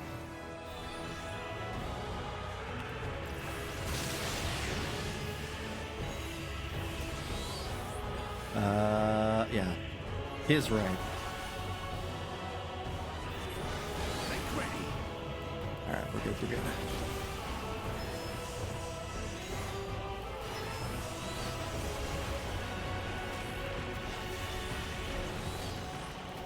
I don't know what Dark Forte did. Yep. This again. And over here.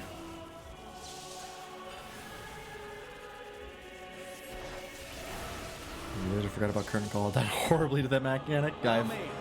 I've run Crystal Towers enough times that the second I see Curtain Call, I know what's up.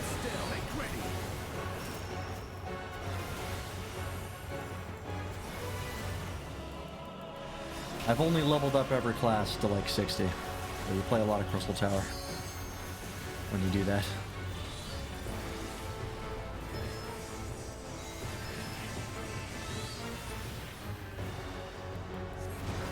How could I forget about his signature move? Oh, his right. That's hard. That's like the starboard and larboard lasers from Omega. This shit fucks me up every time.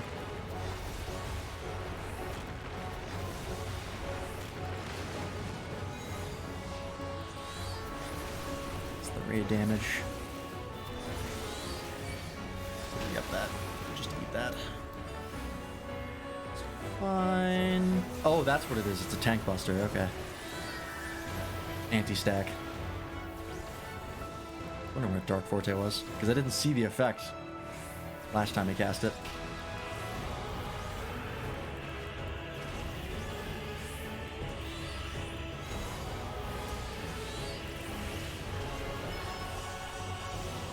Stroke. Oh, this is okay. I'm actually going to... Oh, you know what? Yeah, no, we're fine back here. This might be a little late.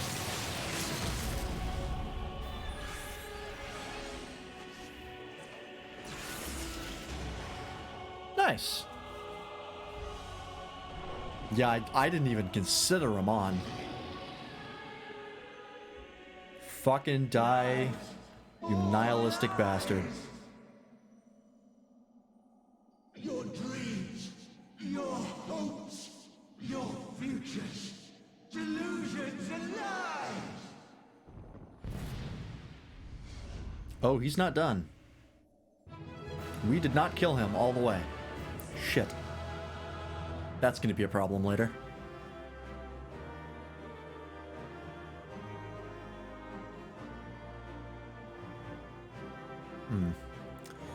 Well, in any event, oh yeah, we're getting to 90 this stream. I'm so close.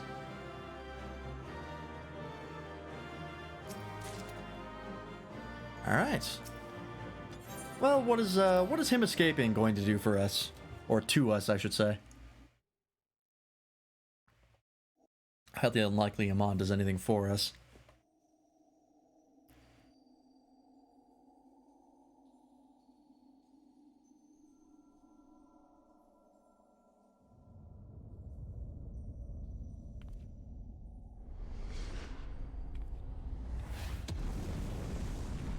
Oh.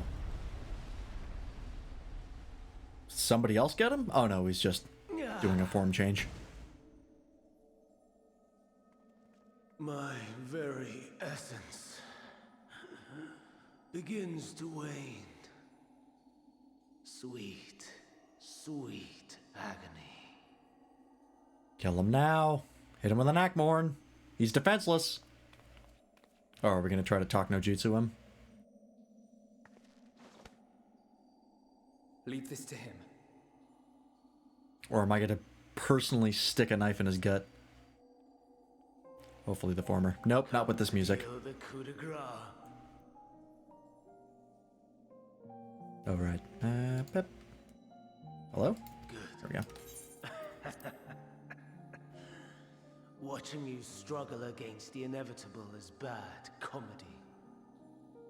Erase me from existence, soul and all. Can do.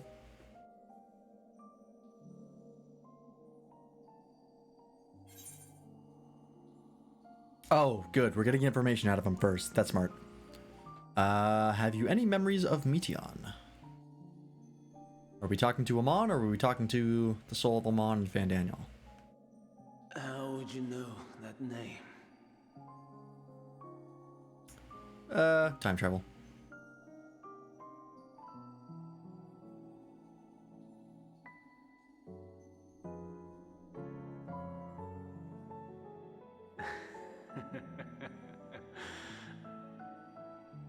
Then it was you. Oh, this is Hermes we're talking to. Okay. With them itself.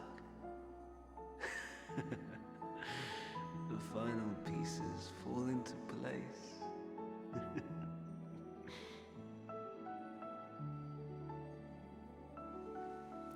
In my halcyon days, as the So he's sort of like a combo between I was haunted by Amon and Fandaniel.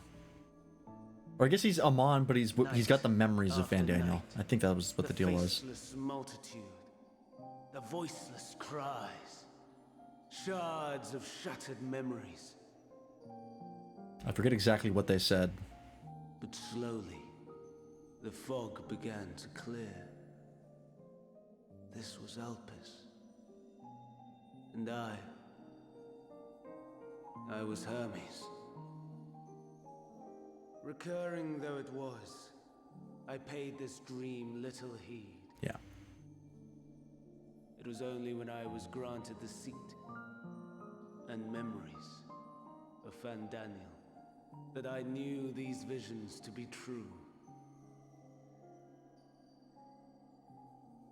They were the memories of Hermes that he himself erased using the power of Kairos. Was Amon a sundered Hermes? Or so he thought. In his attempt to burn away the events of that explains a lot. he succeeded only in searing them more deeply into his soul. My soul. Death failed to expunge them. No matter how many times it came. Rebirth after rebirth. From one Fandaniel to the next. Fuck, I forget what they said when they gave him on like Fandaniel. Is Emet adrift somewhere in this ethereal sea? Not as a reborn, sundered Hermes and Fandaniel's Amon. Okay. Gotcha. In Elpis.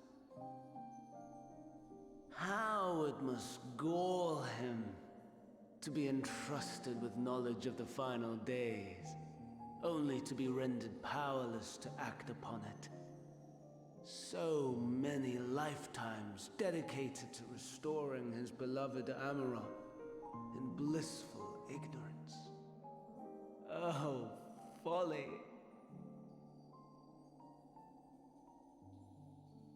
But make no mistake. My life as Hermes is not the reason I invited the world's end. Actually makes sense, because wasn't Amon like the chief Allegan researcher, same as Hermes was for the Ancient Ones? I have struggled. I have dredged the very depths of despair. And in the detritus of existence, I found the truth. Is that how it's pronounced? I thought it was detritus. I served a great ruler, powerful beyond measure. The world his dominion. Yet even he and his vast empire were destined to fall, to become one with oblivion. At the end of life's journey lies only death.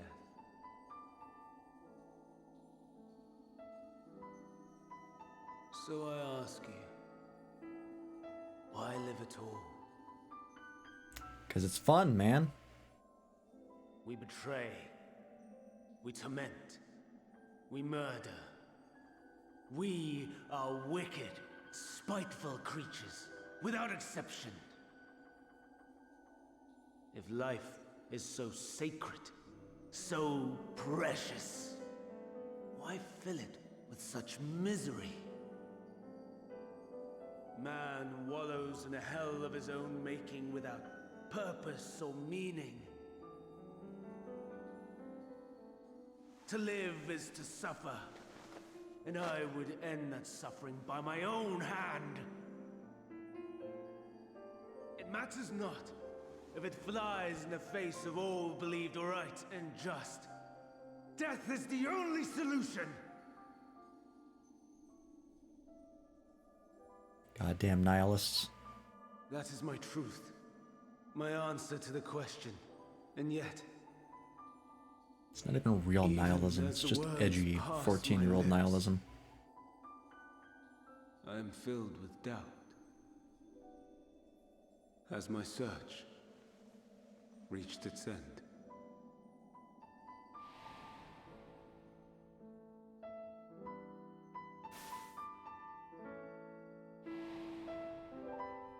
Was this the only way?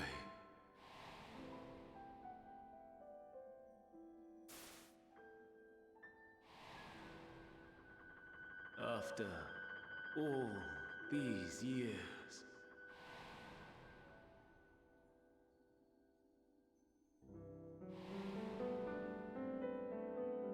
Is this the answer I was hoping for?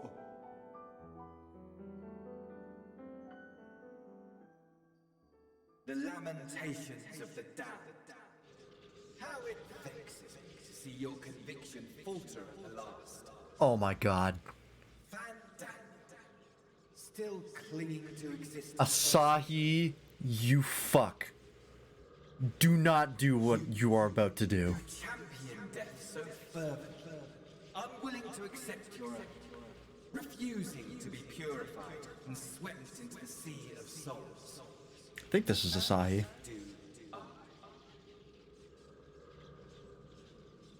We prisoners to men, watching as the world turns. I relished watching you die Yusuyu's hand.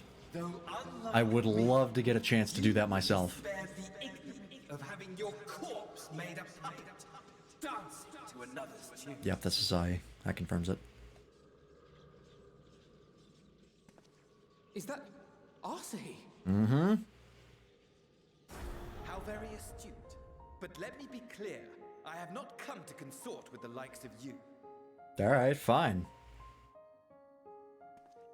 Nor have I come to bemoan the state of the world following my untimely demise. In fact, I delight in mankind's downfall and the anguish it brings the savior of the savages. You are the fucking worst. If I played some small Fuck part you. in chaos, all the better. Not that I was in any position to resist. but to be made accomplice to the betrayal of Lord Xenos. Ooh, yeah. I would die 1,000 deaths to exact my vengeance. You pissed off the Giga Simp.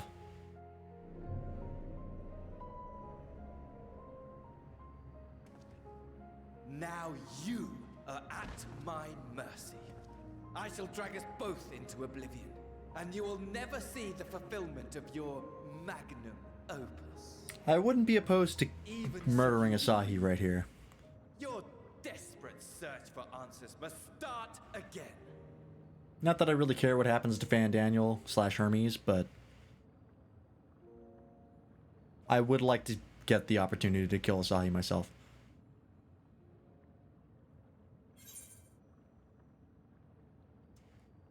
Next time, we will find the answer together.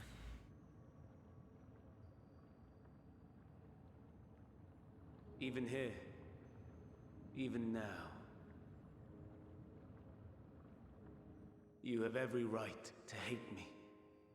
For the fool I was. For the monster I became. Correct. But I will not beg forgiveness. The tale of Hermes, the man who knew so much, yet understood so little, ends here.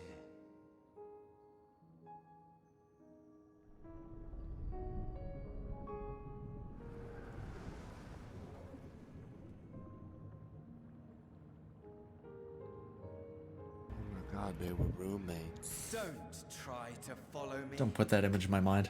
I had more of these people than I could stomach in life.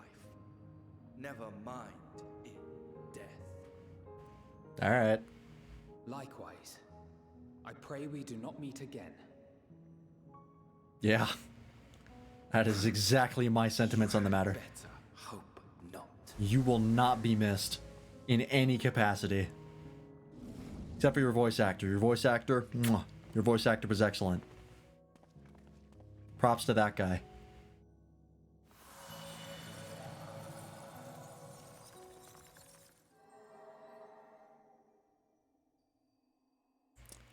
Are we granted an audience with Mommy Heidelin? Heidelin is waiting. I'm sure this will go over swell.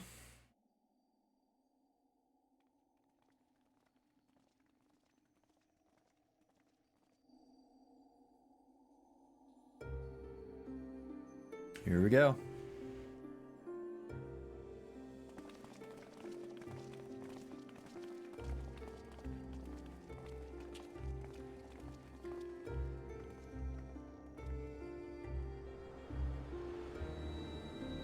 This sure looks like an arena.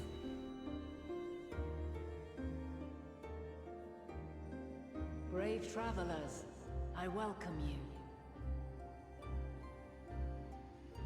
Oh shit. Her true form. I think. Or just maybe an avatar. We meet again, Vana.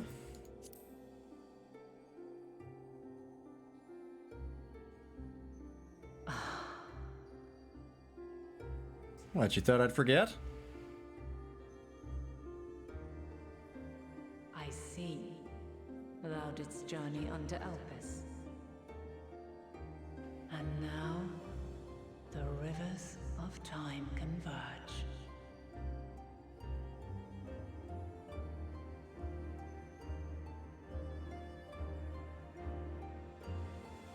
I know why you have come.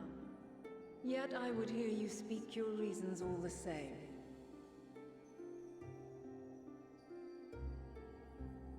You created the moon to deliver mankind from the final days.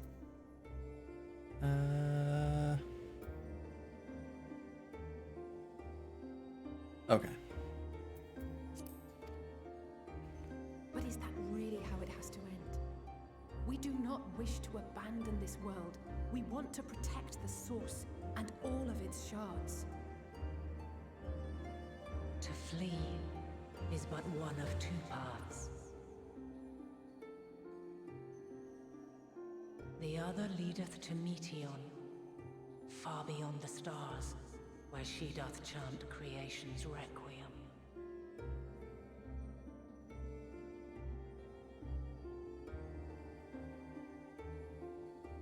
Her domain is formed of dynamis, pure, absolute.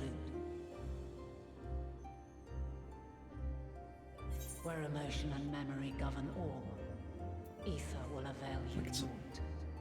Going slow, but I don't know why. Oh, tab and shift tab. Meteon hath gathered the pain and despair of countless stars, and to go unprepared is to go unto your doom. Okay, no, that only affects We'll win. I swear it. the unvoiced. Okay. Is what I might have said once. After everything I've seen, all the times I've succumbed to my own anger and fear, I can no longer pretend that courage and faith will be enough. But are we truly so powerless that our only choice is to flee?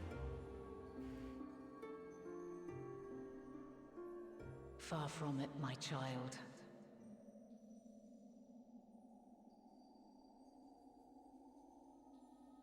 Long ago, the inhabitants of myriad stars, many more prosperous than Atheris, sought to free their worlds from life's woes.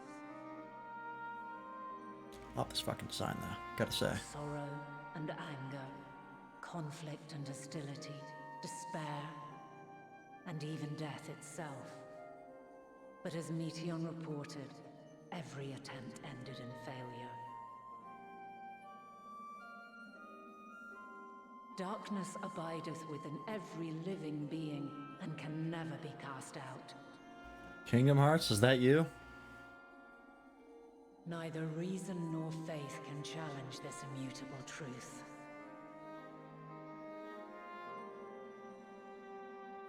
To live is to suffer. Oof. And in suffering, find strength and purpose and hope.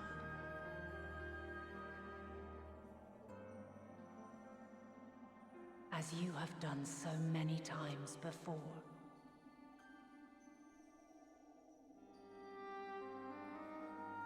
Thou dost pursue an impossible dream, yet knowing this, you pursue it nevertheless. And thou hast learned to depend on others as they do thee.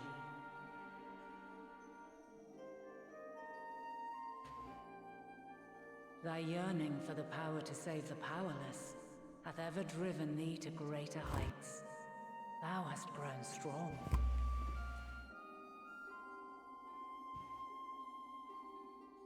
Though those closest to thee no longer walketh by thy side, their love remaineth thy guiding light. For duty's sake, thou hast been bound by truths unutterable time and time again. Yet thy heart hath never wavered, as thy companions will attest.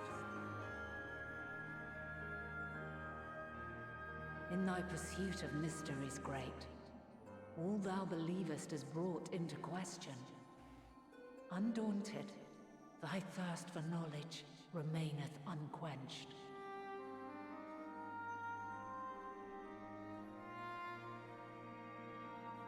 The fires of hatred that once burned in thy heart burneth no more.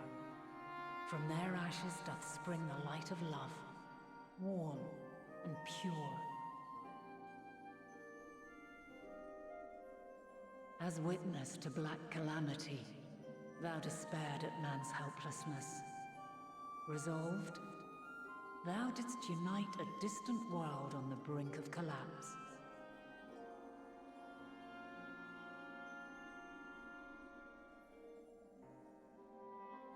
And thou, my champion, when all did seem lost, thou never abandoned hope. For every trial and every foe that did bar thy way, thou hast proven equal to the challenge, drawing courage from the many bonds forged on thy journey. Damn right. You have all known despair. And though the end approaches, you walk on, heads held high. Therein lieth your power, the strength to silence the song of oblivion.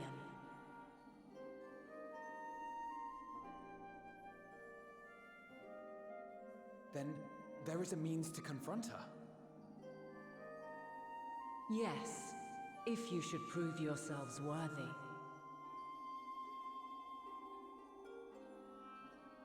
Hark!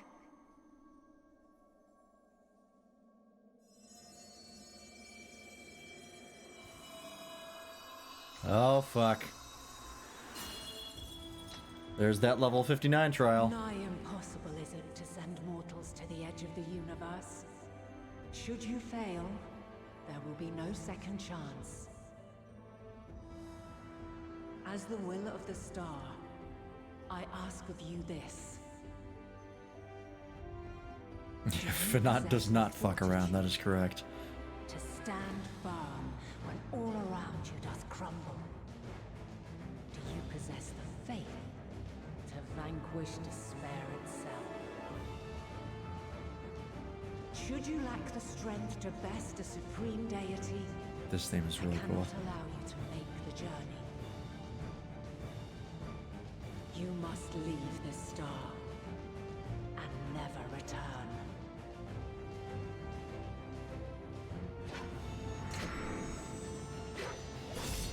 Prepare yourselves. Prove ourselves worthy, then. Sounds straightforward enough. Aye. No room for confusion there. In any case, we've come too far to back down now. I am of the same mind. What power I have, I shall bring to bear. Hey, don't sleep on astrology, man. The three of you seem to be forgetting who we're up against. It's not every day we battle a divine being of untold power. Well, not quite every day. Yeah, every other day. Do try not to get underfoot. Semi-weekly. Needless to say, there'll be no margin for error. Let us hold nothing back. For the people of this world and those beyond the rift.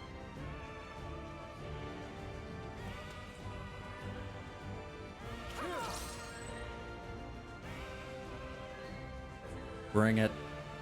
I'm ready. Alas, the question I posed to thee in Elpis hath remained unanswered these long years. I would hear thy response, warrior of light. Shouldst thou emerge victorious?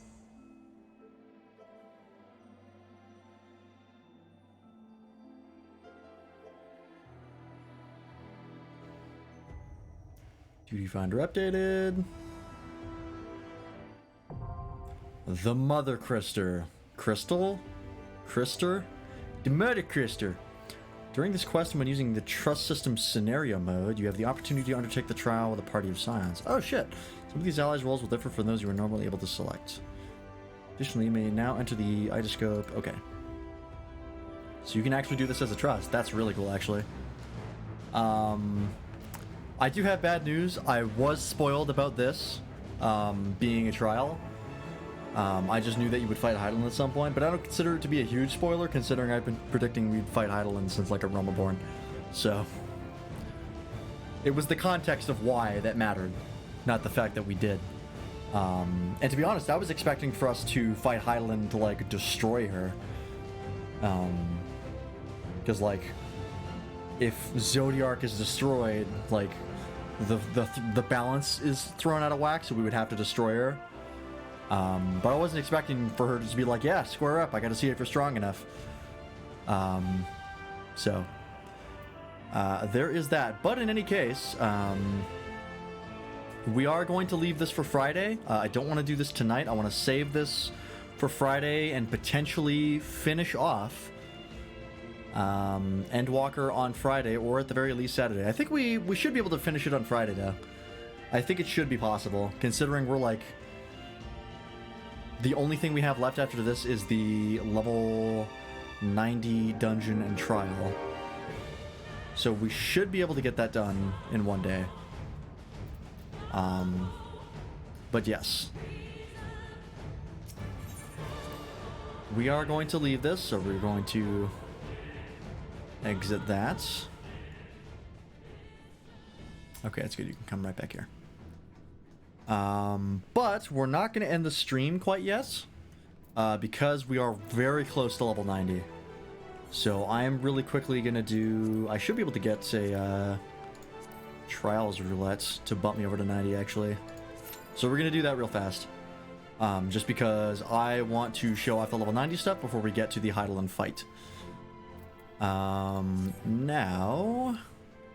To pass the time before that pops, we're going to head over to... Where the hell is it? Stilltide. Do the Alliance quest, or the Alliance Raid Shadowbringer quest. Should be getting close to the end of that, actually. I think we have 2 or 3 weeks left at most.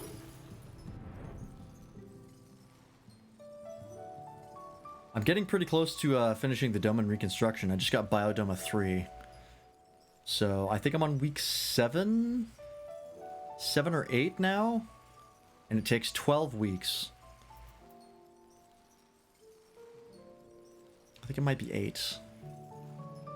Yeah, because it's 12 weeks divided by 4, I think. And then the very last one gives you Biodoma 5. So I should be on week 6? No, that's not right. I'm past week 6. Now, in any event, I'm pretty close to getting it done with.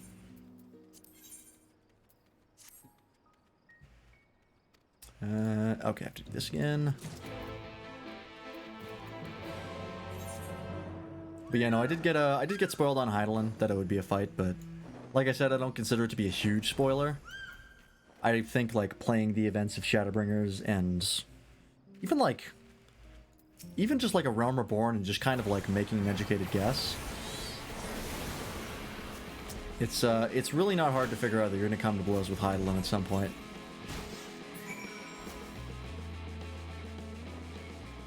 So I'm not super upset, but I would have preferred to not be spoiled, as in all things. But I'm not I'm not a huge anti-spoiler guy. I do prefer them without them, but unless it's like a massive a massive spoiler, like something that like explains the mystery behind the entire story, it's usually I can still enjoy things despite being spoiled.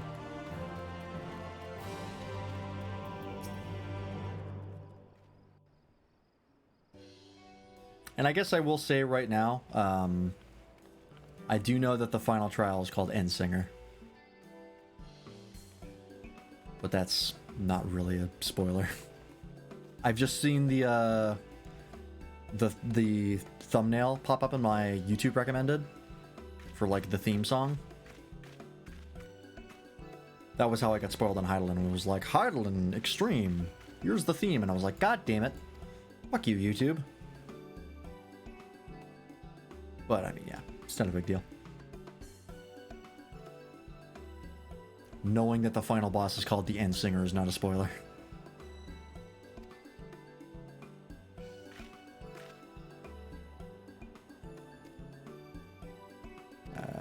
Is this the final quest for this? Might be, actually.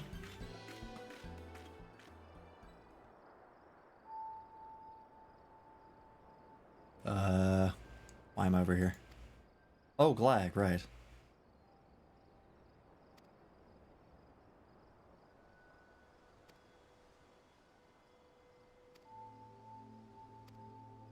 Oh, is Glag an automaton as well? You truly have a beard of gold. Ah, dwarves. Love them.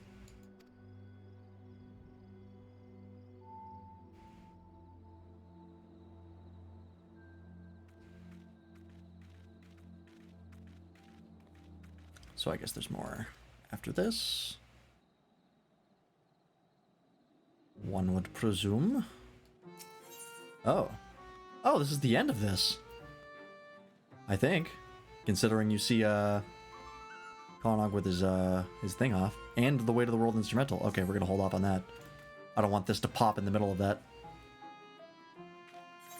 That's something worth doing on stream, I think. The hell was it? Duty collection.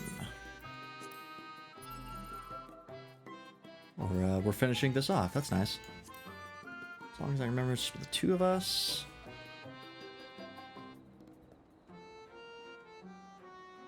Okay, I really don't know what he's up to. Oh, all right. I guess we'll hang out here and wait for the trial to finish, and then we'll do that real fast.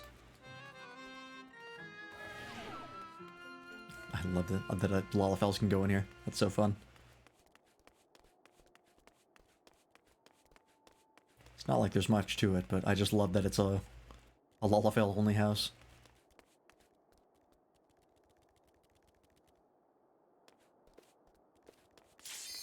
Ah, perfect timing.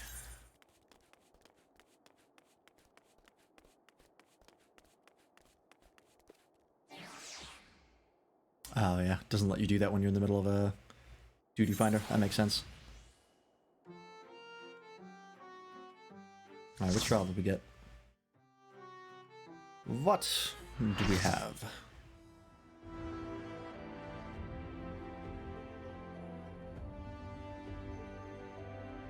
Are you fucking kidding me? Alright, I guess we're doing it tonight. Fuck. Alright, well, the game said no.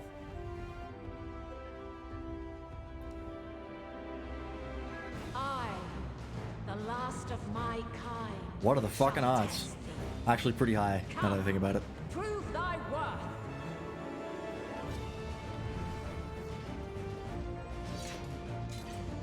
Alright, let's see it then.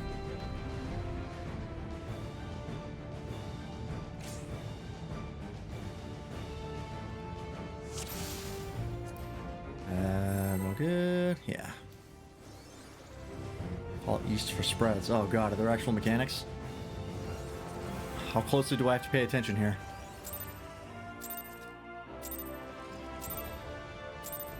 Let's do it. You the strength of will to alter man's fate.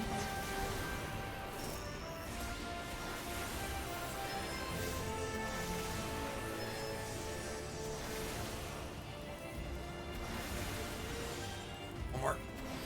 Ah. Ow. Alright. Change of arms. May the test continue. She's doing her job change shenanigans.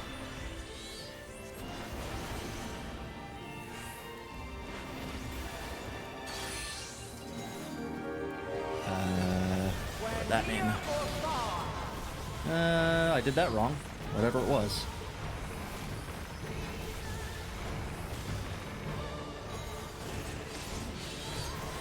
And now this.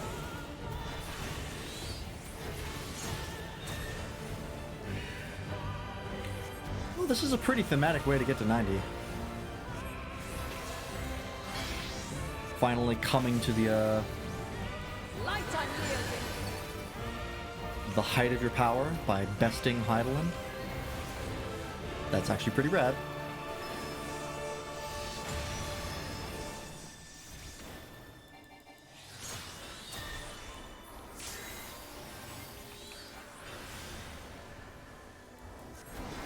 I'm not paying attention here. I don't know how I got the one vulnerability stack. Sword. My blade. Okay. Does that have the same thing that, oh, what the fuck is it called? In, Delebrum Regine? With that one guy where it's like, sword is out and shield is in to avoid it? Is that the same mechanic?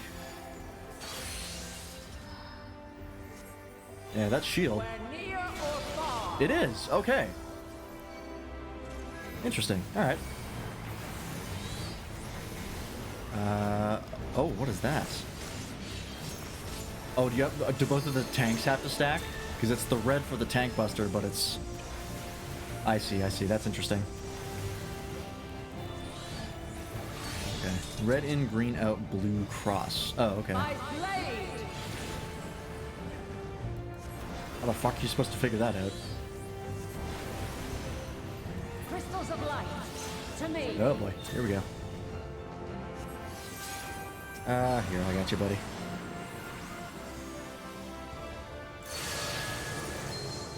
Oh shit. Alright. Here. Oh, alright, cool. The soul of creation's end. Feel.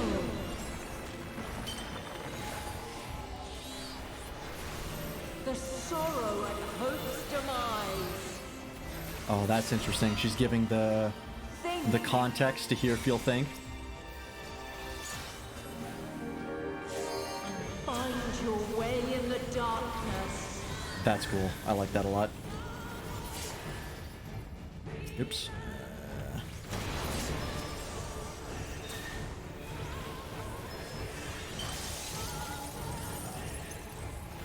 Trial's fucking rad. Didn't expect anything different.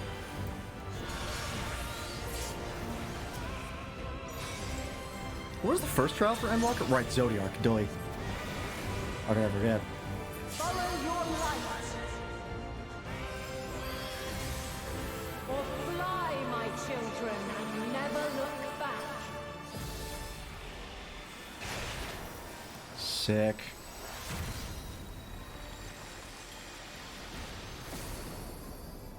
Exodus. Very thematic name. Then you are resolved. Hell yeah. But this test is Oh, we have 3 limit, we have 3 bars already. That's concerning. by crystal's light. She's gonna get into some bullshit. Mandatory LB3 for tank, maybe?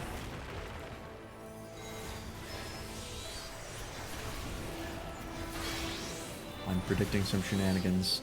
Green out, right? Yes.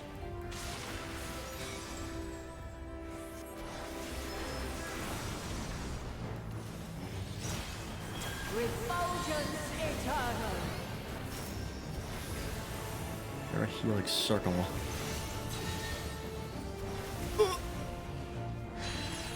Alright. Of course, the black mage is dead. That is ray damage, I think.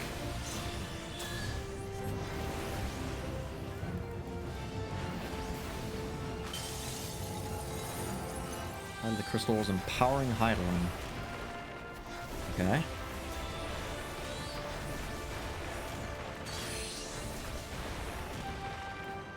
We're near or far. Oops.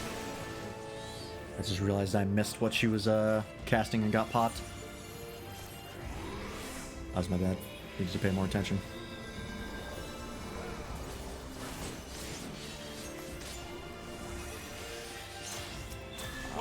This guy.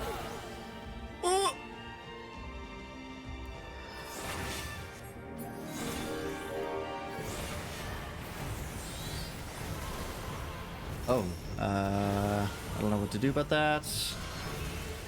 Uh-oh, that's bad. Oh, God.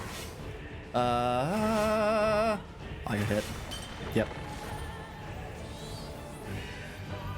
I wasn't sure which one of the overlapping ones was the one that was going to fire first or second, and I was too far away. That was my bad. I had to pay more attention.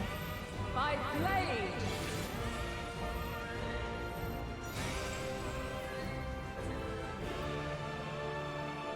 Wow, we got LB3 early. Oh, alright. The other LB3? That's interesting. Not to fear. Seems kind of unnecessary, to be honest. It was like one dead guy. Me.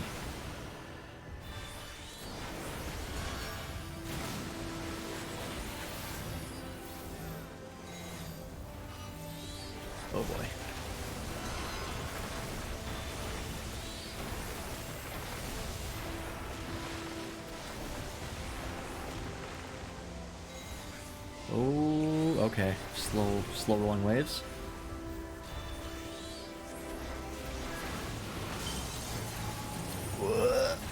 Fine. Nope, I got hit. Oh no, I walked into the fucking... the edge of the arena. That was what killed me. Oh, I just realized we're fighting with Artbird. Wait a minute. God damn it. Well, isn't this thematic? What are the fucking odds? I think I've fought with that guy before. I think I did a Dismal Darkhold run with that guy.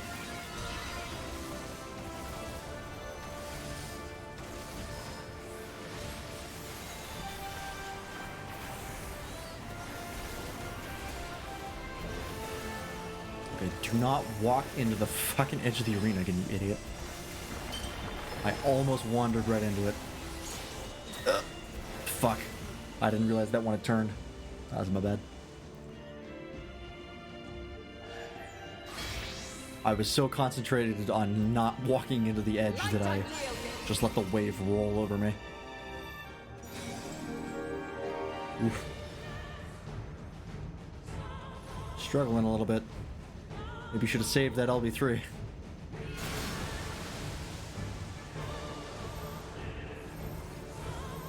Don't get hit by the piss wave.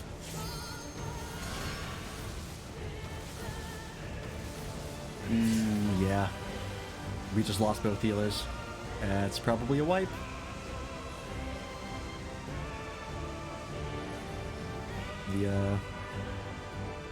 The other healer didn't notice that the other healer was down.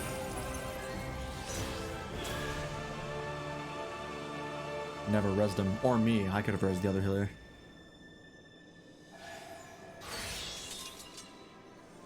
Kinda botched that one a little bit. By blade! Is that the warrior gap closer? That was sick.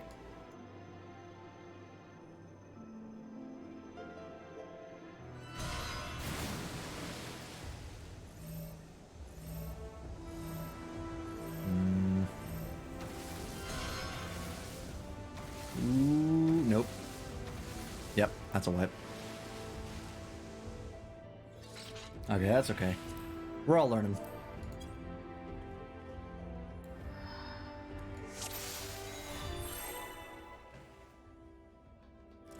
We got it this time. I think this is the first time a lot of us are seeing this, so it happens.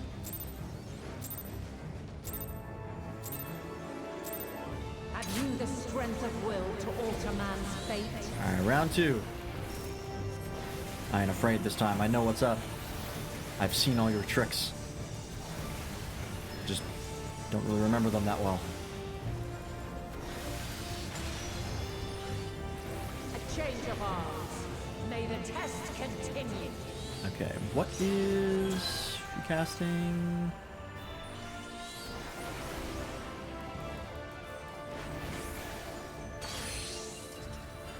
Red is in. Blue's cross, green is out. Okay. Right. I got this, I got this.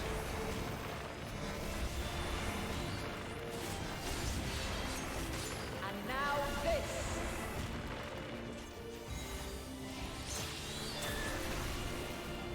I just realized the arena changed when she went into the wave shenanigans.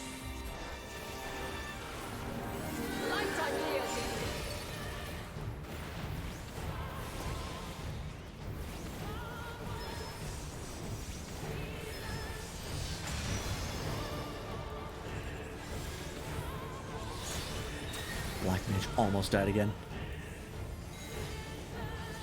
Dawn Mantle, what's it gonna be? Cross. By blade. Oh yeah, we got it this time. People know what's up this time.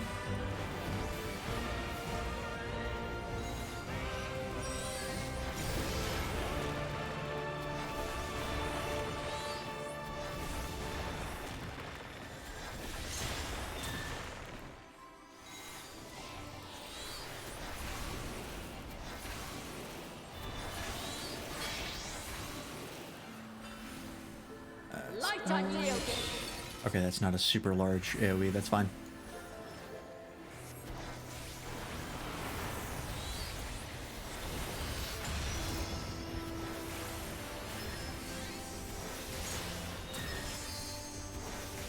On mantle again.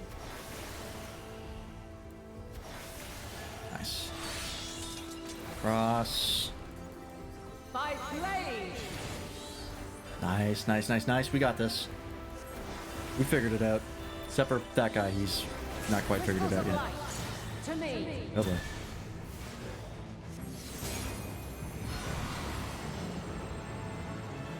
This trial's so fucking cool.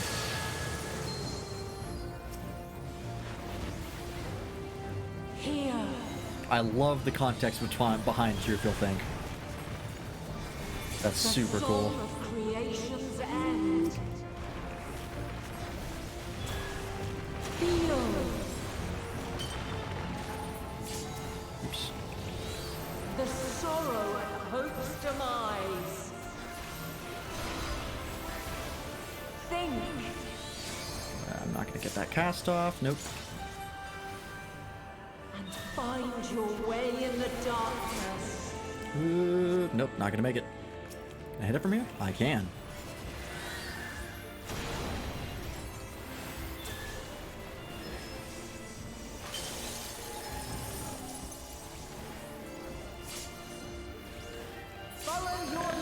We got there, we got there. 52 this time. Did better. Nice. My children, and never look back. Pop that. Oh, I keep forgetting I have Searing Light. Fuck. I always forget I have Searing Light. Constantly. Alright, I'll pop it now. There you go.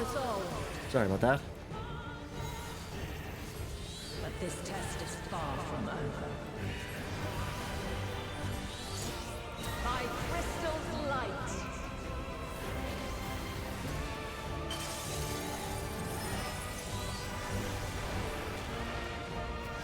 Okay. Here come the wave shenanigans. Near or far. Ow. Wasn't paying close enough attention. I'm dead. Yep. I realized at the last second I was like, oh, that's a guaranteed death. Alright, they got the other one. Oops. Come on. We're high or low.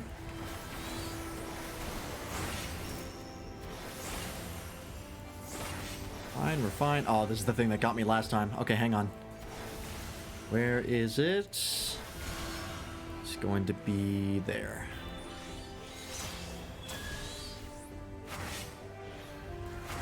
Alright, we got there. I remembered that time. What is this one? Dawn Mantle. Green out.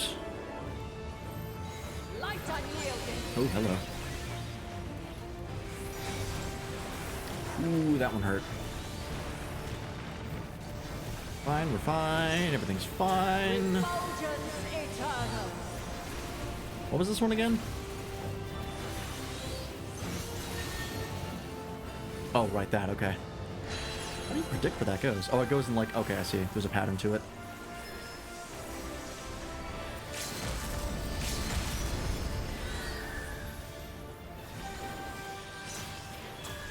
What was that? Somebody just started the LB3 for some reason. I don't know why. Is there a mandatory LB3 in there that I'm not seeing? Like a mandatory healer LB3 or some shit? Or are they just clowning on me? Oh, nope, wrong way. By blade. Oof. Oops, nope. Fat fingered that.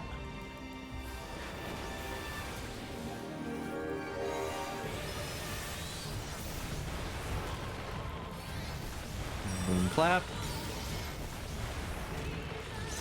We're good, we're good. We got this, we got this. I think. Halo, that is raid damage. Oh, this is the wave bullshit. Yep, here it comes. folks.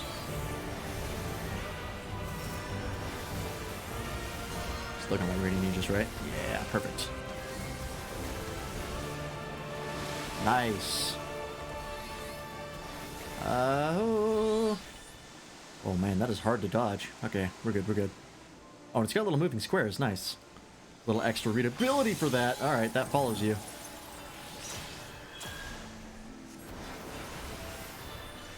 You cannot just predict their trajectory. It does not work. Alright. I did not see her casting Dawn Mantle. Yep. Did not notice. Alright, that's fine. We're fine. Only got 2 dead people, and everyone else that's important is up. If the DPS dies, it doesn't matter.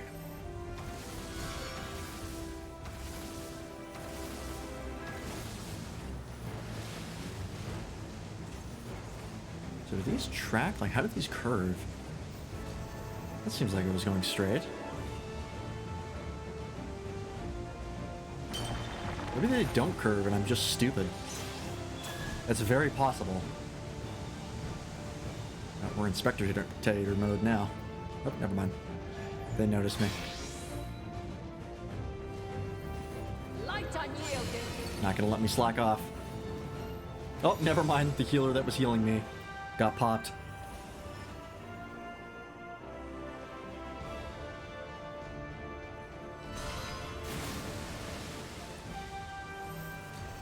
Ooh, this might be a little dangerous, actually.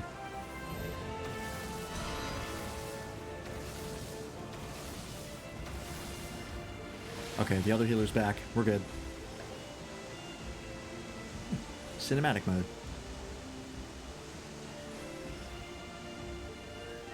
Just ignore my corpse.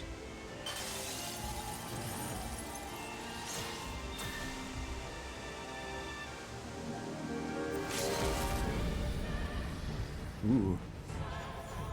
Nice. Dragoon LB3. Oh, hey, Ardbert. How's it going? Thanks for stopping by. Ooh, we just lost like 3 people there.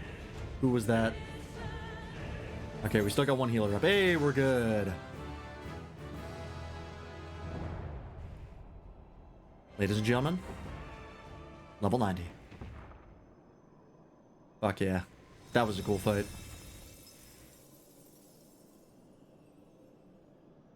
At last, man has the strength to... I gotta do that with the trust sometime. Hell yeah, there it is. Summon Ifrit 2, summon Titan 2, summon Garuda 2. Fuck yeah. That's what we like to see. Alright, well, I can just leave. Alright, Eidolon. You asked, we delivered.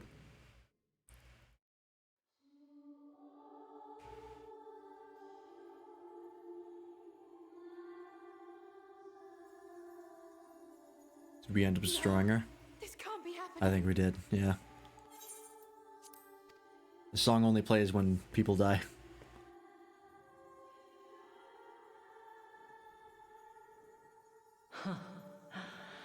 Though my power is in constant flux, I have always kept a reserve for this very moment. It was a true test of your prowess. You have done well.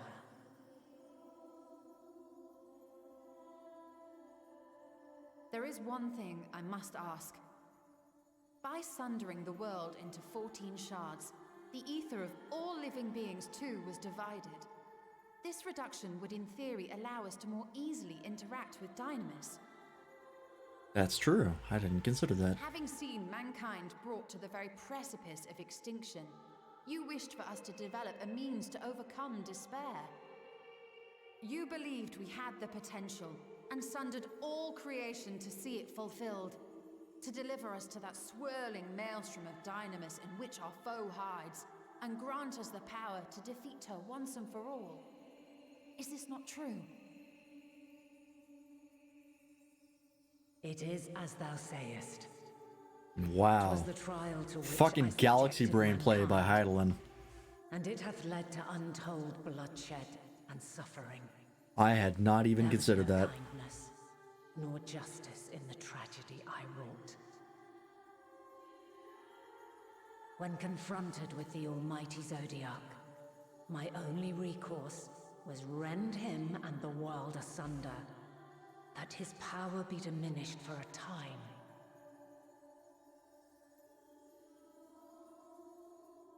And so it came to pass. Now you, my chosen, have surpassed my expectations, surpassed me. I entrust the fate of the universe unto you.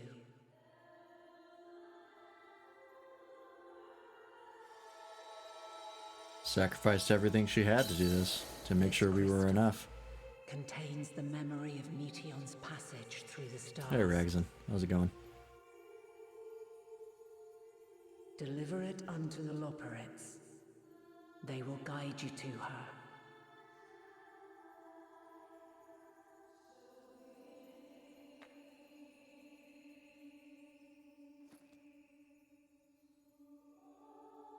Though they may be capable of crossing great distances, there is a vast difference between traveling to the moon and the furthermost reaches of the great expanse. And unlike Meteion, we cannot simply soar on waves of dynamis to our destination. Indeed. To make such a journey would require an astronomical amount of ether. But a solution lieth close at hand.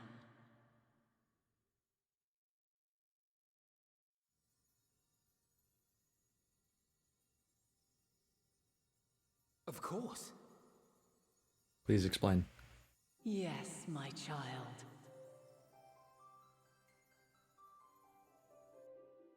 Ever since I became the will of the star, the ether drawn here had slowly crystallized. Oh, we're gonna use her They who have answered my call know it well. to power the ship. While I have remained hidden, it hath become the embodiment of the planet's will in my place. A faceless, omnipotent force of nature.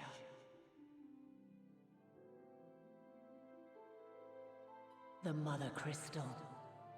Our final hope. Shit. I did not see that coming. Alas, I can do no more. The fulfillment of this task doth fall to you, my chosen.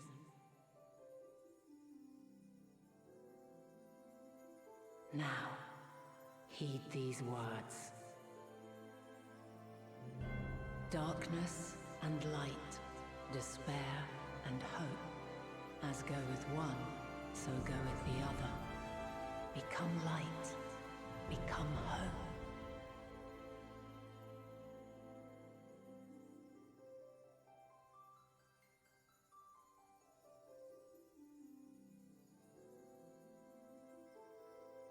I have a gift for thee. Come closer.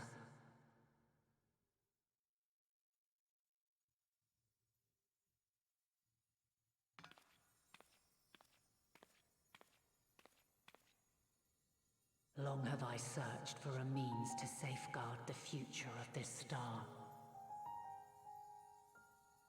Though I knew failure after failure, by recalling thy tales and my promise to thee, I found the strength to carry on. Wow. We are the reason she kept going. Though the world is ever changing, thy thirst for adventure hath never waned. Fuck. Thine unshakable resolve never ceases to amaze, to inspire. As a mark of my gratitude, I bestow this final gift. Thou dost possess the crystal of Azam, yes? Mm-hmm.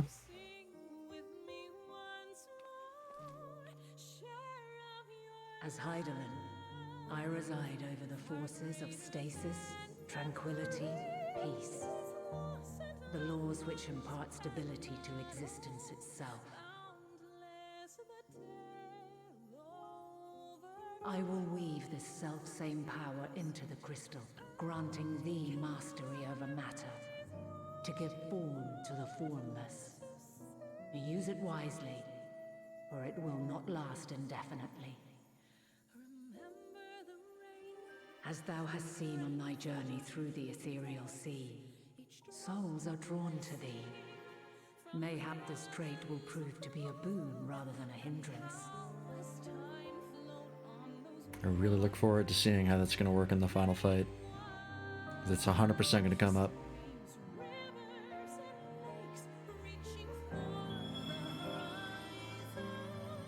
It is thy hopes and prayers that enable Azam's invocations and give them life.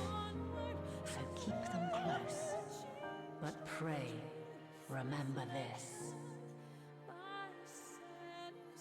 When the way forward is hidden, even from the mind's eye, look not to the invocation, but within yourself.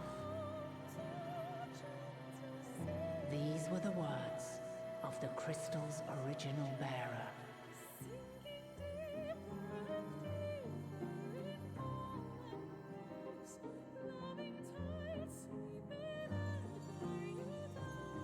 With that, my work is finished. Fulfill our promise. Right the wrongs committed when the world was yet whole. Silence the song of oblivion. Teach her a brighter melody. Show her our journey is far from over.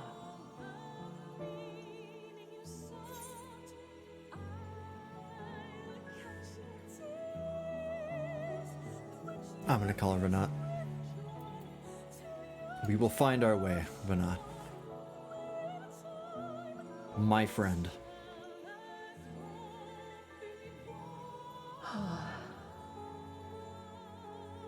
Of this, I have no doubt. For yours is a light brilliant beyond measure. Long after I have gone, though not even my soul remaineth, my love will be with you forever, my dearest children.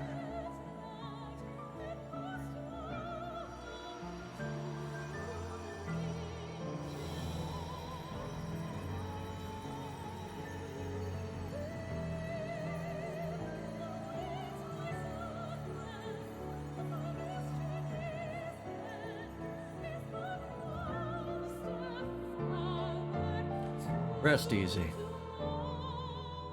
Sorry for thinking you were evil for a while. My bad. Fuck. Like, she literally did everything for this moment. Like from the sundering to, like, everything that she did throughout, like, the entire game. Everything came down to her testing us at this final moment and us overcoming her. It was like everything came down to this moment right now. Oh, and look at that. Level 90. XP doesn't matter. It's good to see. Oh, look at those new icons. Fuck. Well, I think I'm going to leave the quests here. We'll pick this up next time. I'll leave the finishing of the Shadowbringers Alliance quests for tomorrow as well. But before we finish off the stream, we gotta go test out the level 90 abilities. And the best place to do that is probably,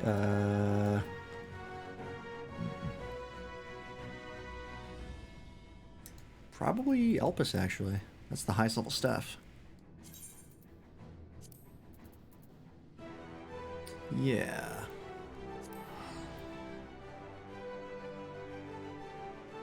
God, that's... I don't say it sucks. Because Vinav finally gets to rest.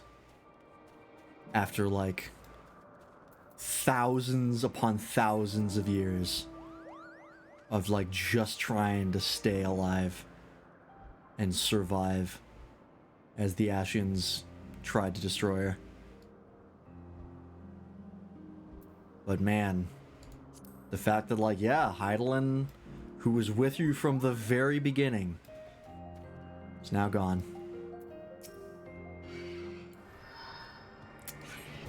Well, let's see this.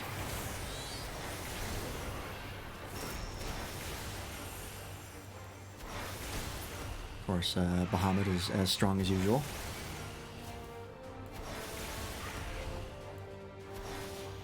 Alright, here we go. So Ifrit.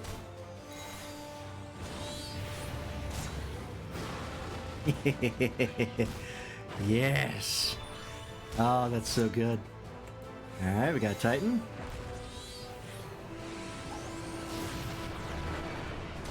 So fucking sick.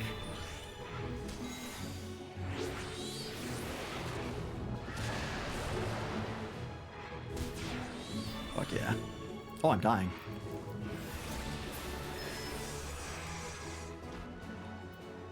See that summon too? That's the power Hydaelyn gave us. Oh, that's her. Alright. Well, having summon 2 feels fucking good. Because that shit is rad as hell.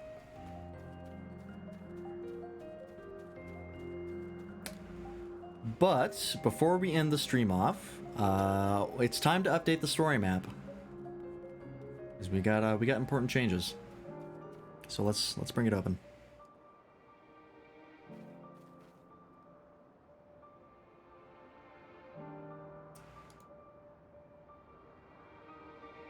Oops, nope. There we go. Well, I think we can safely erase that evil face off of Hydaelyn. I really thought you were going to turn out to be the bad guy. But you were, in fact, a good guy. From the first. But you were primal.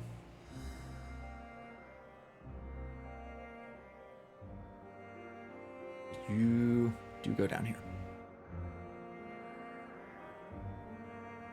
But, even though you were a primal, you were once a man.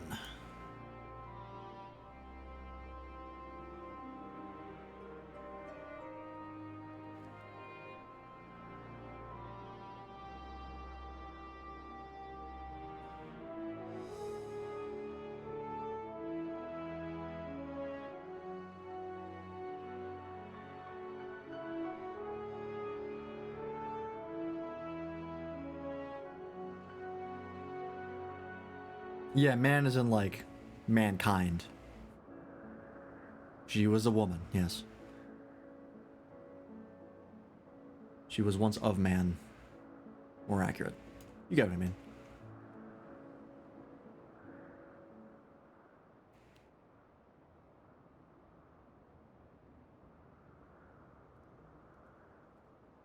And of course,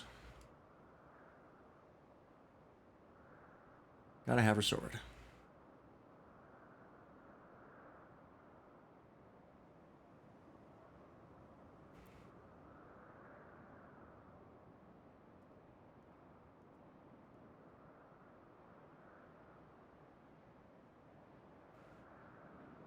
Rest easy, Vina. Now that you know, I felt so sad when you said she was evil. Didn't trust her the entire time. I mean, like, seeing the fucking, the cutscene when you kill Zodiark, where like the screen goes all evil and she goes, at last. Like, come on. How do you not think she's evil after that? That was a hell of a bait. And even after like the events of Shadowbringers, I was pretty certain that we would end up having to take her down as well after we killed Zodiark. If not because she was evil, just because like we would have to restore the balance. But yeah, I don't think it was my fault for thinking she was evil. That Endwalker really baited me into thinking we would have to, or she would end up being like the main villain. Because that fucking cutscene is like primo, like, oh, the thing that you trusted in from the beginning ended up turning out to be the ultimate bad guy. Like, that is the best example I can give of that kind of cutscene, of what that usually entails. In any event, I should also get rid of that flower. We don't have that anymore. That's gone. And we don't have the Blessing of Light anymore, do we? No, that's a spell. Would the Blessing of Light dissipate now that Hydaelyn is gone? Or is there ontological inertia? For those of you who don't know what ontological inertia is, basically if someone creates something and then the person that created it disappears, if it has ontological inertia, that thing remains and stays, but if it doesn't have ontological inertia, it means it disappears as well. So if something has no ontological inertia, like anytime if like a monster casts like a curse on people and you have to kill the monster to get rid of the curse does not have ontological inertia. That's what that means. Anyways. Yeah, so we basically the big thing that happened here is that we found the ship that the Charlenes have created, and Hydaelyn in her final test to us ended up sacrificing herself and giving everything she had to make sure that we could get to Meteon.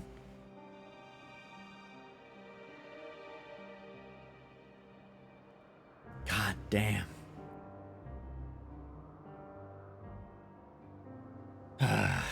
Well.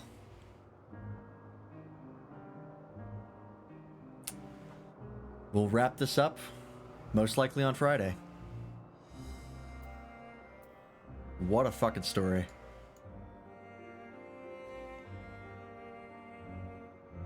To go from all the way from A Realm Reborn with Hydaelyn at our back, and even when we wavered and our trust in her wavered, she was still there. She was always there for us. And she's gone, but now she gets to rest. She's done everything that she could. She's given us the tools that we need to bring this to an end. And now she gets to rest. And so, you know what? I'm not going to be sad. This is her victory. And we're going to bring this home for Hydaelyn, for Vanat. But we're not going to do that tonight. We're going to be doing that most likely on Friday. Possibly Saturday. But we should be able to get this done by Friday, right? Like we're a couple quests deep into quest level 89. Or no, this is the first quest level 89. So we should be able to get this done by Friday, and then Saturday we'll have our retrospective and sort of talk about the game. So yeah, let's go ahead and move over. Alright, so for those of you who dropped by today, those of you who are in the chat and those of you who are lurking, thanks for watching. We are very close to the end of our journey, or the temporary end of our journey with FF14. So I thank everybody who's been with us on the journey. Eventually, I would like to start uploading my VODs to YouTube. I'd like to do that soon-ish. It's just a huge pain in the ass with my upload speed being as slow as it is. And I have a lot of VODs to upload. I have like... Am I on part 60 something? Where am I at now? Let me double check. I'm curious.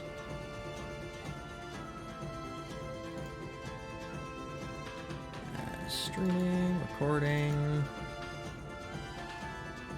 This is part 64.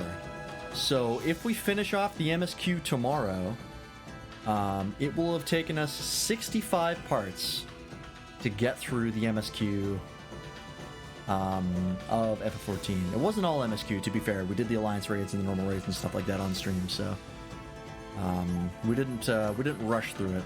We took our time. But yeah, what a fucking journey this has been. I'm almost sad to see it stop, but I just know that when the patch content comes out, the next expansion comes out, we're gonna be right fucking back into it. So it ain't over. We just have to take a break.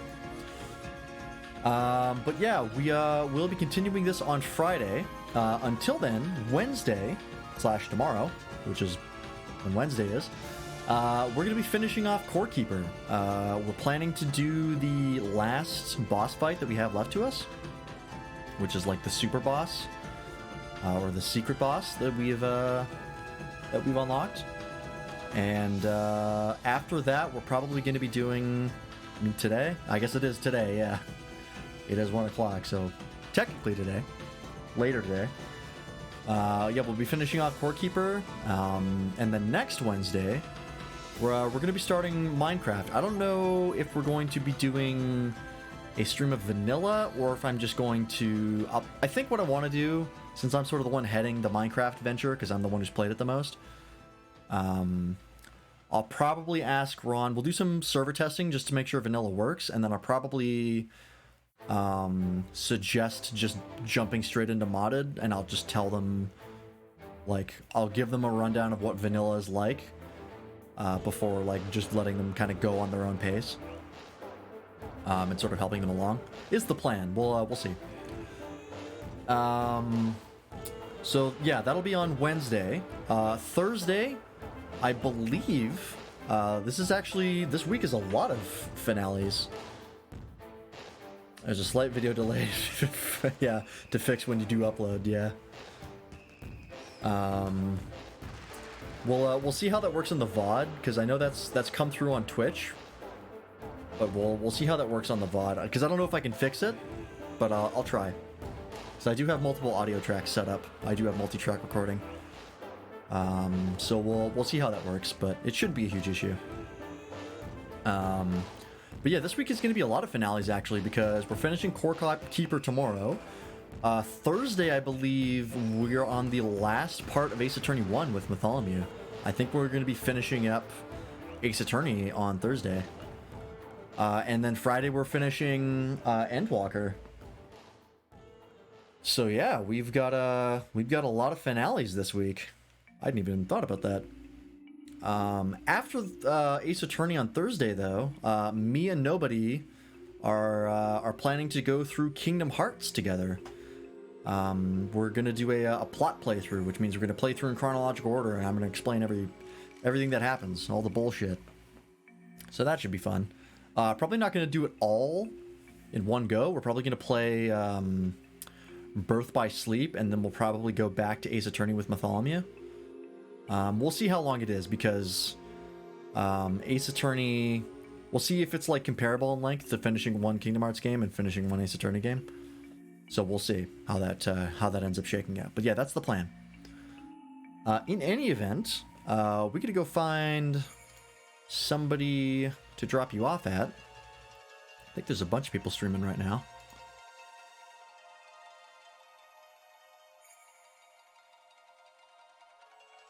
Let's see who's online.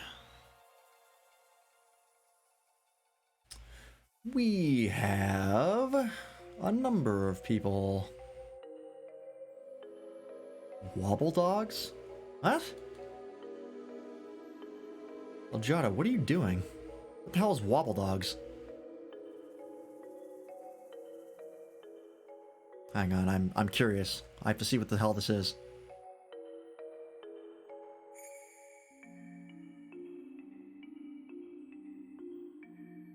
What the hell is this?